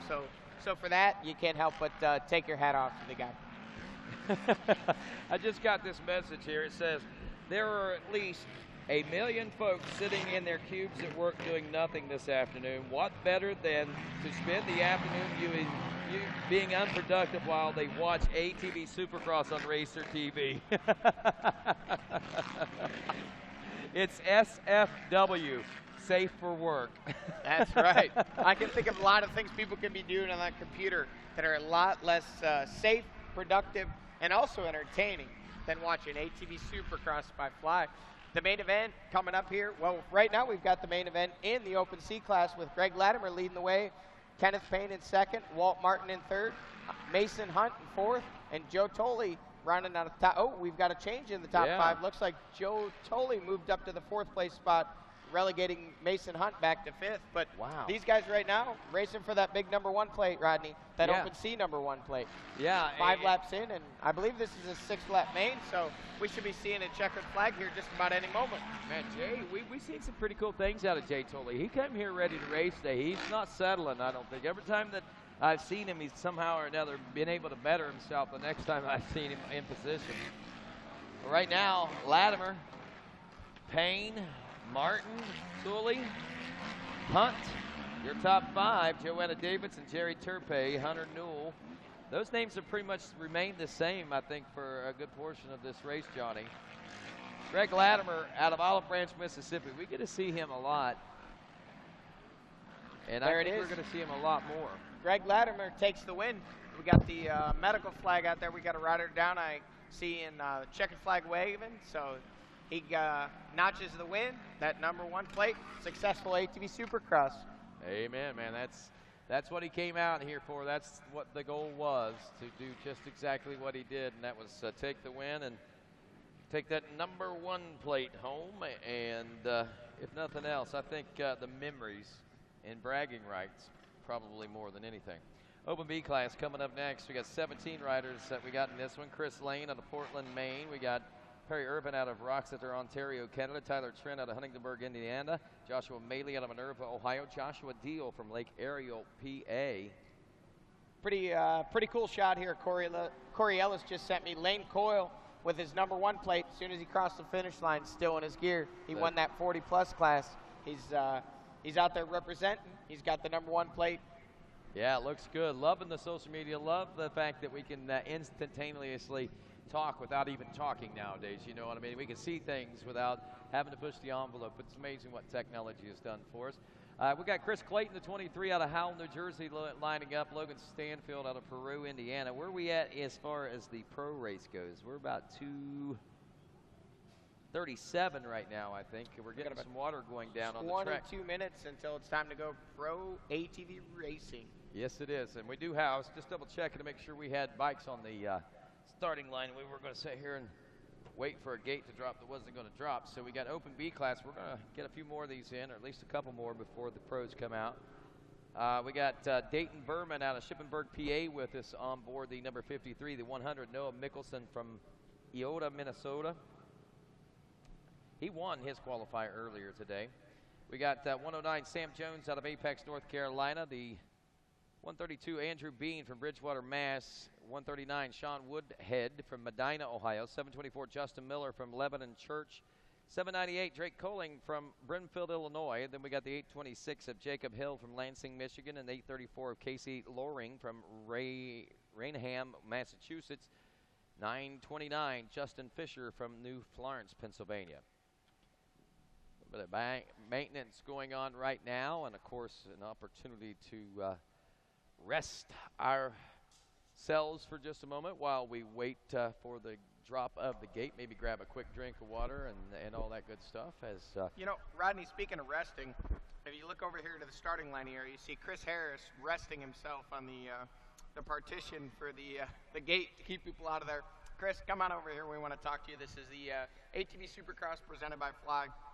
We got a moment here, so we're going to get Chris over here and hear his thoughts on how things are going down so far. Yeah, I know he was pretty excited and loved what was going on there last year. I've been watching. He's been hanging out basically someplace close to be able to see the track the entire day, I think, and having him here in support of this and Fly and Jason Thomas and all the folks, the big wigs coming in. It's been pretty cool. Chris, welcome again to ATV Supercross, and this is part of a vision of yours with the company and everything to see this thing come to fruition, and having you guys involved in it, it's got to make you feel pretty special, huh? Yeah, it's a special thing for us to be a part of this whole event, and it's been 13 years in the progress for me to get Fly Racing where it is in the ATV world. Yeah, well, I'm going to commend you. You've done a great job because we've seen a lot of Fly gear over the course of the last few years. In that time, I've seen it just growing exponentially. Every year, it seems like there's more and there's more and there's more and more. And to see you guys out there, it shows the kind of participation you got not only in the sport, but what kind of dedication you have to the riders themselves that are participating in it. Yeah, it's definitely a family sport in the ATV world for sure, and just to see it grow and be involved. I tried to pay attention to the family and the kids growing up with John and his little girls. It's a great thing to see, and see him here at the track and hear him about riding. I just can't look forward to build some little girl gear for him. You know, it's exciting. So, yeah, I'm just happy to be here. So you've been a part of a lot of these guys' programs, I guess, for a while then, huh? Yeah, I've helped Johnny out for like 11 years now. Wow. So I think he's my longest sponsored rider I've got. Man, that's going to make you feel pretty good. You jumped on with the right person there, didn't you? Yeah, I did. I definitely lucked out with Johnny. He's a great guy. So. Well, that's great. Now, what's some of the innovative things that Fly's come out with here recently? I mean, I know your casual attire, like what you got on right there. That's pretty slick. Yeah, I'm digging the one-off factory support shirt I got going this weekend, and the new mesh line that we launched this weekend with the ATV GNCC. I think that was the first that the ATV World got to show a gear line first before the Supercross or motocross guys. And have it here and all the top pros and a couple Pro-Am guys, this is really exciting. So who was some of the ones wearing it over at GNCC? I got Chris Borich and Johnny, of course. Then Landon Wolf and Jay Shadron. Yeah, those guys, they all look good. I like that gear too, by the way. That's some good looking stuff, and appreciate everything that Fly does. Like I say, being a part of the action here at Daytona. Second year in a row, man, and hopefully there's many more to come, bro. Man, I hope so. All right, man. Now, just curious, I mean, whenever I know a lot of folks back home listening and watching on TV and stuff, and they're wondering about, maybe one day I could be a part of the Fly family. How do you become a part of the Fly family?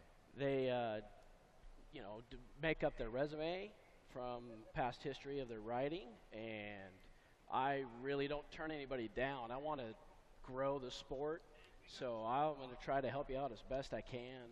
So if you're dedicated to the sport, you're dedicated to the individual, then, right? Absolutely. I like the way that sounds. Chris, thanks a lot for taking the time to talk with us today. Bet. We look Thanks, forward Rodney. to seeing the things grow exponentially in the world of ATV motocross in the future for sure. And of course, we're getting ready to go with the Open B class next, and I know we got another guy I want to talk to, Justin, over here in just a couple moments before we get underway with the Pro class. Open B class was what's coming up next, and we got riders like Chris Lane, Perry Irvin, Tyler Trent, Josh Maley, Josh Deal, Chris Clayton. As we Justin from over at Soaring Eagle, I guess is the best way that we can put it, joins us now. And Justin, I know I want to talk to you again a lot more, so stick around for just a few minutes. Right now, let's check out this start of the Open B class. And that looks like an old 250R out front. That's got to be one of the Root River rides, and that is the 100 of Noah Mickelson out of Minnesota, grabbing the early lead in this one. Noah Mickelson, the younger brother to Hayden Mickelson. We saw that Pro-Am class just a little while ago. And welcoming Justin, I want to say welcome here to Daytona, man. And I know that you've been a big part of this for a while. And just to let you know about Justin from Soaring Eagle. Justin is, you tell him about yourself a little bit. You're a big part of the Ricky Carmichael team. You're a big part of Soaring Eagle Casino and Resort. You bring it all together, man, and what we get is some pretty cool things, a good team, and even an edge of summer motocross when it's all said and done. Well, and that's the goal for today, right? Like, get out here, spend a little time in Daytona with the ATV crew, and promote our last race of the season. Edge of Summer ATV is the last pro national up in Mount Pleasant, Michigan, September 9th. Points paying, we were really fortunate for Kerry and DC and the rest of the MX Sports crew to give us the opportunity to have a pro national, pro ATV national this year, and we're really excited about it. We ran one last year for the first time, and had a great turnout, 18 of 20 pros. And this year we're just hoping to bring a bunch more amateur folks out and drive recognition for the event. That's awesome, man.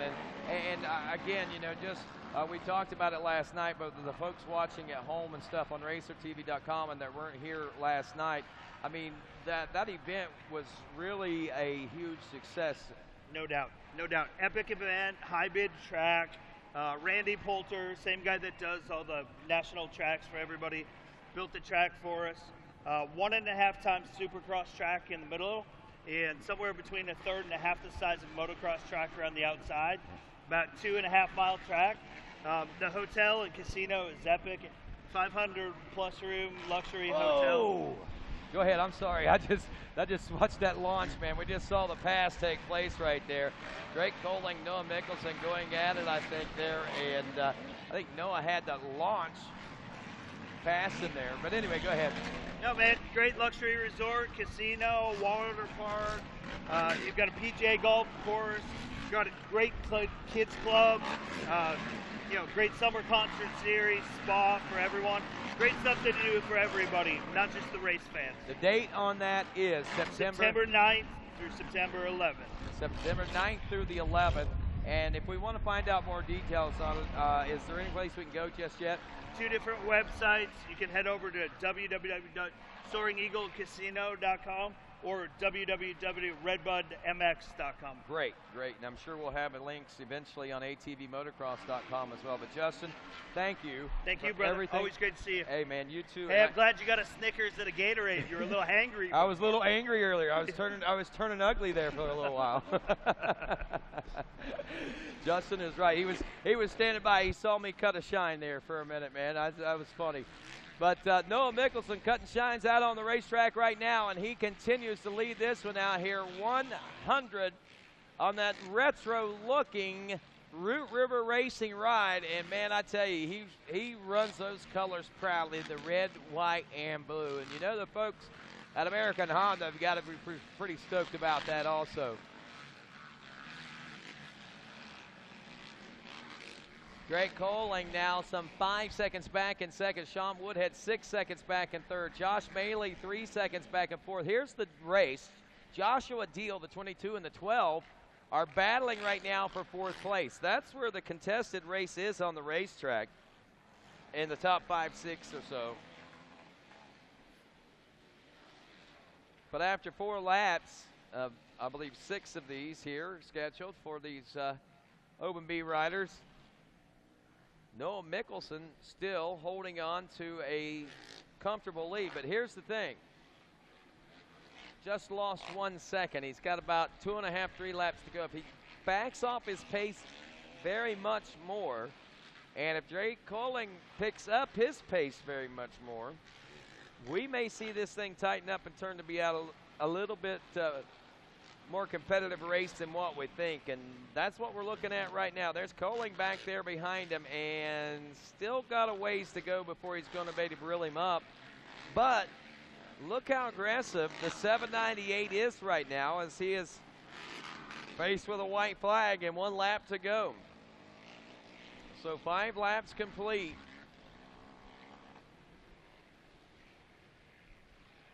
Coling. I got to wonder, is he still pushing like he was? There's Mickelson. He might be pushing even harder. And again, Coling was just a little bit faster, so we're down to 3.4 seconds. It's going to be tough to make up 3.5 seconds. But I'll tell you what they did do. They amassed a near 14-second lead over third place, the 139 of Sean Woodhead. And I'm not taking anything away from Sean Woodhead. I'm just saying, look how fast that Noah Mickelson and Drake Coling are going right now in this battle.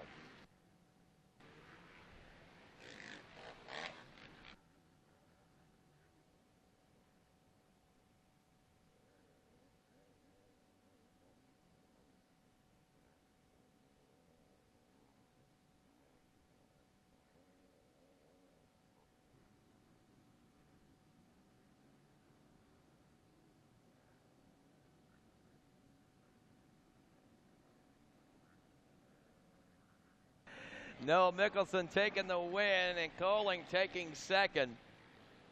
4 seconds was the gap as Coling slowed down too. Thumbs up from the Root River Racing rider. So Mickelson takes the win. Coling in second. Sean Woodhead in third. Joshua Deal is fourth. Andrew Bean rounds out your top 5, it looks like, in this one. And then it's, oh, we got to change there. Chris Lane actually moved up into the number 5 spot. Andrew Bean dropped to 6th. Josh Maley to 7th. Tyler Trent 8th. Perry Irvin went into 9th, and Justin Fisher rounding out your top 10 now here in this Open B class. So with that, we are now just 10 minutes away from AMA Pro ATV Racing, and I look on the starting line, and we got yet another class, our Junior 25 plus class, getting set to roll next. And the rider to watch out for in this one is the 40-year-old Merle Croce, who is the second oldest rider in the class. Sam Famaletti is 41. And this is the Junior 25 plus class. Revs up, gate down, race on. Through the first turn we go now, and no sign. Oh, there's Merle Croce back in the number 3 spot right now. And look at this, Croce to second. And Merle Croce trying to trace down that early leader out there, whom I believe is Brian Knott, the 327 out of Manheim, Pennsylvania. And that is the case. On board the Honda, he finished 3rd in the qualifier, but again, it doesn't matter what you finish in the qualifier. That is all washed out, and the main event scores are what counts for the overall here today. So you can go from hero to zero real quick, it looks like. Merle Croce, though, trying to maintain composure here as he moves into the number 2 spot, only 1.6 seconds behind Brian Nolt. Ryan Bevan, the 269, running in the number 3 spot. He's less than a second behind Croce, so it's a 3-way shootout about to happen, I think, for the number 1 spot. Parker Gray, or Gray Parker, the 42 machine out of Humboldt, Tennessee, another couple seconds back with Sam Ribori, the number 8, rounding out the top 5. He's out of Marco Island, Florida.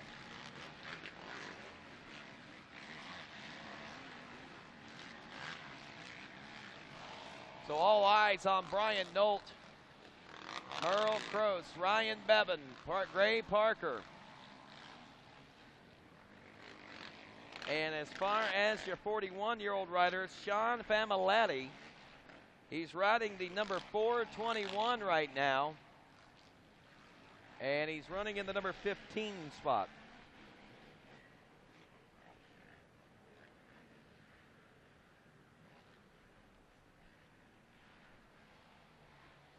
So Nolt actually running some pretty good times, 102s. And like we were saying there earlier, you know, I mean, the track is getting a lot more rougher, I guess, a little choppier, so that in essence can slow things down some.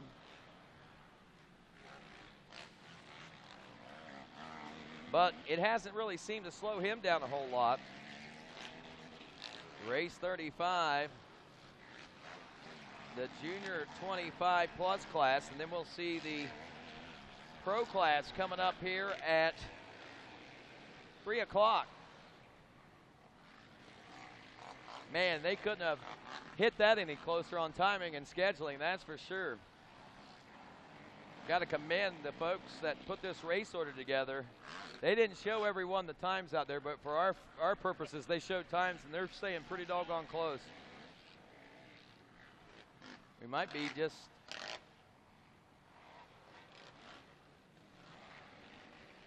Hey, folks, don't forget, it's almost 3 o'clock. Make sure you tweet it out. Get folks to watch what's going to happen because we want to see the numbers skyrocket here today. Do you love ATV motocross enough and Supercross to support it on Racer TV on a full-time basis? Between your viewership and great sponsorship, we can make that happen. So tweet it out. Let folks know to tune in. John Natale is going for it. He's going to try to make it 2 in a row, but we've seen him have to struggle to make it into the main event because of the get-together that he and Joel Hetrick had. Of course, Chad Wienen comes out, and he's been the fastest rider of the day so far, turning the fastest laps in qualifying and during the heat races. But again, it's all about the start. John Natale and Chad Wienen did not start together. Chad Wienen and Joel Hetrick did not start together in their qualifiers. That will be the first time that Chad is going to line up against those guys. And if I'm not mistaken, I think Joe Bird was in one of those that finished 4th. So you throw Joe Bird, he's always a strong starter. This is a short start. If he gets that timing down, that 43-year-old could muscle his... I got goosebumps too, Megawatt. I'm just thinking about what that first turn is going to look like here in just a few minutes. We're about ready to see history taking place right here at Daytona International Speedway. Meanwhile, the history of this one, Brian Nolt leading Merle Croce. And I got to tell you, man, I got to shake Brian Nolt's hand. Let's see how much younger he is than Croce, though. See how much bragging rights he really does happen to have. Hey, he's 26 years old. Merle Croce is 40. But that's all right. Merle's a fast guy for no matter how old he is. Still hangry? Not hangry anymore. So here we go.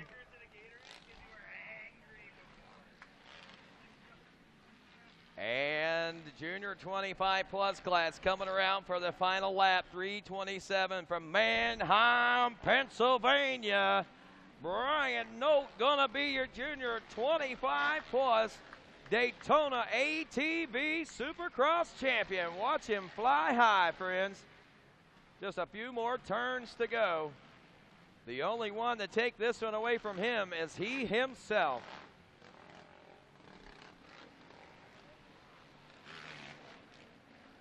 Hashtag ATVSX, if you're wondering what hashtag you should be using right now.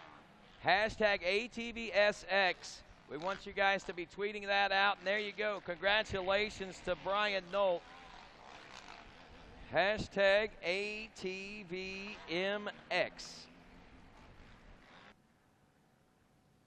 And I'm looking for my pro sheets right now, guys. You might want to send somebody down with some...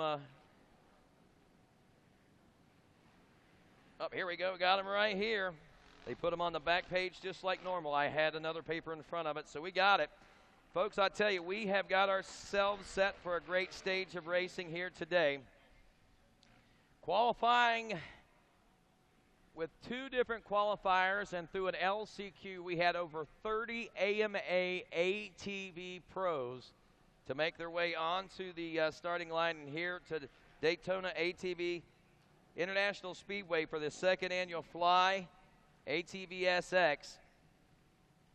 And with over 30 pro riders, we narrow it down to, what are we looking at here? Just 18 riders from what I'm gathering. And that, to me, is pretty exciting because that means these guys really had to work hard to make their way into the main program. So when you do make the show, it really means a whole lot. Certainly want to take this opportunity to say thanks to the many fine folks that helped make it all possible here this weekend. Thanks to our friends at Fly Racing once again, Jason Thomas and all those good people. Chris Harris, been along with the ATV racing world for a long, long time. Amsoil, I want to say thanks to Amsoil protecting our weekend and the First in Synthetics, and Paul Bowerly out here with us for this one this weekend. He's watching with bated breath. Rocky Mountain ATVMC.com, want to say thanks to those folks. And also Tim Clark over at Bell Helmets. He's dedicated to what's going on here today. Cometic Gaskets as well, want to say thanks to those folks. Locally, Coggins Chevrolet. You see a nice big Chevy sitting up there on the speedway?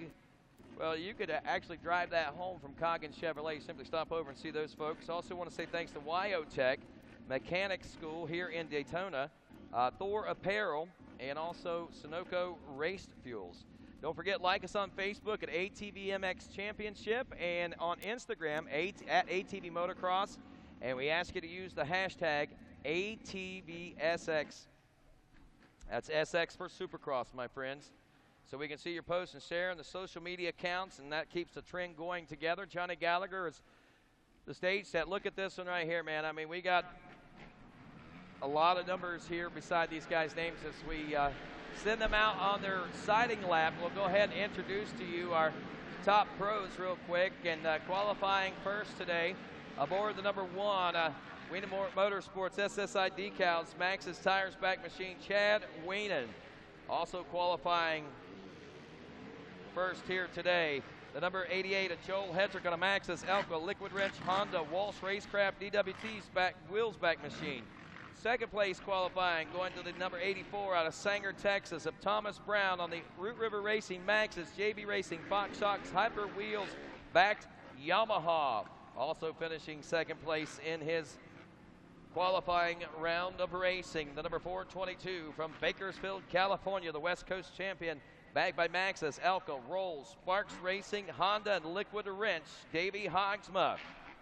Finishing third, coming into this aboard the number 15 out of Wall, New Jersey, AGX, Walsh, Maxis, and Bellray, backed Nick Chanusa. As well, the number 20 from Root River Racing, Rage ATV, JB, and Hoosier Tires, talking about Josh Upperman. Fourth place qualifiers, the number 13 from Houtzdale, Pennsylvania, Baldwin Motorsports and Fly Racing, John Natale. And here's an interesting fact, both these riders over the age of 40. John will be 41 this year. Joe Bird ringing in at 43 today. He finished fourth, qualified fourth today out of Union City, Tennessee on the number 7 Factory Honda, backed by Joe Bird Quad Racing School, Walsh, Dassa, and the Bird Training Facility. Fifth place qualifiers today, number 31, Adam Clark out of New London, Ohio, as well as the 75, Frenchburg, Kentucky's Casey Martin on the Vetri Racing TLX back machine. Sixth place qualifiers was Nick Moser, the 77 from Pipersville, Pennsylvania, on the SSR FTR qualified back machine, and also the 25 of Cody Jansen out of Kaukauna, Wisconsin, on the Launderville Still Valvoline Jansen Motorsports back machine. Then, of course, we see Silas Lehman's out here with us. Sam Rowe will check in with us as well. His is his AMA Pro Racing debut. He's out of Manassas, Wisconsin on the Root River Racing machine. He came by the LCQ in the 5th place position. Third place position, the LCQ, the 665 of Ronnie Higgerson of Cutler, Illinois on a Savage Motorsports Max's back machine. Fourth place was Silas Lehman's, the third, or excuse me, we already talked about him. How about second place, the 209 of Fernandville, West Virginia's Brett Music on the Costa Racing Blommel Motorsports Walsh-backed Honda. And your winner of the LCQ was Jeffy Rastrelli, who was contending for a lead in the first division race, but had just disappeared. I don't know what happened to him, but he came out and won the LCQ. Yeah, Rastrelli actually went down in that right-hander. It would be about mid-track. There was a right-hander, big berm. He came in, hooked the berm, flipped. You guys couldn't see it from here, but I was actually standing out on there and saw it. You know, Rastrelli incredibly fast, had a bad crash here last year and won already today. So hope he's got it out of his system, and the Florida boy can show these Florida fans what he's made of. No doubt, and I know this will be one place that he'd really like to do it, and I know they always want to do it, but here's the cool thing. Last race, these guys lined up against each other at the Edge of Summer Motocross at Soaring Eagle Casino and Resort last fall.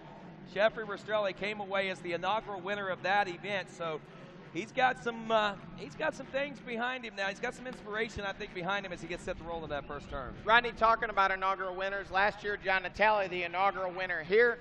There's 7 or 8 guys out here that could be the winner today. Maybe more, maybe 10, maybe 15, who knows.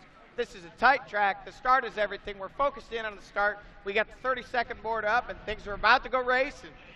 That's it, and this start sequence is well underway. We look at the rear wheels of Kid Dynamite in the middle. There's your 4-time ATV Motocross champion, Chad Wienen, and the West Coast champion on the right side. So the contenders we watch as the gate gets set to drop. Revs up, gate down. Look at that jump off the gate. Oh, John Natale with a big hole shot. Chad Wienen in second. Looks like an Upperman third on the inside. Kid Dynamite around the outside. Looks like he's going to get around Upperman, take that third place spot. So it's going to be Natale, Wienen, and Hedrick, your top 3. Look at this, the same top 3 from last year, just in a different order. Josh Upperman back at the number 4 spot as he opens things up there, and that's a good, strong start and a good place for him to be right now. John Natale does exactly what he needs to do to be a repeat winner here, man. I tell you, being up front, though, here at Daytona is no easy place because you've got that bullseye on your back, and the bad thing about it, you got some major sharpshooters taking shots at you from right behind. Chad Wienen on the outside. He's carrying his speed into the whoops. He's on the rear tires, and Natale, Kid Dynamite, Joel Hedrick in third. They're working their way through these S-turns. They're trying to guard that inside line, but at the same time, it's a little bit faster on the outside there. The top 3 are already starting to pull away the 4th place Upperman. Rastrelli there in 5th, Thomas Brown in 6th. These guys are battling feverishly over that 5th place spot right now. No doubt about it. It is, like you said, Brown in 4th, 6th is Jeffrey Rastrelli, Brett Music 7th, Davey Hogsma is 8th. Rastrelli around Brown takes away the 5th place spot, and he's all over Upperman now. He wants that 4th place spot. He wants it right now. Man, I tell you, Jeffrey Rastrelli's been pushing hard. Oh, look at this. Pat for the lead. Chad Wienen takes the lead. Already starting to pull away a bit from Natale. Don't know if there was a mistake there. We missed that. So he's got about a 4 bike length lead already. He just went inside of him, Johnny. We'll get a look at that on replay maybe here in just a few seconds. But Chad Wienen doing what he knows and how he knows to do it best, and that is race to the front, make that pass, and try to go into checkout mode. John Natale not able to defend that line. But let me tell you, this race isn't over. We know the intensity levels at which all 3 of these riders are capable of racing at. We haven't reached that yet, John Gallagher. Look at this, Jeff Rastrelli hard on the gas. He's already around, well, looks like he got around Upperman somewhere and around Brown. Now he's into 4th, and he is closing up rapidly on the back of Hedrick. Wow. Hedrick to the inside and Natale. Can he make the pass stick? Oh, side by side, Hedrick inside, trying to take the line away. Natale shuts him down and holds on to the 2nd place spot. Well, I'll tell you, the biggest saving grace for Chad Wienen right now is the fact that John Natale and Joel Hedrick are battling so hard back there for the number 2 spot. Rastrelli to the inside, trying to go around Hedrick now. Rastrelli's a man on a mission right now. The Florida native might be able to make it back-to-back wins in these big special events like this, and that would be spectacular. But right now, look at that, Rastrelli off the track. Off the track, no. Rastrelli. Those mistakes are just killing him, Rodney. That's the kind of things that'll keep him from doing just exactly what we're talking. Oh, down goes Hedrick. Hedrick went down really hard. He and John Natale nearly touching wheels in the air, and he slams the ground, and he's slow to get up.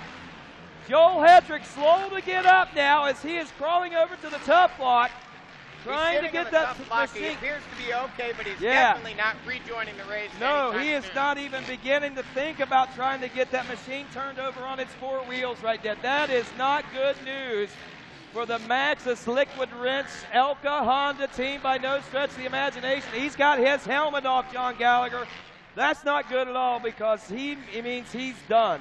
Yep, done, and that's incredibly costly to him, not only for the day, but also for the championship. Exactly. You know, I hate to say this, but this is exactly what Chad Wienen does. He goes out, he wins, and he does it with no mistakes ever. These guys, you know, they push so hard, they try and grab those wins, And oh, look at this, Thomas Brown all over the back of Natali. He's on the inside. He's trying to take that spot away, but Natali's able to double to the outside. Thomas Brown all over him, wanting to make it into that number 2 spot, possibly go after Wienen. Natali takes a looks over his shoulder, looks right at Brown. Brown says, hey, buddy, I'm here. We will try to get a report now. We'll tell you, Joel Hetrick up. He was moving around on his own. He took his helmet off, and he is going to go back to the medic station to be looked at. That's not typical for Joel Hetrick unless there be an injury. So we know that there must be some sort of an injury. Let's hope it's not too bad. Meanwhile, back up front for the battle, it's John Natali trying to fend off Thomas Brown for the number 2 spot. Meanwhile, Chad Wienen is now almost 5.5 seconds ahead of the rest of the field. And Chad Wienen looks like he's just riding around out there. He's so tall, he's absorbing the bumps. Here comes the battle for second. Natali has it. Thomas Brown wants it. He jumps all the way to the inside, not able to make a stick. Tries to take that inside line, but he cannot double from the inside. It's just so close. He's all over him. John Natali, he's such a great racer. He has eyes in the back of his head. And look at this, Jeff Rastrelli off the track. Now he's back in the battle. He's all the way up into that 4th place spot, and he's closing in on that battle for second. Amazing. Jeffrey Rastrelli, I think we saw just a glimpse of what we're about to see out of the 728 machine. Last year we saw him take that win, and now we're seeing, even in adversity, he is still able to step up and be a part of the show right now. Don't count him out. He's only 3 seconds behind that battle right there for the number 2 spot. 3 seconds behind him and closing in rapidly. The man stretching it out up front, though, now with the 5.4 second gap, Chad Wienen, he's on cruise control. He's managing his gap. He knows he's got, I believe, a 12 lap main here, or 15 lap, I think. We're at lap 6:15, so we got 6 down, 9 to go. Chad Wienen leading the way. Second place, John Natali. Third place, Thomas Brown. Rastrelli still continuing to close that gap down just a little bit. 57.4 is his lap time. Rastrelli's who we're talking about. Wienen at a 59.093 and a 59 for Natali and Brown. Thomas Brown to the inside of Natali. He almost had the pass made, but he just could not make it stick. He's trying to run it up the inside in the whoops, but look at this. Here comes Rastrelli. He's all over the back of Brown. So Brown may get a wake-up call back there. Actually, Natali might get a wake-up call whenever Brown realizes Rastrelli's back there, because both these guys are going to start forcing the issue, and that means that both of them are going to start riding just a little bit harder, a little bit faster, and if John's not able to rise to the occasion, he may actually get swallowed up by that battle that's about to weigh John. But I have a tendency to think that John's got what it takes to rise to the occasion. Here they come. Now they're nose to tail, all 3 of them. We've got the battle for second, third, fourth, and they're going hard on each other. John Natali sends the quad. Brown and Rastrelli behind him. These S-turns could turn out to be the deciding factor here, Rodney. They need to protect that inside, but the outside's faster. The guy in the back is actually Rastrelli now has got a little bit of an advantage because he can take the lines without the danger of having to lose his spot. Cross flags are out. We're halfway through this one. That was lap number 8, I think we just saw completed there. Working on lap number 9 for your leader. Oh, Chad there he Wienen. goes. Thomas Brown on the outside. Changes it up. No, can't make it stick. Wow, that was a good, valiant effort, though. You got to give it to Thomas Brown on that one.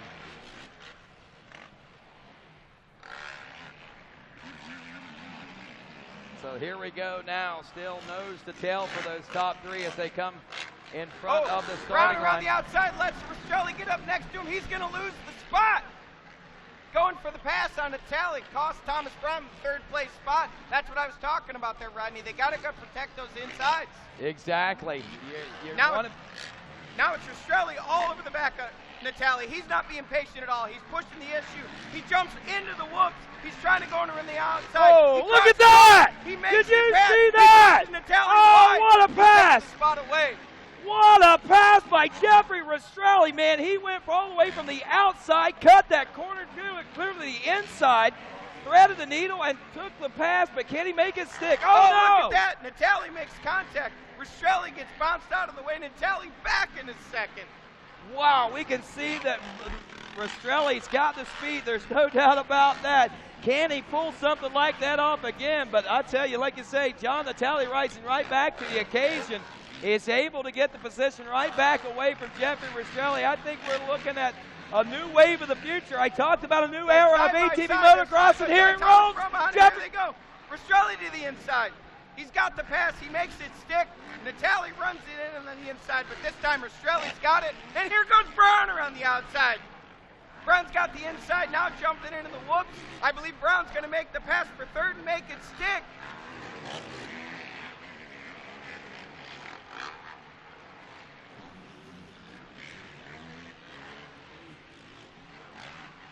Rastrelli now solidly in seconds, but 9.1 seconds. Rodney, we've been talking about this three-way battle over second. The man out front, Chad Wienen, is gone. He is checked out. Chad is gone. Chad is gone. There's no doubt. 10 seconds. He's got a 10-second lead though, over the second-place rider, Rastrelli. The third-place battle still rages on. Natale background Brown.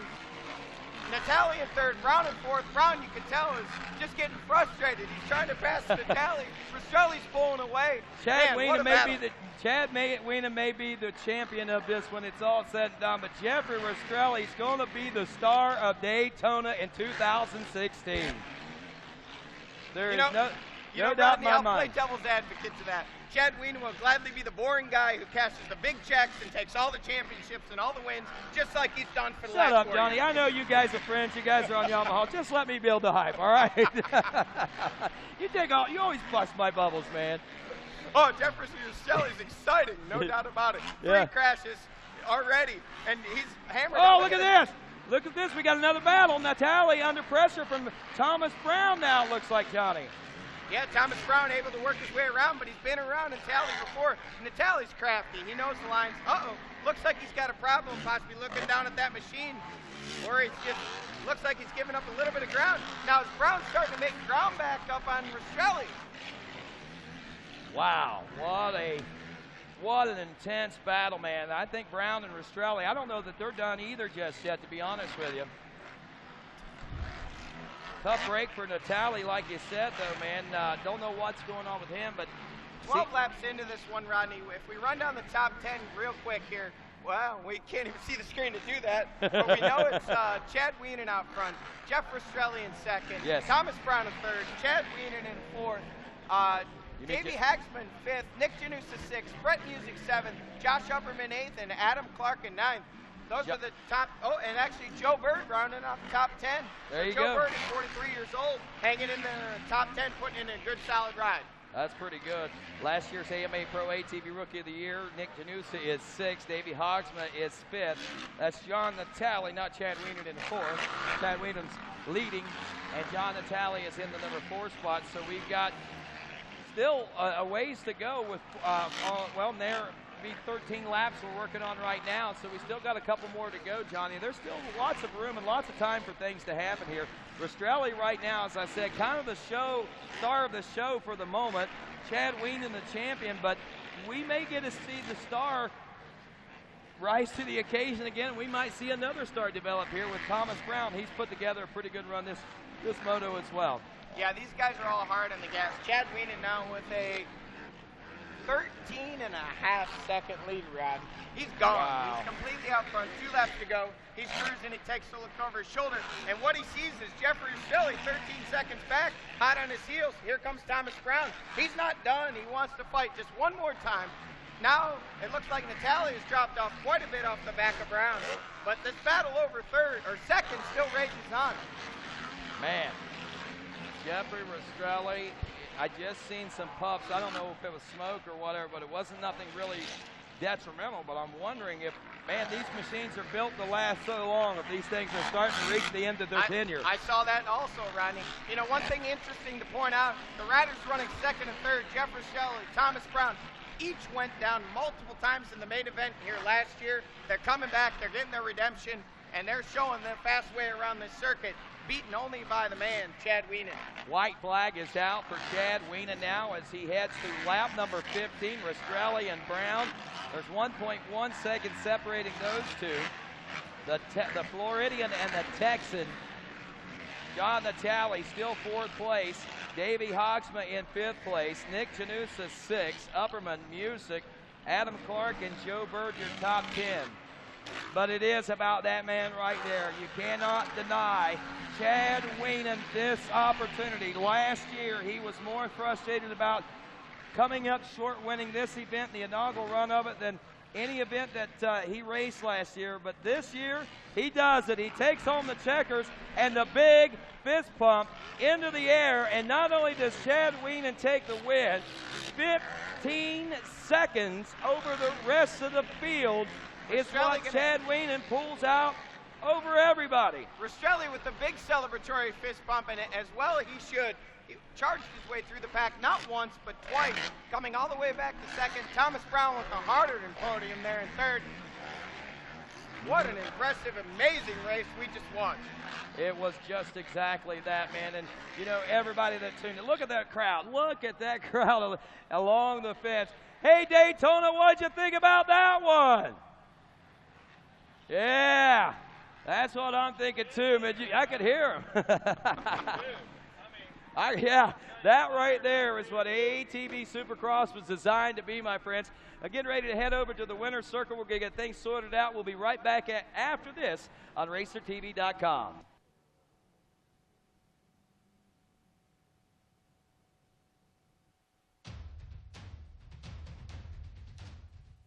Any engine.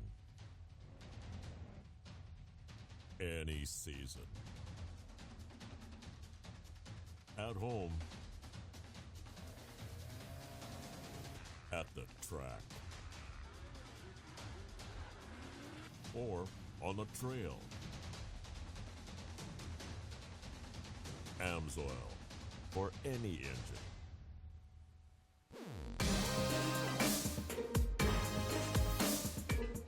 Here at Rocky Mountain ATVMC, our goal has always been to get you the best price and provide quality service. Now, we're giving you one more reason to shop with Rocky Mountain. We call it Quick Cash. It's simple to get. Just place an order with a qualifying Quick Cash item and get cash to spend on your next order. Try it out today. RockyMountainATVMC.com. Get ready. I'm a sore loser. I'm a sore loser. Losing is not an option for me. Be the best. The best? The best. You have to have the best equipment under the hood. That's why I only use Cometic products in my engines. Cometic gasket. Cometic gasket. Cometic gasket. Cometic gasket, a superior quality gasket for those of us who demand the highest level of performance.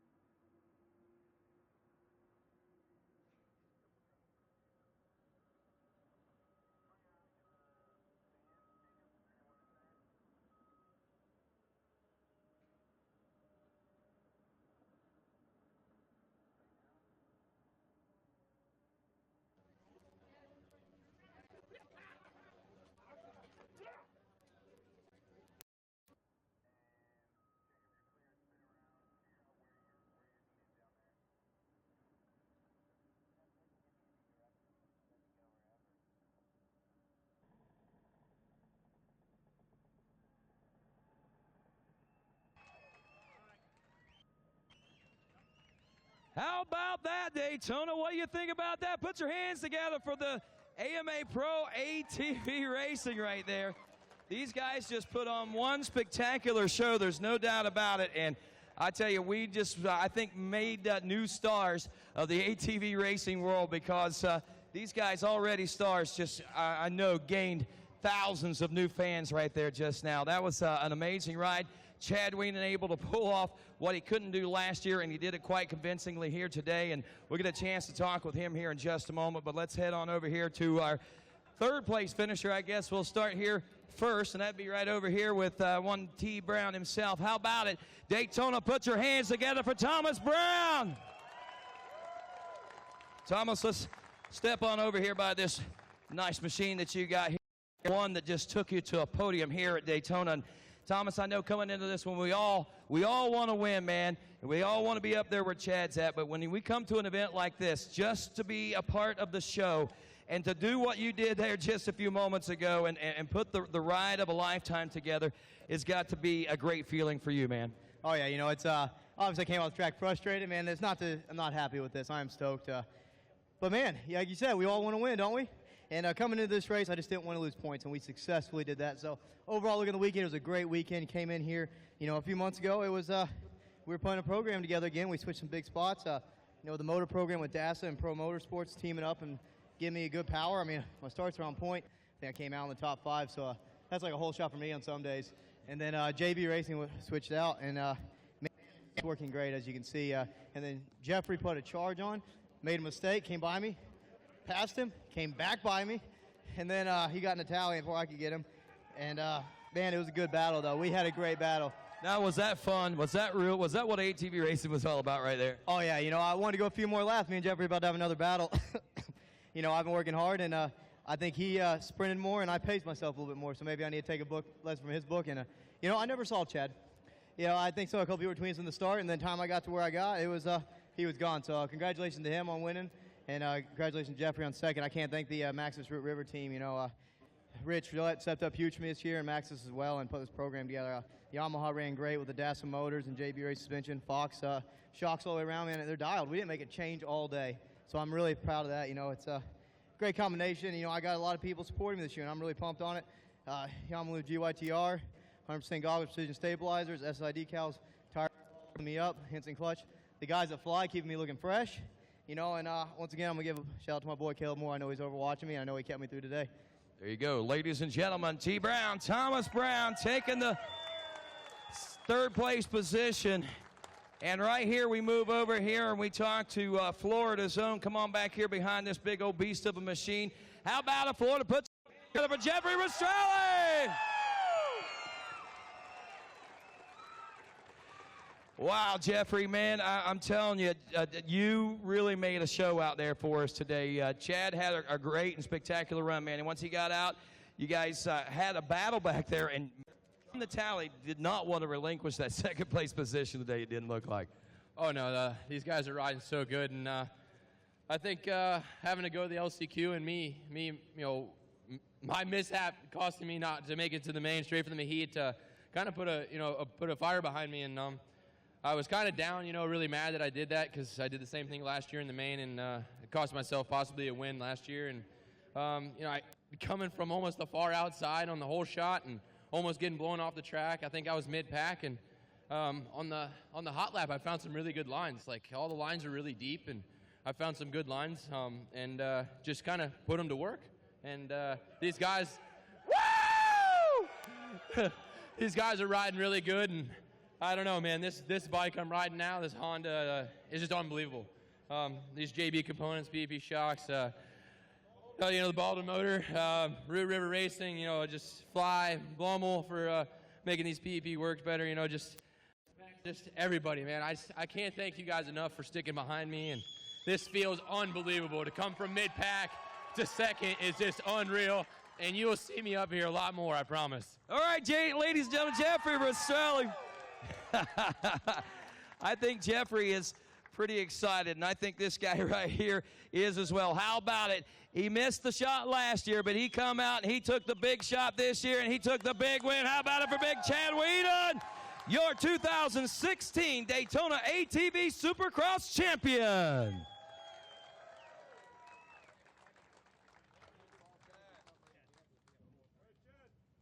And, of course, what we do is we move down here and we grab this 2016 AMA #1 plate right there. He grabs himself another championship, ladies and gentlemen, a 4-time ATV motocross champion and an ATV Supercross champ, man. That's another big #1 you can put on the side of that great big semi you're driving back there, man.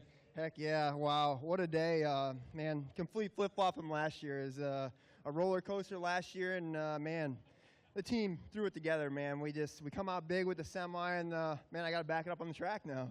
So I mean, we just done so much work this off season. We had so much pressure last year, and worked on that motor program. And big hats off to Tom Malaska. He's we put the work in. We haven't changed that motor program since 2012, and man, we came alive this year. And you know, those starts were showing today. We were challenging John for that start and pulled the heat race whole shot, and that's where we need to be winning these races. So competition's so stiff. I mean, hats off to Jeffrey and Thomas, and man, John here and all the competitors really brought their A game today. And you know, I just got the house, man, 10 minutes away from here, so I got the home field advantage, I feel, and I got the dirt. You know, I got the dirt down. So man, it's been just so awesome, and I'm really happy with the way the day went, and I can't ask for more. I'll tell you what, man, when you look at it, there were over 30 pro riders that signed up for the day.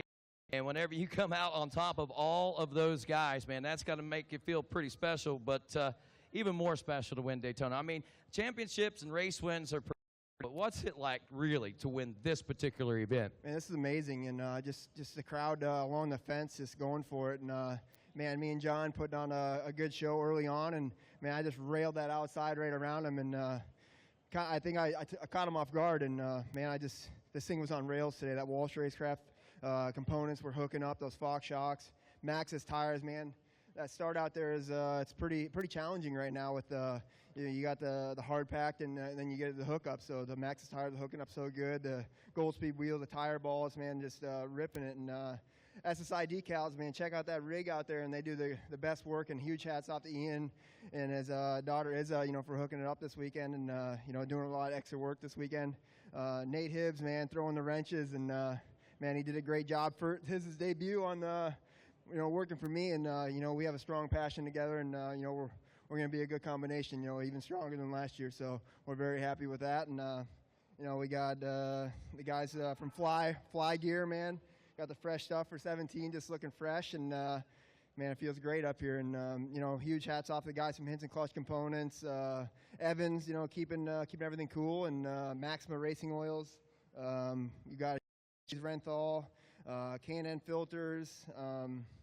You know, we got my wife. You know, huge fan support that came down this weekend and made the trek all the way from Illinois. So huge hats off to my family, friends, you know, coming down and making it really happen. Trent, thank you. You know, we got, you know, so many more, and I hate to miss them, but, you know, guys from Wrath Racing, webcams, you know, just so many people. I'm really, and all these fans out here and all the supporters that, you know, there's a lot of hype going into this round, and, you know, we're ready to do battle again. So, you know, we're here, and we're going to be contending for those hole shots as well. So really pumped about that, and, you know, thank you, the guys from Yamaha, man. This is it's what it's all about, and this thing's brought me championships, and you know, you feel like you're ready to win championships, get on this Yamaha. No doubt about it. Dream come true. Ladies and gentlemen, Chad Wienen, your ATV Supercross champion for 2016. And we're going to talk with John Natale, our Hole Shot Award winner, real quick. Jeffrey Rastrelli has one other thing he wants to pass along. What's up, bud? Sorry, but I forgot to thank Goldspeed. We just finalized this sponsorship about a week ago, and I'm sorry, but these tires are working awesome, and everybody should go buy you some Goldspeeds. Thank you. All right. We got one more of the guys from 7240, the family, and huge hats off to them, and you know, bringing, you know, helping us get that rig back here to the races, and hopefully everybody can follow suit and get this sport back where it belongs. Amen. I like what you're doing there, Chad. I like what you're doing. I like what's going on right here. How about it, ladies and gentlemen? The 40-year-old John Natale taking a hole shot and actually was contending for the win, man. That's the heartbreaker out there, man, because it looked like things were once again well for you. Again here today, we saw the little get off there in the heat race, and then we saw the massive attack that you were under during this main event out there a little bit ago, John. Yeah, you know, first of all, being 40 has nothing to do with it. I'm getting tired of hearing everybody say, hey, he's 40 years old, but has nothing to do with it. Come on, old man. You know that there's something out there that has something to do with it. You got a little more edge of these guys because you've been at it a lot longer. You're tougher than everybody else out there. Well, yeah, I know I'm tougher than everybody else out there, but I'm also going to start training a little bit harder. And, you know, it has nothing to do with being 40. I mean, I feel good. I feel like I'm ready to go out there and win. I just, you know, I've been battling a lot of stuff. I was in the hospital for about 2 weeks there with some knee infection, and just wasn't able to train, wasn't able to do things I wanted to do. But no excuses, man. These guys, they went out there and they did what they had to do, and I tried to hold them off the best I could, and they got around. I was able to come home fourth, and that's good enough for me. That is a good start to a championship season, and we got a month off now, so I'll be able to heal up, get everything healed up that I need to get healed up, and I'll be back strong for Texas for sure. Well, I tell you, you sound like an old man the way you're talking about all your injuries, and I'm just playing there with you a little bit, John.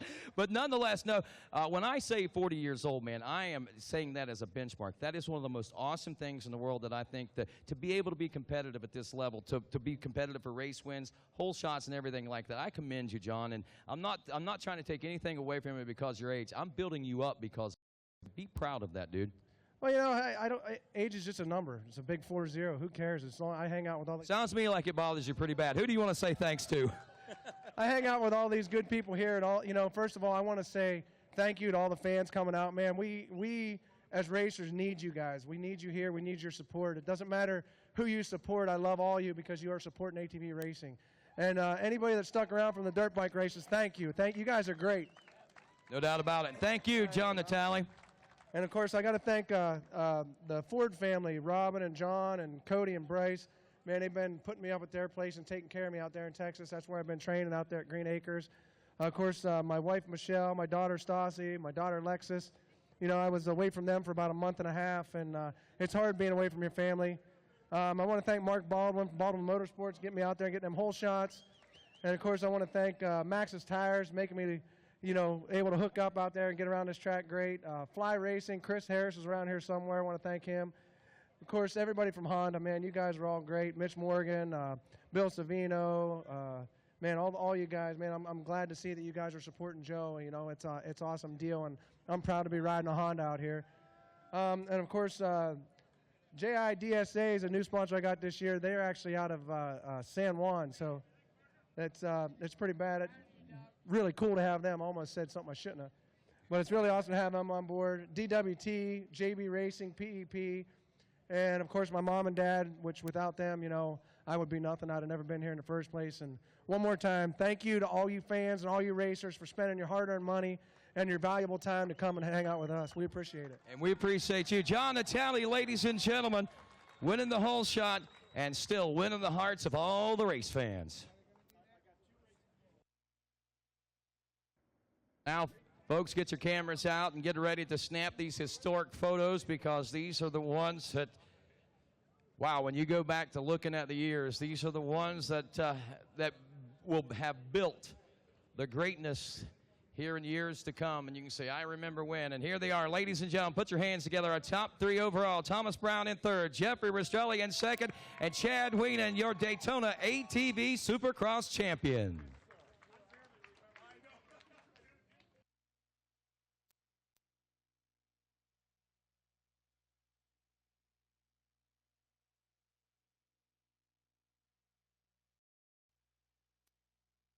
Folks, we got more racing. We'll continue with the racing here in just a few moments on the amateur side of things. As we hope you folks along the World Wide Web at RacerTV.com are enjoying the festivities and the celebrations. As you can tell, it's quite a special moment for everyone here and all of us, whether you're participating or whether you're here just to watch. Being within these hallowed grounds of Daytona International Speedway is certainly a very special moment for us all here today. Champagne celebration as it flies here in Daytona. And another page in the ATV history books has been written. The new era is certainly rising, but there's still some old players that are holding on tight. Racer TV will continue right after this, and we'll continue with our amateur racing live from Daytona International Speedway. Getting out in front on the racetrack or on the trail requires every performance edge you can get. AMSOIL synthetic dirt bike oil is formulated to maximize horsepower. Its synthetic base oils reduce energy loss to friction, meaning your engine works less to deliver more power to the ground, helping you get out front and stay out front. AMSOIL synthetic dirt bike oil. Out front performance.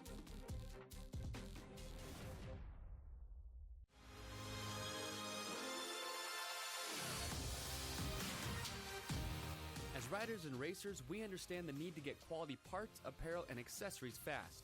We have the horsepower of multiple warehouses to make sure your gear, OEM parts, or accessories make it to your door quickly. Check out our easy-to-use website and experience customer service that takes the whole shot. RockyMountainATVMC.com. Get ready. I'm a sore loser. I'm a sore loser. Losing is not an option for me. Be the best. The best? The best.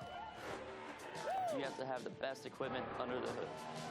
That's why I only use Cometic products in my engines. Cometic gasket. Cometic gasket. Cometic gasket. Cometic gasket, a superior quality gasket For those of us who demand the highest level of performance.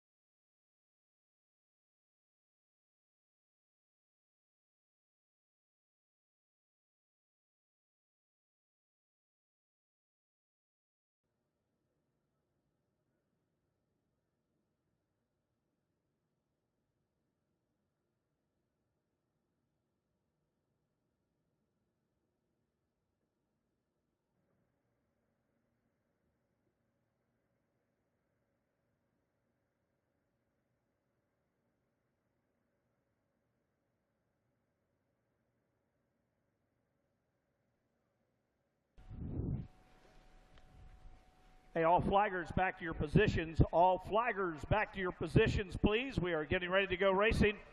All flaggers back to your positions. We still got racing to go here at Daytona International Speedway.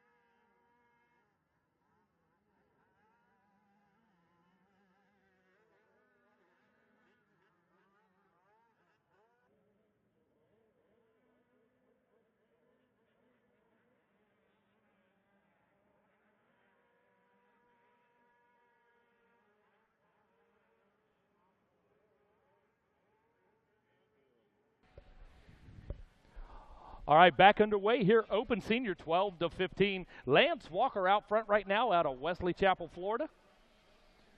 He's on that Honda number 133. Right behind him, Trevor Thatcher. We've been watching that guy all day long. He's on that number 404 machine. He's back by about 0.177 seconds. So that guy less than a second behind. Heath Hanna in the third position. And Cale Deal out of Lakeland, Florida on his Honda running in the fourth position right now.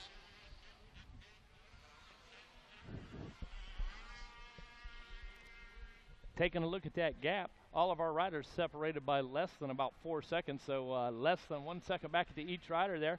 Everybody trying to keep Lance Walker honest here and keep him in check, so Trevor Thatcher definitely wanted to close that gap of only 0.177, wanting to make his way past Walker for sure and get his chance to put the number 404 out front. This time as they come around, still looks like Lance Walker out front. This time he's increased that gap to about 1.084. His lap about a 106.4. Just a bit quicker than Trevor Thatcher, running a 107.2. So when we take a look at this, third place now goes to Cale Deal and Heath Hanna riding in that fourth position. So those guys have swapped positions on the last lap. So Cale Deal making the pass, moving his way into the third position.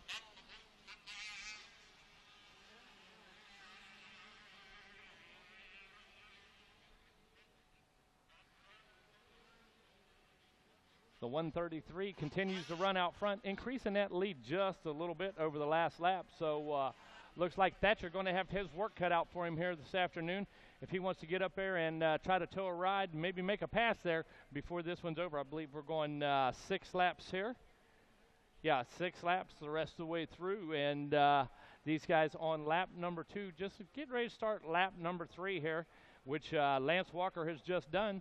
Second place, Trevor Thatcher coming across 1.443 behind, so maintaining about the same margin he had there last lap, but going to have to pick up the pace a little bit because Lance Walker turned a 105.6 that time and a 106.0 for Thatcher, so not going to make up time by losing time. So got to figure out some of these lines and step it up just a bit if Thatcher wants to get back up there in the race with Lance Walker. Like I said, Walker coming out of Wesley Chapel, Florida, riding that Honda. Trevor Thatcher coming out of Swanton, Ohio. So he's coming down out of the cold north, or actually Midwest right now. Happy to see this Florida sun, I'm sure about that. And Cale Deal coming out of Lakeland, Florida. So he's pretty much a local here. Canton, North Carolina brings us Heath Hanna. Leaders down at that far end of the track right now, down at that east end. Waiting to see the number 133, Lance Walker. There he comes across the timing and scoring right now, the finish line. White flag is out, so it looks like Lance Walker, 1 lap to go. Increasing that lead now to 1.55 over Trevor Thatcher.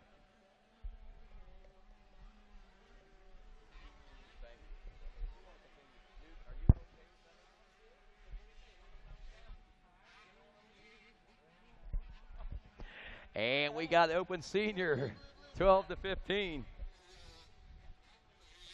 What a pro race. I'm still wound up from that one.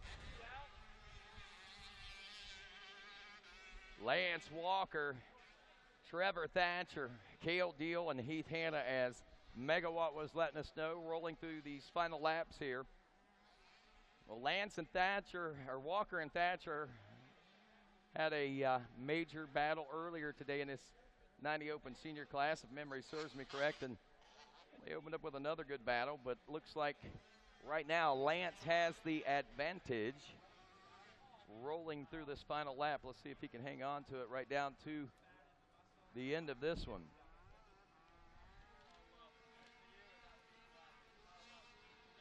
So he took it. Lance Walker, Trevor Thatcher, 1 and 2, the gap 3 seconds, so Thatcher not pushing the envelope, I don't think, so much past that. So that was the 90 Open Senior class. As we look at our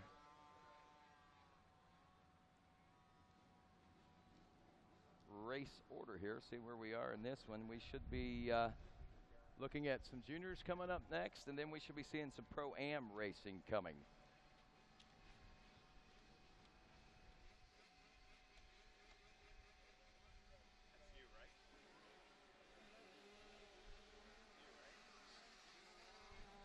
Cool. Want to welcome everybody online here on RacerTV.com, and thank you all for all the great things that we've got going on.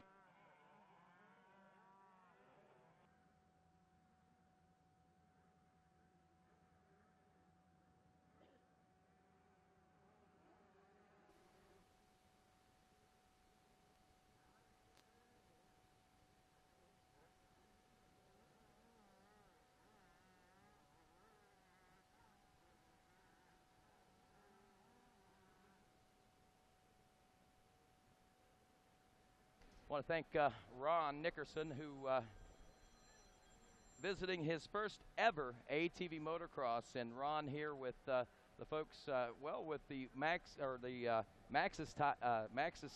team that we got out here, and Joel Hetrick and the boys, and Davey Hogsma, and again with the new good for you energy type drinks, man. We appreciate you being on hand and providing the services that you provide for the riders here this week, man. Appreciate that.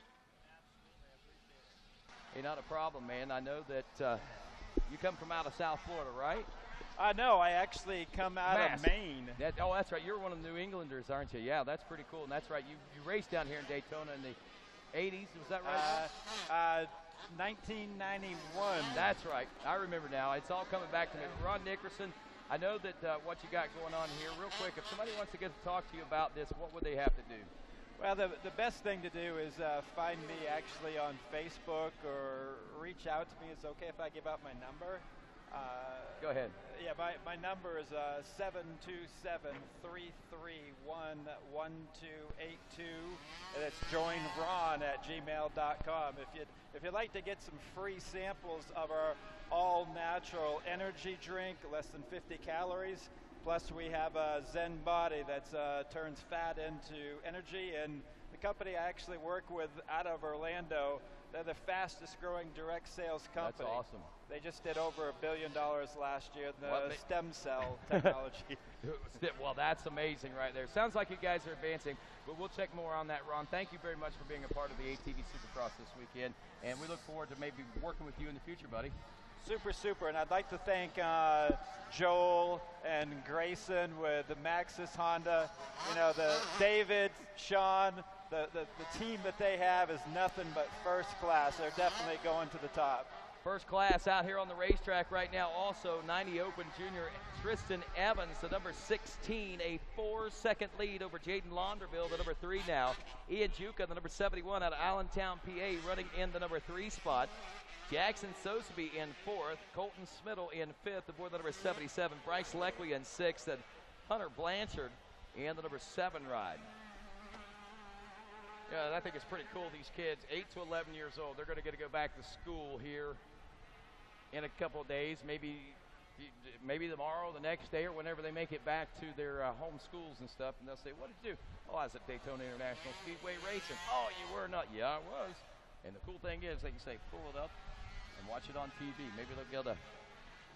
Absolutely. Well, it was great, meeting you guys and spending time with you this weekend, and this is catching up with the Pro Supercross, I can tell. Nothing but first class. Yeah, no doubt about that. Ron, again, thank you very much. And Tristan Evans, 3 laps down, has been just undeniably the man to beat in this 90 Open Junior 8 to 11-year-old class today.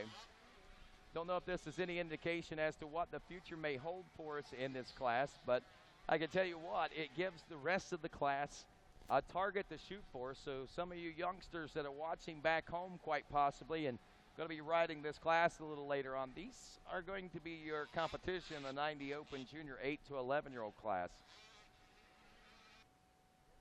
Again, just want to say thanks to all the fans across the World Wide Web that has tuned in, the several thousand folks watching here this afternoon as Chad Weenan made history in winning the second ever ATV Supercross by Fly, and wow, we just saw some great things. I think Jeffrey Rastrelli, I think just another indication, the win that we saw late last season for him, backing that up with that solid second today is only indications that Jeffrey Rastrelli is coming, and Jeffrey Rastrelli may be here a little quicker than what folks were recognizing or realizing. So I can't wait till round 2 when we head to Texas in that one.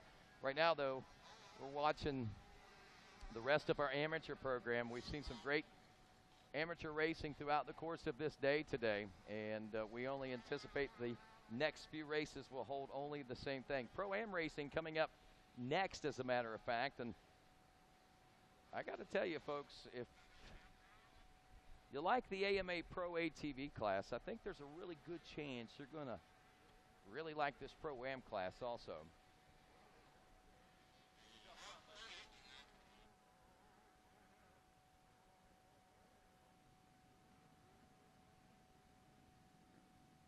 Checkers are out, and we got a winner in the 90 Open Junior 8 to 11 class. Tristan Evans going to be heading over to get his number 1 plate.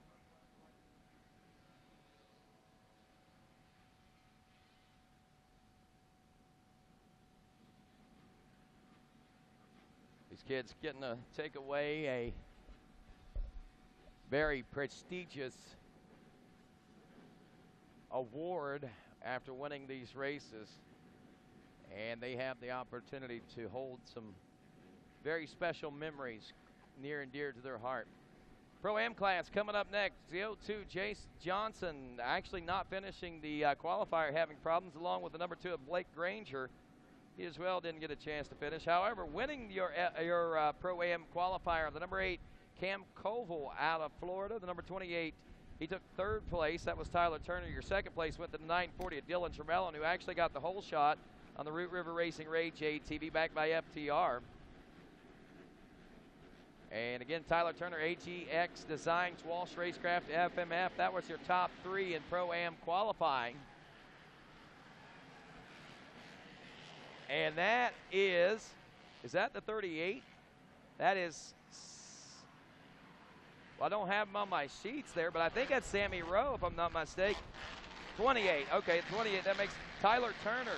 He got 3rd in the qualifier, and Tyler Turner is not necessarily a name that we recognize on a regular basis on the ATV Pro Series, or on the ATV National Series, I should say. But, man, here in Daytona, he is certainly making a name for himself and bringing himself into the limelight.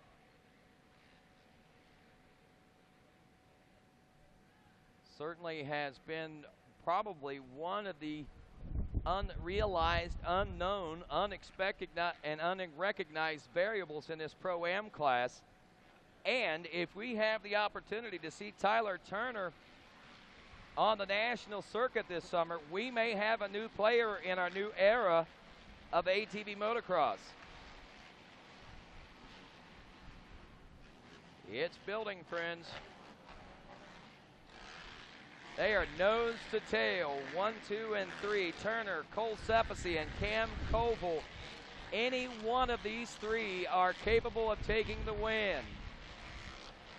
But I can tell you right now, I don't know what kind of competition Tyler Turner is necessarily used to, but the 2 riders that he has pulling up on him right now, and Cole Sepisi and Cam Koval, and not far behind them, Dylan Tremelin, and oh my gosh, Wesley Wolf back in the number 5 ride. Hayden Mickelson is 6th. Dan Hoisington 7th. Cody Gifford 8th. Kayla McGinty 9th. Sebastian Molina rounding out your top 10. Any one of these guys could be a winner here today, and any one of these guys have come close, if not winning one of these Pro-Am classes in the past, or at least a top A class. Amazing stuff going on here before our very eyes, friends. And that 28 machine of Tyler Turner continuing to hold the post. Cole Sepisi, his 2nd year, the youngster, his 2nd year in this Pro-Am class.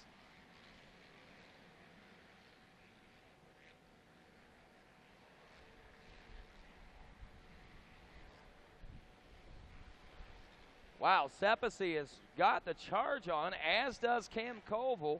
Dylan Tremelin now has dropped some 4 seconds back, but get this, 0.7 between 1st and 2nd, 0.8. So the top 3 are literally 1.5 seconds separating the 3.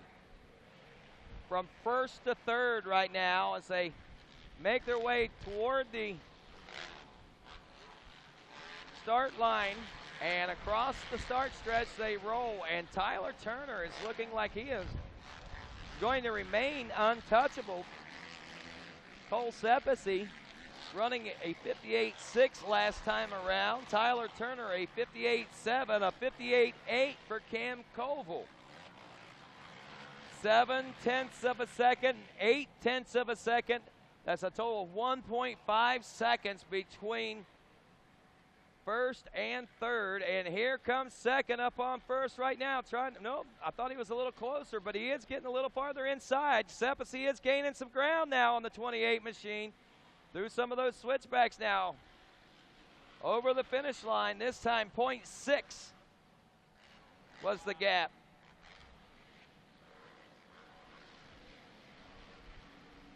And we got a couple of great battles nose to tail like this with 3 riders on the racetrack. It's hard to determine which one we want to watch. We got Tremelin in 4th, Wesley Wolf in 5th, and Hayden Mickelson in 6th. They're within 1.2 seconds of each other. A battle just like what we're seeing up front, 4 seconds behind that one. Crazy. No push. Yes, you are. Megawatt says they're earning every spot out here. And he is right. They are riding with vengeance today. Rising to the occasion, Sepasi again, inching up, and there he goes. Can he make the pass and make it stick? And oh no, Turner stalls it out. And Sepasi gets a big break right there. Big problem in this deep sand with these 4-strokes, Rodney. That's a big problem in this sand with these 4-strokes stalling that machine. It is, and you've got to be ready for a problem like that to arise. I'm not saying that Turner wasn't, but man, Sepasi threading some needles out there, able to take over the lead. Let's see where that puts us for second place. Does he hang on to it? I know he stalled it. That should have meant that Coble, and yes, Coble did get around him. There is Coble now in the number 2 spot, trying to chase down Cole Sepasi for the number 1 position. A good long battle, so these guys still got a handful of laps left to go. Thumbs up from the finish line flagger. I think we're, running 8 or 10 laps? It says 6 for the Pro-Am. Okay, it says 6 for the Pro-Am on the sheet, but it may be, that was 6 right there, so we know it's more than 6. Might be a typo on our part. Regardless of what it is, they're going to race to the checkers, and we're going to be biting our nails all the way there, I believe. And like I said, a true nail biter is here comes Cam Coble now, as Coble is starting to close up on Sepasi for the number 1 spot. Coble methodically working his way around this racetrack and into position as if he's studying the youngster. Look how far off the side of that quad that Cam Coble is laying. That is one big lanky kid. using that length to his advantage, using that body English, putting that quad exactly where he wants it, Rodney. And it's all paying huge dividends. White flag is out. Let's see if he's going to be able to make the hugest dividend of all, and that's the pass on the 345 of Cole Sepasi as our leaders roll through the final lap. Here comes Coble from the outside. Sepasi trying to protect those inside lines. Through the first turn region they go now as they're down here to the hard left-hand turn. Coble right on the rear bumper and the grab bar of that 345 Yamaha.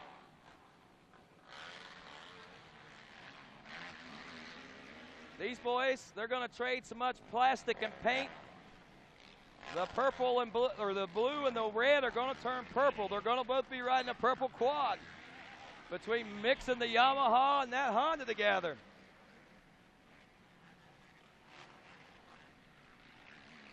Here we go, final few turns. Here comes Coble trying to dive underneath, but Sepasi answers back, and Sepasi takes the win. Cole Sepasi takes the Pro-Am Daytona ATV Supercross win here for 2016. Under fire and pressure the entire way. He had to work to make the grade to get around Tyler Turner, and then he had to work to stay in front of Cam Coble, and he's able to pull it off.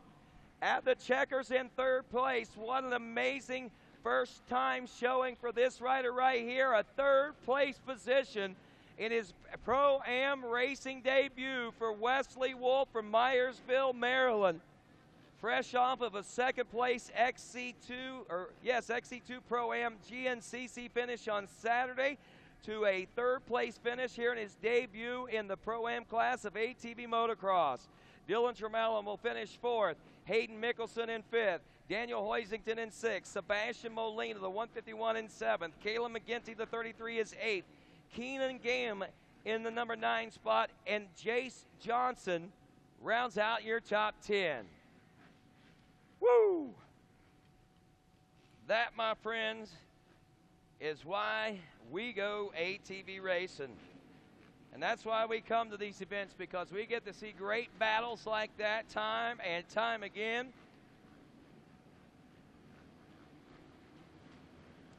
And we go next to 450A. Damian King aboard the number 3 out of Alberta, Ellerby, North Carolina. Nathan Keffer, the 03 out of Virginia. The 015 of Corey Powers out of Lancaster, Ohio.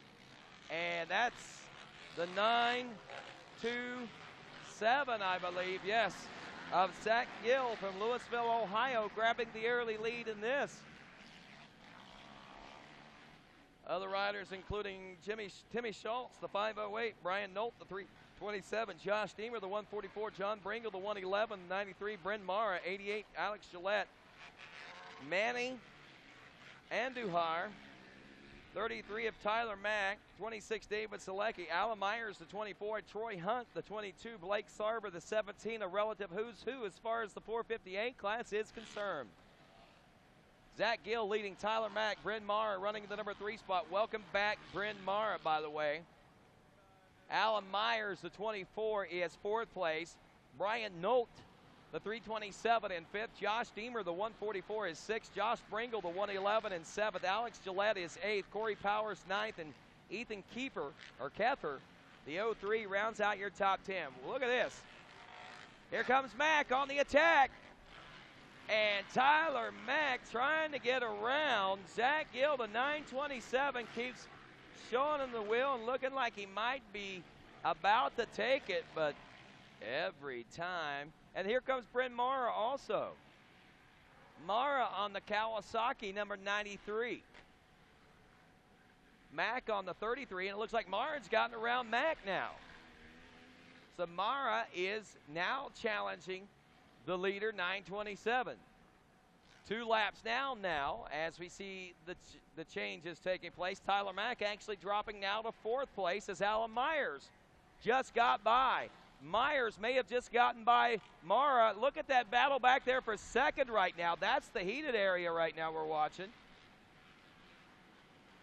And it's right on the rear wheels of Zach Gill, your leader.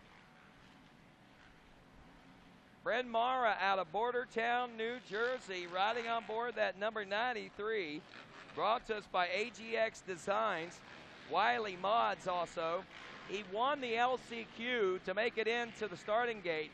He DNF'd in the heat race. Oh, Myers gets bounced around a little bit there, but he's able to keep the momentum pulling forward. I think he may have just made the pass on Bryn Mara.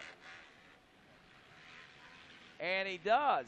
So Tyler Mack moves up in the 3rd. I don't know if Mara may have stalled out, but ended up stalling out, and Myers able to capitalize, move up, as has several other riders. Deemer up to 4th place now behind Tyler Mack, who's 3rd. So Deemer with 4th, he moves up. John Bringle moves into the number 5 spot. Brian Nolt now drops back to the 6th place position aboard the number 327. Alex Gillette is 7th. Bryn Mara is all the way back in 8th place. Corey Powers in 9th. Ethan Keffer rounds out your top 10.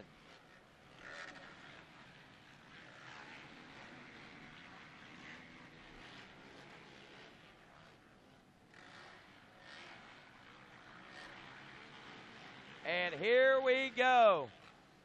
The Travis Moore Schools backed ride of Alan Myers, pulling up nearly side by side, at least on the back grab bar so far, of the 927 of Zach Gill for the number 1 spot. Over the finish line they go now.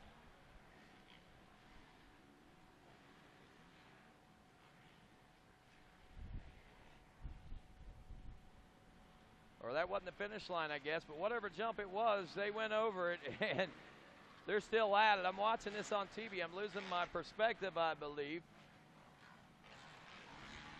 But I'm watching this on this monitor right now because I don't want to try to look out at that racetrack and miss anything whatsoever this time, with Myers so hot on the rear wheels of Zach Gill. This is the young Alan Myers A Racing debut. Myers last year was a Super Mini or a Youth All-Star champion, and he goes straight to the A class. So not a bad deal for him as the white flag is out. And he may be relinquishing that push he's been putting on. But he can't relinquish too much because Josh Deemer's coming with a head full of steam right now. Tyler Mack now back to the number 4 spot. Deemer is up to 3rd. Alex Gillette gaining some time now up into the number 5 spot. John Bringle drops to 6th. Brendan Marr gaining some time there. He's in 7th. Brian Nolt in 8th. Corey Powers 9th, and Ethan Keffer in 10th. I'm surprised. Corey Powers in 9th place. Not used to saying that. Zach Gill. Final lap. Unless he makes a mistake, should have this one lock, stock, and barrel.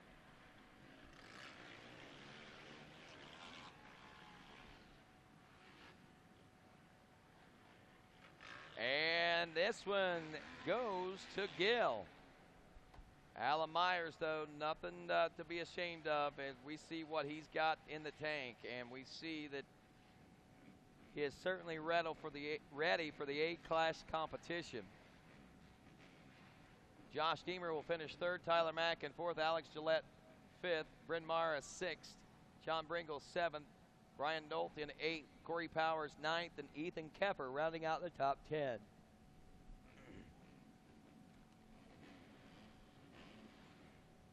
Schoolboy Senior 14 to 17.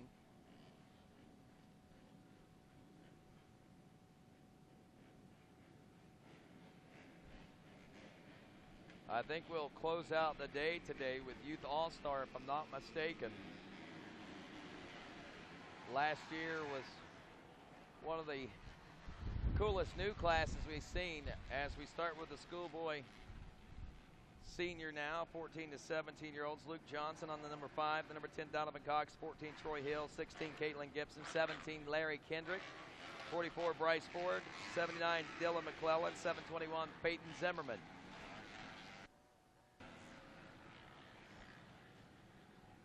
And out front, it's the 14 of T-Roy. Troy Hill, Beaver Dam, PA, or Virginia. Dassa, Walsh, Fly, Maxis, Shoei, Henson, and SSI decals backed rider there.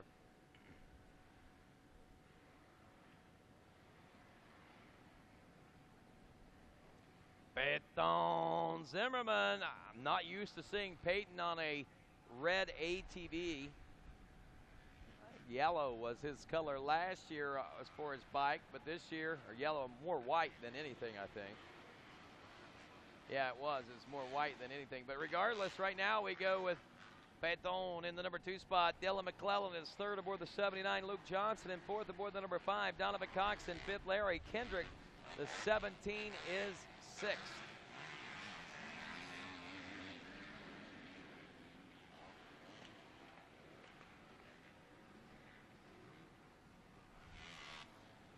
Troy Hill.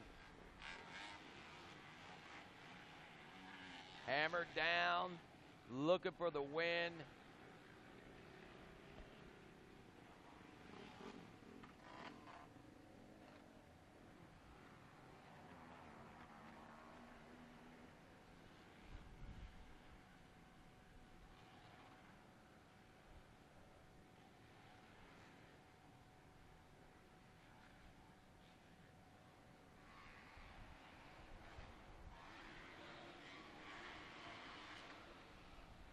So Hill, Zimmerman, 1 and 2, 7. Get this, Peyton Zimmerman, the 721 is .721 behind your leader. Is that a sign for Peyton Zimmerman? We'll just have to wait and see. Running .721, that's 0.7 of a second behind your leader, and he's riding the 721. We'll see what that translates into or whether it's just coincidence, but Troy Hill would like to be looking at a 14-second lead over the rest of the field on the number 14. 0.721 is not nearly enough of a comfort zone for the 14. Zimmerman, a 101.6, loses 1/10 that time. But get this, Dylan McClellan has just inched his way up to well under a second. He is 0.8 of a second now behind Zimmerman, so 1.6 seconds separating the front three. And Zimmerman is within a bike length. And there's Papa Z out there. You see him cheering Peyton on from the mechanics area there.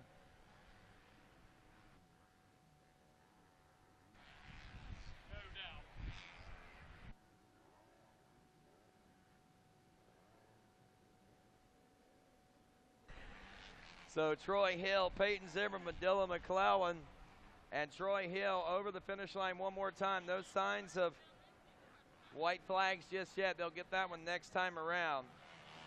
Here's where the tale of the tape starts to be told. How hard these guys work in the offseason. Or should I say, who worked harder? The war of attrition does not seem to be the factor here right now. Haven't seen any mistakes made by any of our front runners yet. Zimmerman and McClellan now Zimmerman and Hill now a couple seconds ahead of McClellan, who's in third. And actually Troy Hill has stretched it out to just over a second as Zimmerman still tries to search out the lines out there.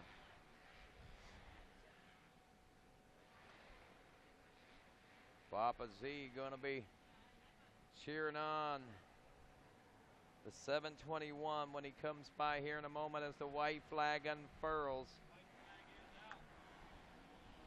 Looks like Troy Hill,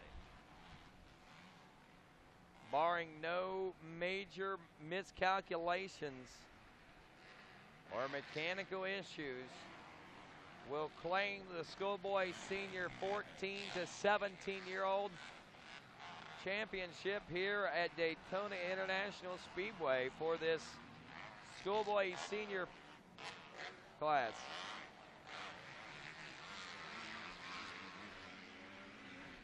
Seen some major advancements out of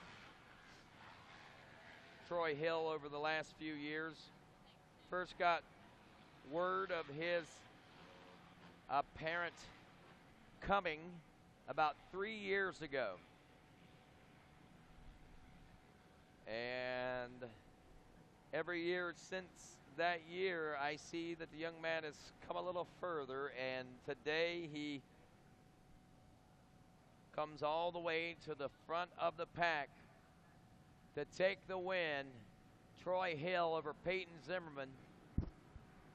Dylan McClellan back in the number 3 spot. Looking at Donovan Cox in 4th, Luke Johnson in 5th, and Larry Kendrick to round out your top 6. Troy Hill, wow. I think he may have just opened a few eyes. He's been on my radar for a while. Just a little blip, but he's going to be a pretty solid on that radar now. 450B class coming next. By the way, Zimmerman, McClellan, Cox, Johnson, and Kendrick. That's the way they'll go 1 through 6.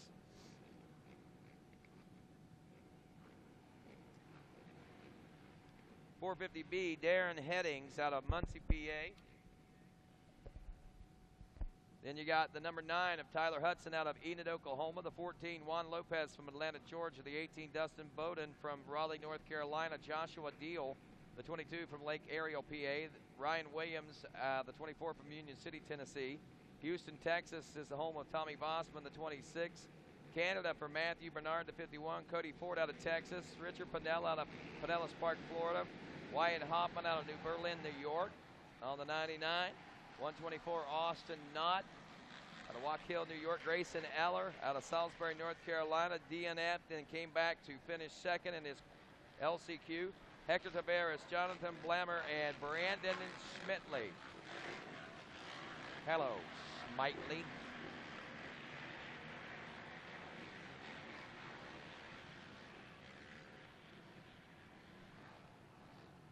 '26, Tommy Vossman. Tommy Vossman getting off to a great start here.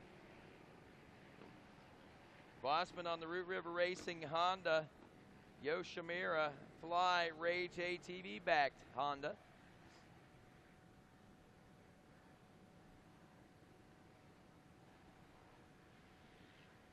Tommy kind of new to the scene over the course of the last couple of years, coming to us by way of the TQRA.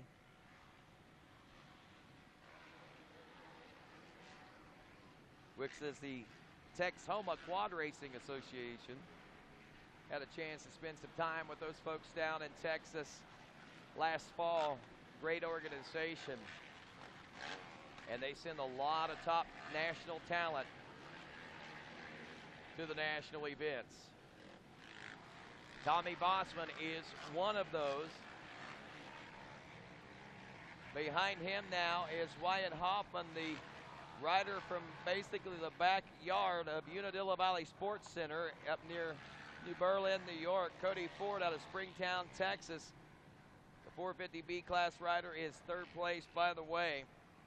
Ford won his heat race. And I have to venture to think that Ford may be a little bit more to contend with than what some folks may be counting him in for yet. Ford just made the pass over Wyatt Hoffman into the number 2 spot as Hoffman drops to 3rd. Richard Pinella is 4th. Darren Headings in 5th. Then it's Ryan Williams. Grayson Eller in 7th. Juan Lopez in 8th. 9th is Joshua Deal. And 10th place, Jonathan Blamer.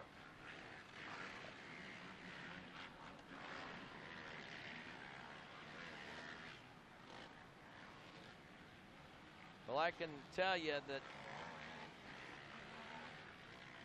these riders that we recognize here this year at Daytona ATV Supercross, when we hit the Nationals, it's going to be an interesting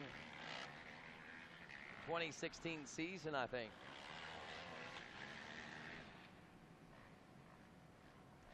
Lap 3 in the history books for both Tommy Vossman and Cody Ford.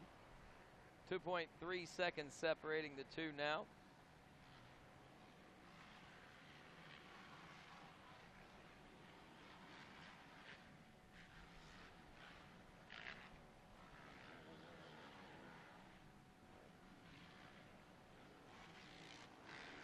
Tommy Vossman working on lap 4. Looks like Cody Ford's closing the gap maybe. 2.3 seconds a lap ago. Let's see where we are after this. Now, one thing I can say about Tommy Vossman and Cody Ford is these two have seen the racetrack together on a couple of different occasions, both being from Texas, obviously.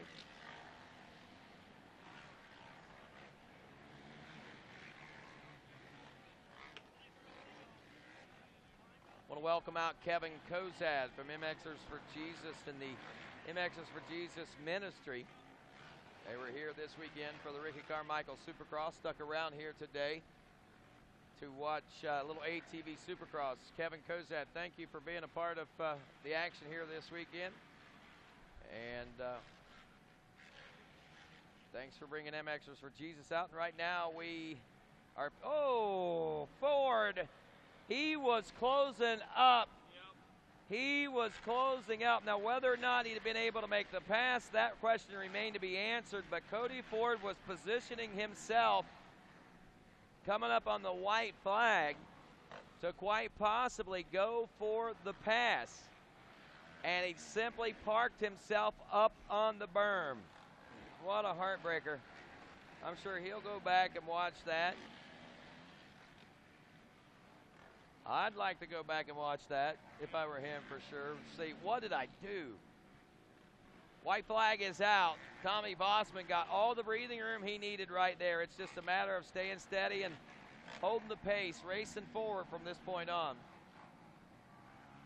Ford still in second. You know, he still only lost a 1.5 lap time. And it looked like he's lost a lot more than that, so Poor boy's probably pretty angry right now with himself. But you know, he rides, oh, that's Vossman. He's riding with some great composure right now. There is Ford. Ford's also got his composure about him, but look at what kind of a charge mode that kid is in. He is not going to give up until the very, very end, and you can see that. He looked like a picture-perfect textbook ATV racer. That head over the bars, down and charging with those arms up, and Tommy Vossman taking the win. But what we just saw there was the stage set for a great 450B championship season. The two boys from Texas taking it to the front of the pack and taking back to the Lone Star State the biggest hardware from the 450B class. Cody Ford finishing in second. Then we have Wyatt Hoffman in the number 3 spot. As we look back to the 4th place position, Grayson Eller outside the top 5 a couple of laps ago. That kid really came on strong the last 2 laps. Panella Richard is 5th. Then it's Darren Headings, Joshua Deal, Ryan Williams, Juan Lopez, and Matthew Bernard in the 450B class top 10. Check the official posting board, and you can also check online here shortly.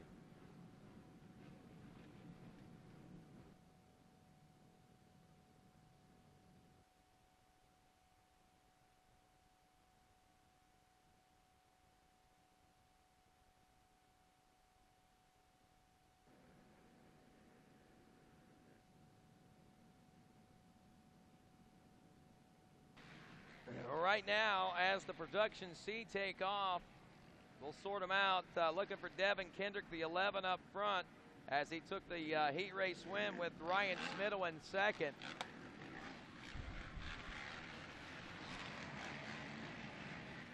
$126, Logan Tremelino, a Root River Racing rider. Look at this young man up front and in command as he opens up here in the production C class.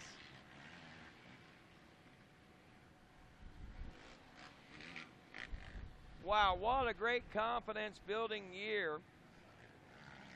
Hey, folks, listen up. You're looking for something really exciting to do while down here in the Daytona area? Chad Weenan, your AMA Pro ATV champion and your newly crowned ATV Supercross champion, and Caleb Russell, the 3-time GNCC champion, will be at Wyotech, the Daytona campus, tomorrow from 1 until 3. Wyotech will be having school tours from 11 a.m. to 6 p.m. So come over and learn about Wyotech mechanic schools and get an autograph from Chad Weenan and Caleb Russell. There you go. It's an anniversary party, a flashback Friday. How many? 58? Oh, 50th anniversary. That's awesome. So we'll be over to check out the things. I'm heading over there tomorrow. Wyotech Daytona anniversary party since 1966. Autographs by Caleb Russell and Chad Weenan. VIP tours, instructor workshops, and a whole lot more. They got a vintage bike show going on there, live metal forming, and free boot shining and barber cuts. That's pretty cool. Got to get over to that. If you're in Daytona or anywhere close by, Wyotech. You can find them on the web. And back to the action. Whoa, action it is. Action it is. Ryan Smittle, Logan Tremelin. Good battling going on there. And Devin Kendrick in the mix of it as well. And here we come as it starts to sort out a little bit now.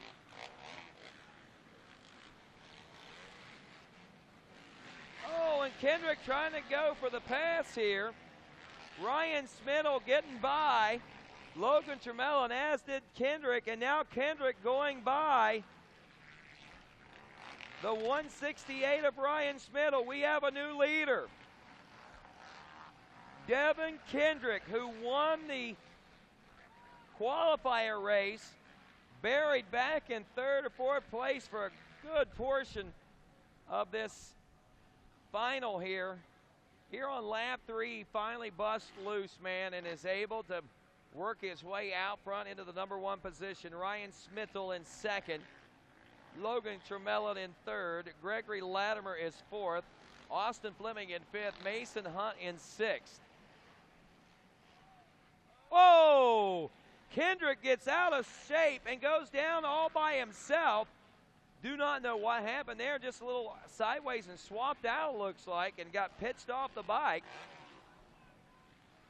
So Smittle back out front. Tremelin back to the number 2 spot. Kendrick trying to get her up, but he better be moving fast because Greg Latimer, Austin Fleming, Mason Hunt were not far off the pace.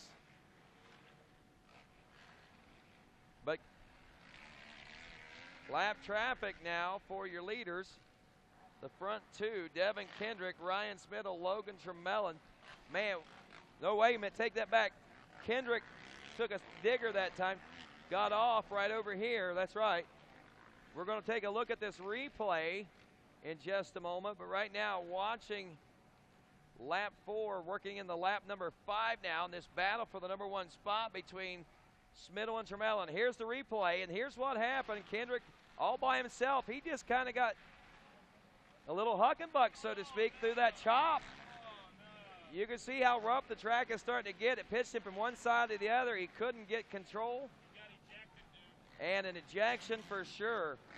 But these other front 2 riders, they're battling it out now for this win.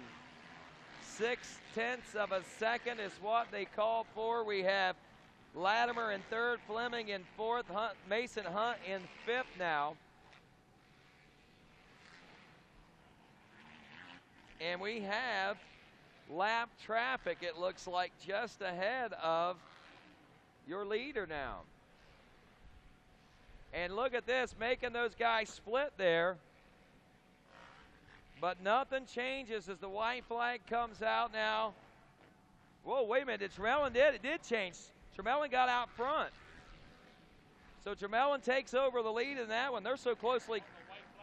Yeah, on the white flag lap.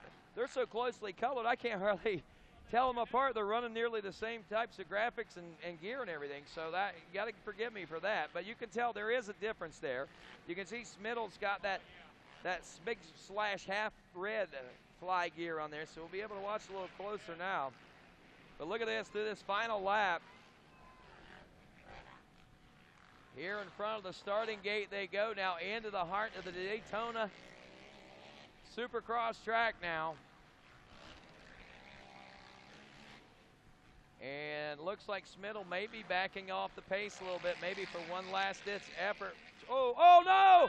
Oh no, Logan Tremelin just literally drove up high on the berm and rolled over. Did he get tired, want to take a nap? What's going on out there? Logan Tremelin, that was, wow, well, you know, that's a good indication. I say that. It's been a while since Logan raced. I got to give him that. I know he's been working hard, but how about it there for Smittle, Ryan Smittle, Logan Tremelin, what a heartbreaker there for him. Everything he had laid out there on the racetrack. And I asked that question kind of joking there, would he get tired? But in theory, you think about it, the kid hasn't raced since round 4 or round 3, round 4 last season. Fought a major illness and is back here this year at the ATV Supercross, leading in one of the most high competitive classes out there. So I think Logan Tremelin's right on track. Just a little bit of a mistake there at the end. That shouldn't take anything away. Here's what's going on. You can see what's happening there. And basically, the bike just got a little high, and it just drifted over the berm, and he just couldn't find it back. And that doesn't necessarily mean he was tired either. That means that this track has got its challenges. But I can tell you what that is going to do. That's going to fire him up. That's going to mean that coming up round 1, when we roll into Kemp, Texas, at Underground ATV Motocross Park, the production C class is going to be a whole lot of fun to watch. With Logan Tremelin in that one. Ryan Smittle as well. He's fast. Gregory Latimer fast. Austin Fleming fast. This is going to be a great class to watch this year. Mason Hunt in 4th. Caleb Pishner in the number 5 spot as we have another race ready to drop the gate on this one. That was Production C. We go now to women main event. We saw these girls out here earlier today in their heat race. Megan Manchak got the lead. Look at this. And she, I believe, does it once again. Megan Shepard, I should say. Fresh off of a GNCC race this past Saturday over at Palatka, Florida. She's contesting both the WXC and the women's ATV motocross. The WATVMX champ right there, wanting to do double duty.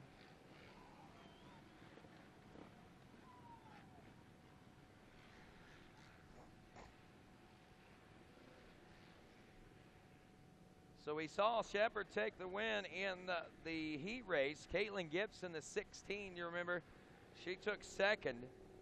Third went to Aubrey King. And we may get ourselves back into a deja vu moment there, because look back there. Oh, that is the battle for the lead and the pass for the lead by Aubrey King as we start talking about her. She makes the pass.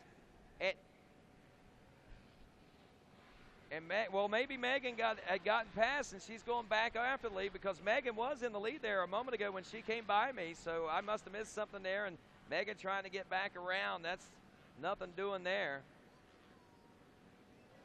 But if I called that wrong, I am sorry, but Caitlin Gibson is right back there in the thick of things also, so it's another three-rider shootout. We're seeing basically what we saw in the qualifier, except we see Aubrey King out front. And this, my friends, certainly opens up a new can of worms as far as the national women's motocross are concerned in this ATV realm of racing. This gives Manchak that bit of something to shoot for and work for now. She's a consistent and hard trainer, there's no doubt about that, but now she's going to have to train even harder as Aubrey King able to so far best her here in this women main event at the Daytona ATV Supercross.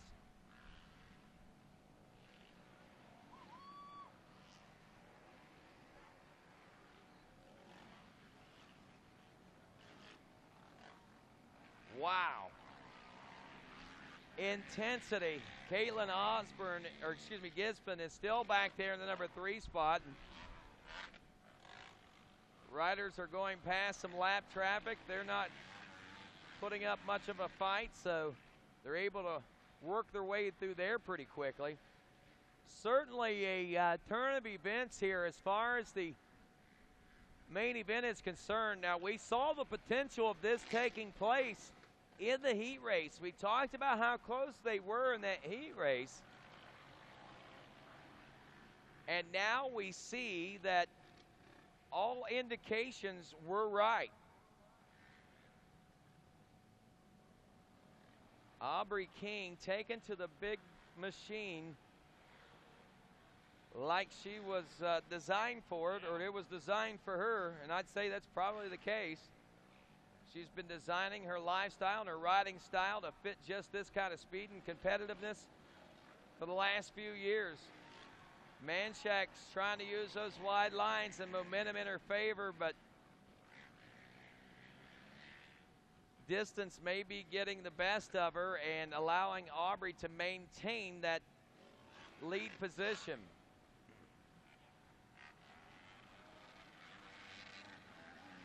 Getting late in the moto. Training is going to come into a big play right here. And I'm pretty sure that Aubrey King, Megan is trying to pick up the pace a little bit here. Yeah, as she's pulling up again. Root River Racing, Hauser Racing. Aubrey King, SSR, A&M backed. Oh, Manchak side by side now. Nearly off the track, but here they come. Manchak in the red gear, or excuse me, that's Shepard. It's used to be Manchak. Manchak, Shepard, whichever we call her. Look at it, side by side, but Aubrey King rising to the occasion.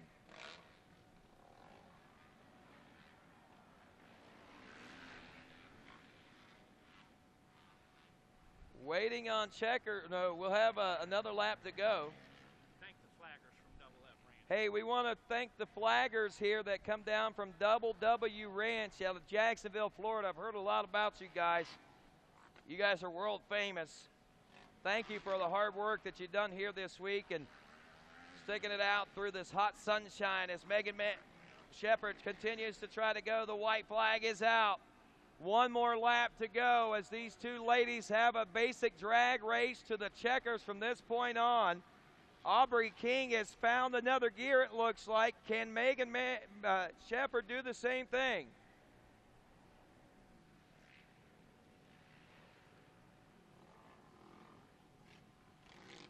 And just as it looked like Shepherd was going to be putting that pressure on, King is able to find that extra speed that she needs.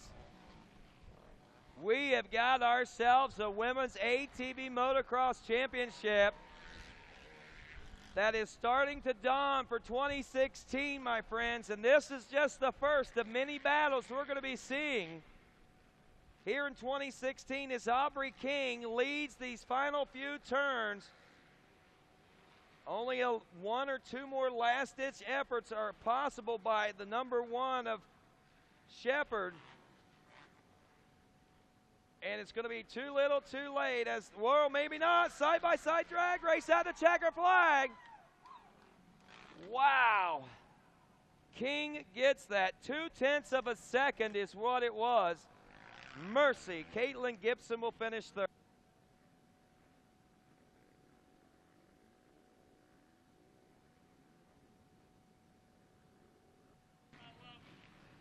Aubrey King, Megan Shepherd, Caitlin Gibson, 1, 2, and 3. Johanna Bossman in fourth. Larissa Griffiths, fifth.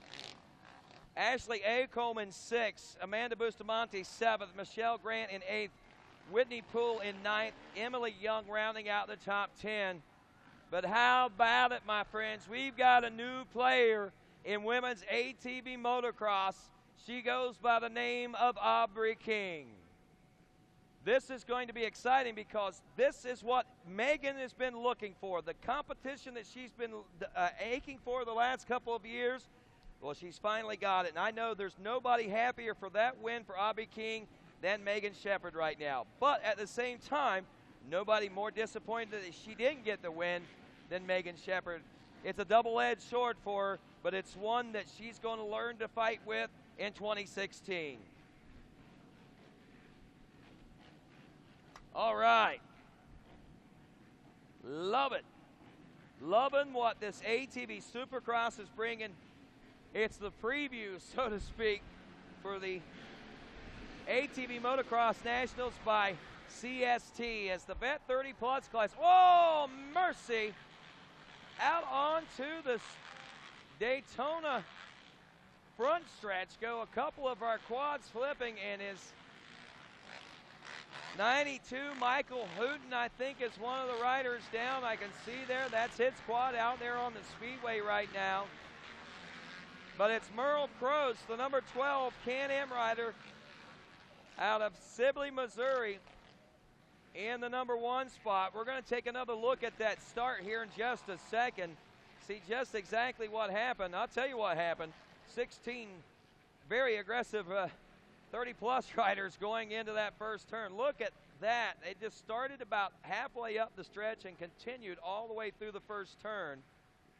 Everybody's up and everybody's walking away. Some of them may be a little slower than others, but everybody seems to be okay on that one. We want to commend our Daytona emergency medical staff. They are Johnny's on the spots over there, and those guys are all standing around like shaking their head in frustration. Meanwhile, Merle Croce is leading the pack here with Christopher Lane in second, Jason Korn in third, Chris Harper in fourth, Mike Graff in the number 5 position, Ray Parker in sixth, Jared Korn in seventh, Calvin Beasley in eighth, Justin Grant is ninth, and Larry Miner rounds out your top 10. Merle Croce, my hero. Yeah. Merle has been my hero for a long time. He's 40 years old. He don't care to be my hero, John Natale. John, that was funny. I could tell John was getting a little offended by the 40-year-old remark. But you got to understand, we respect that more than anything, because he is still one of the fastest ATV racers on the planet, no matter how young he is. And Merle Croce, at 40 years old as well, is the fastest in his realm as well right now, at least in this Vet 30-plus class. Christopher Lane second, Jason Korn third, Mike Graff fourth, Chris Harper in fifth.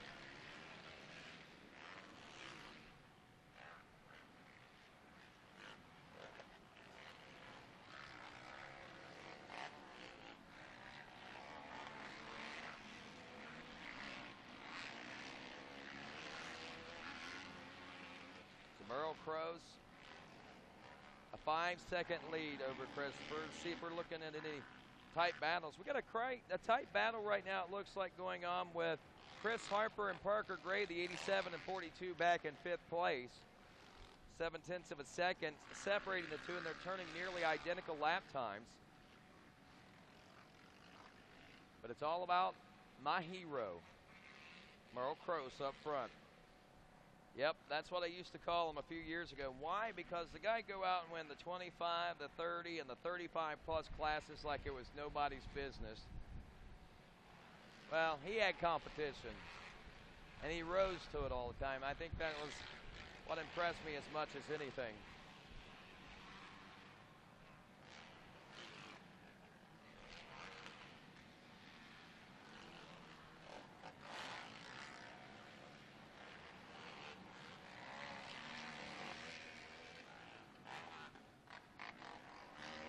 Lane Christopher we see back there. Here comes the battle I think we were talking about.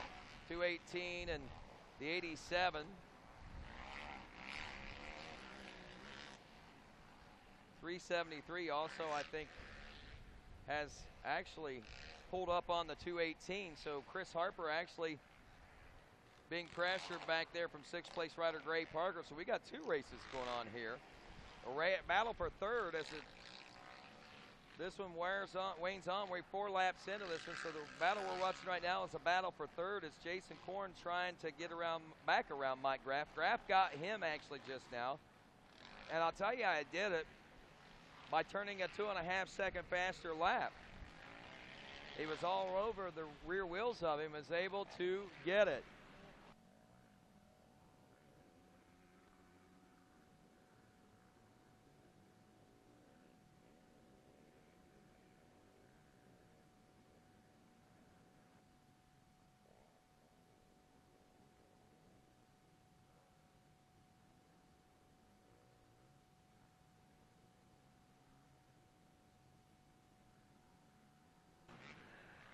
Croce and Lane. Graff now third. Korn in fourth. Gray up to fifth. Chris Harper is now sixth as that battle has subsided also, and all of them have solidified as the white flag comes out. Merle Croce, Christopher Lane, Mike Graff now solidly into the number 3 spot by 4 seconds over Jason Korn. Gray Parker is closing up a little bit on Jason Korn. Chris Harper in 6th aboard the 87. Jared Korn in 7th. We got Jared Korn and Jason Korn. Jared's the 999. Justin Grant, the 74 in 8th. Larry Miner in 9th aboard the 36. Calvin Beasley rounds out your top 10. And my hero, that's my hero right there, Merle Croce, is my hero, has been for many years. You tell him. You tell him. That guy's a dude right there. I'm here to tell you, that's a man's man right there. He is. That's what I'm saying. He's my hero. And my hero takes the checker flag. Merle Croce out of Sibley, Missouri. This Vet 30-plus class. Look at him. That right there is the face of an animal. Look at that, a big smile on his face. It's been a year since we've seen Merle Croce at the ATV Nationals, and to see him back here in Daytona is a special, special feeling. Pat that man on the back for me, if you would. as we get set to go to our next race. That was the Bet 30 Plus class, and our next race might be our last race. I'm not sure. Let me double check this. Bet 30 Plus, Youth All-Star. That's it. Wow, I can't believe, I'm starting to get sad now. So one more champion to crown after Merle Crowe, my hero. Youth All-Stars off and rolling. The gate is down on this one. Peyton Zimmerman. Zimmerman took the win in the qualifier earlier this morning. He grabs the hole shot this time out of the gate. Lance Walker, the 133, is going to be one to keep an eye on, though. He finished second. Troy Hill, who is in second right now, he finished third. Now, we saw Hill win a main event a little bit ago, so he might still be riding with that momentum right now. So it's going to be interesting to see what old T-Roy can pull out here.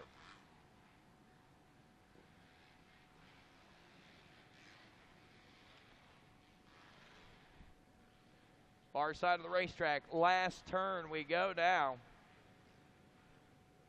And it looks like a nice little bit of comfort starting to develop there for the 721.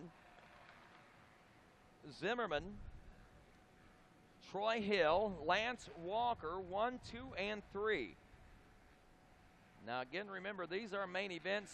These are the only thing that count as far as overall scores are concerned. So everything that you've watched today finished just exactly the way that you saw it go across the finish line stripe.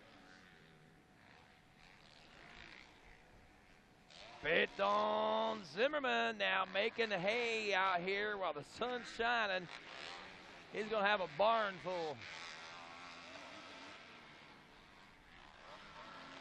Got that hole shot and going into checkout mode. This could be a pretty good look at what 2016 holds. But I'll tell you, we've only got about 6 or so riders in this class, so again, school I think maybe having a little bit to do with that. But once we get to Texas, round 1 for these riders championship, that's when we see all these players start to come back out. This is kind of a one-off for these guys, so there are no amateur points being paid today, other than the fact that they do get their AMA number 1 plate. Now, that's prestigious in and of itself, so this is a very prestigious standalone event all by itself. But a lot of these kids focus on that 10 rounds of ATV Motocross National Championship by CST. It all gets underway in about a month. You can check atvmotocross.com for more details and info about that. And if you're anywhere near, come join us down there, friends. I think that you will be satisfied that you have once you do.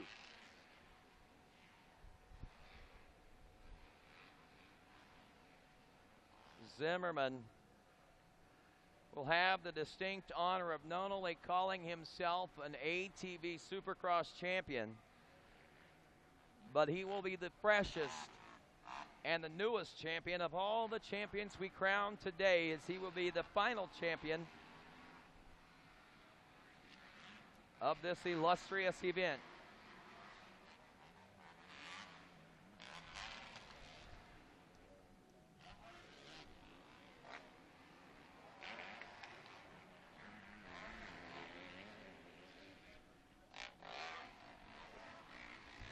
Want to thank all the watchers and listeners along the line at RacerTV.com. I'm being told we just broke another record in Racer TV ratings, and we are proud to know that we see the thousands of viewers that have joined us here today on RacerTV.com just to watch ATV Supercross. And not only did they tune in to watch, they tuned in all day long. They really bumped up several thousand more when the ATV Pros came on, but they have held steady all day long. And we want to say thanks to you guys for that.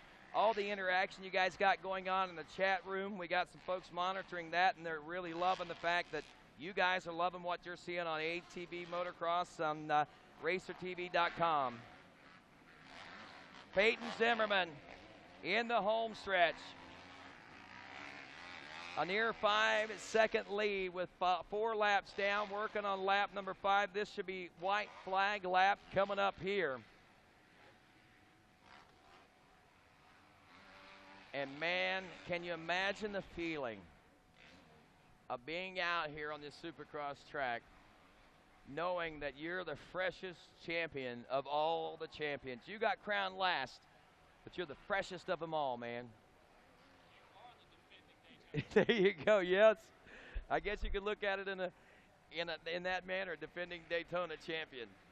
I got excited just giving them their place, just stand up on the podium with me. That's it. I know it is cool. Megawatt Matt Watson stepping away to do podium presentations today, buddy. We really appreciate that. Thank Johnny Gallagher for making his way in for the heart of the show here this afternoon as well. And thank again you race fans for watching along the World Wide Web at racertv.com.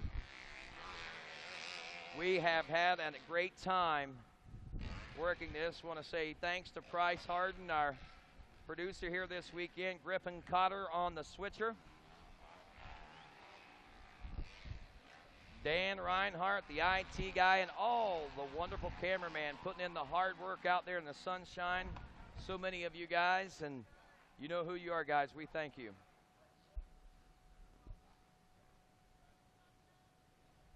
For all you ATV motocross fans, our next ATV live coverage will be coming up early in the season at High Point Raceway.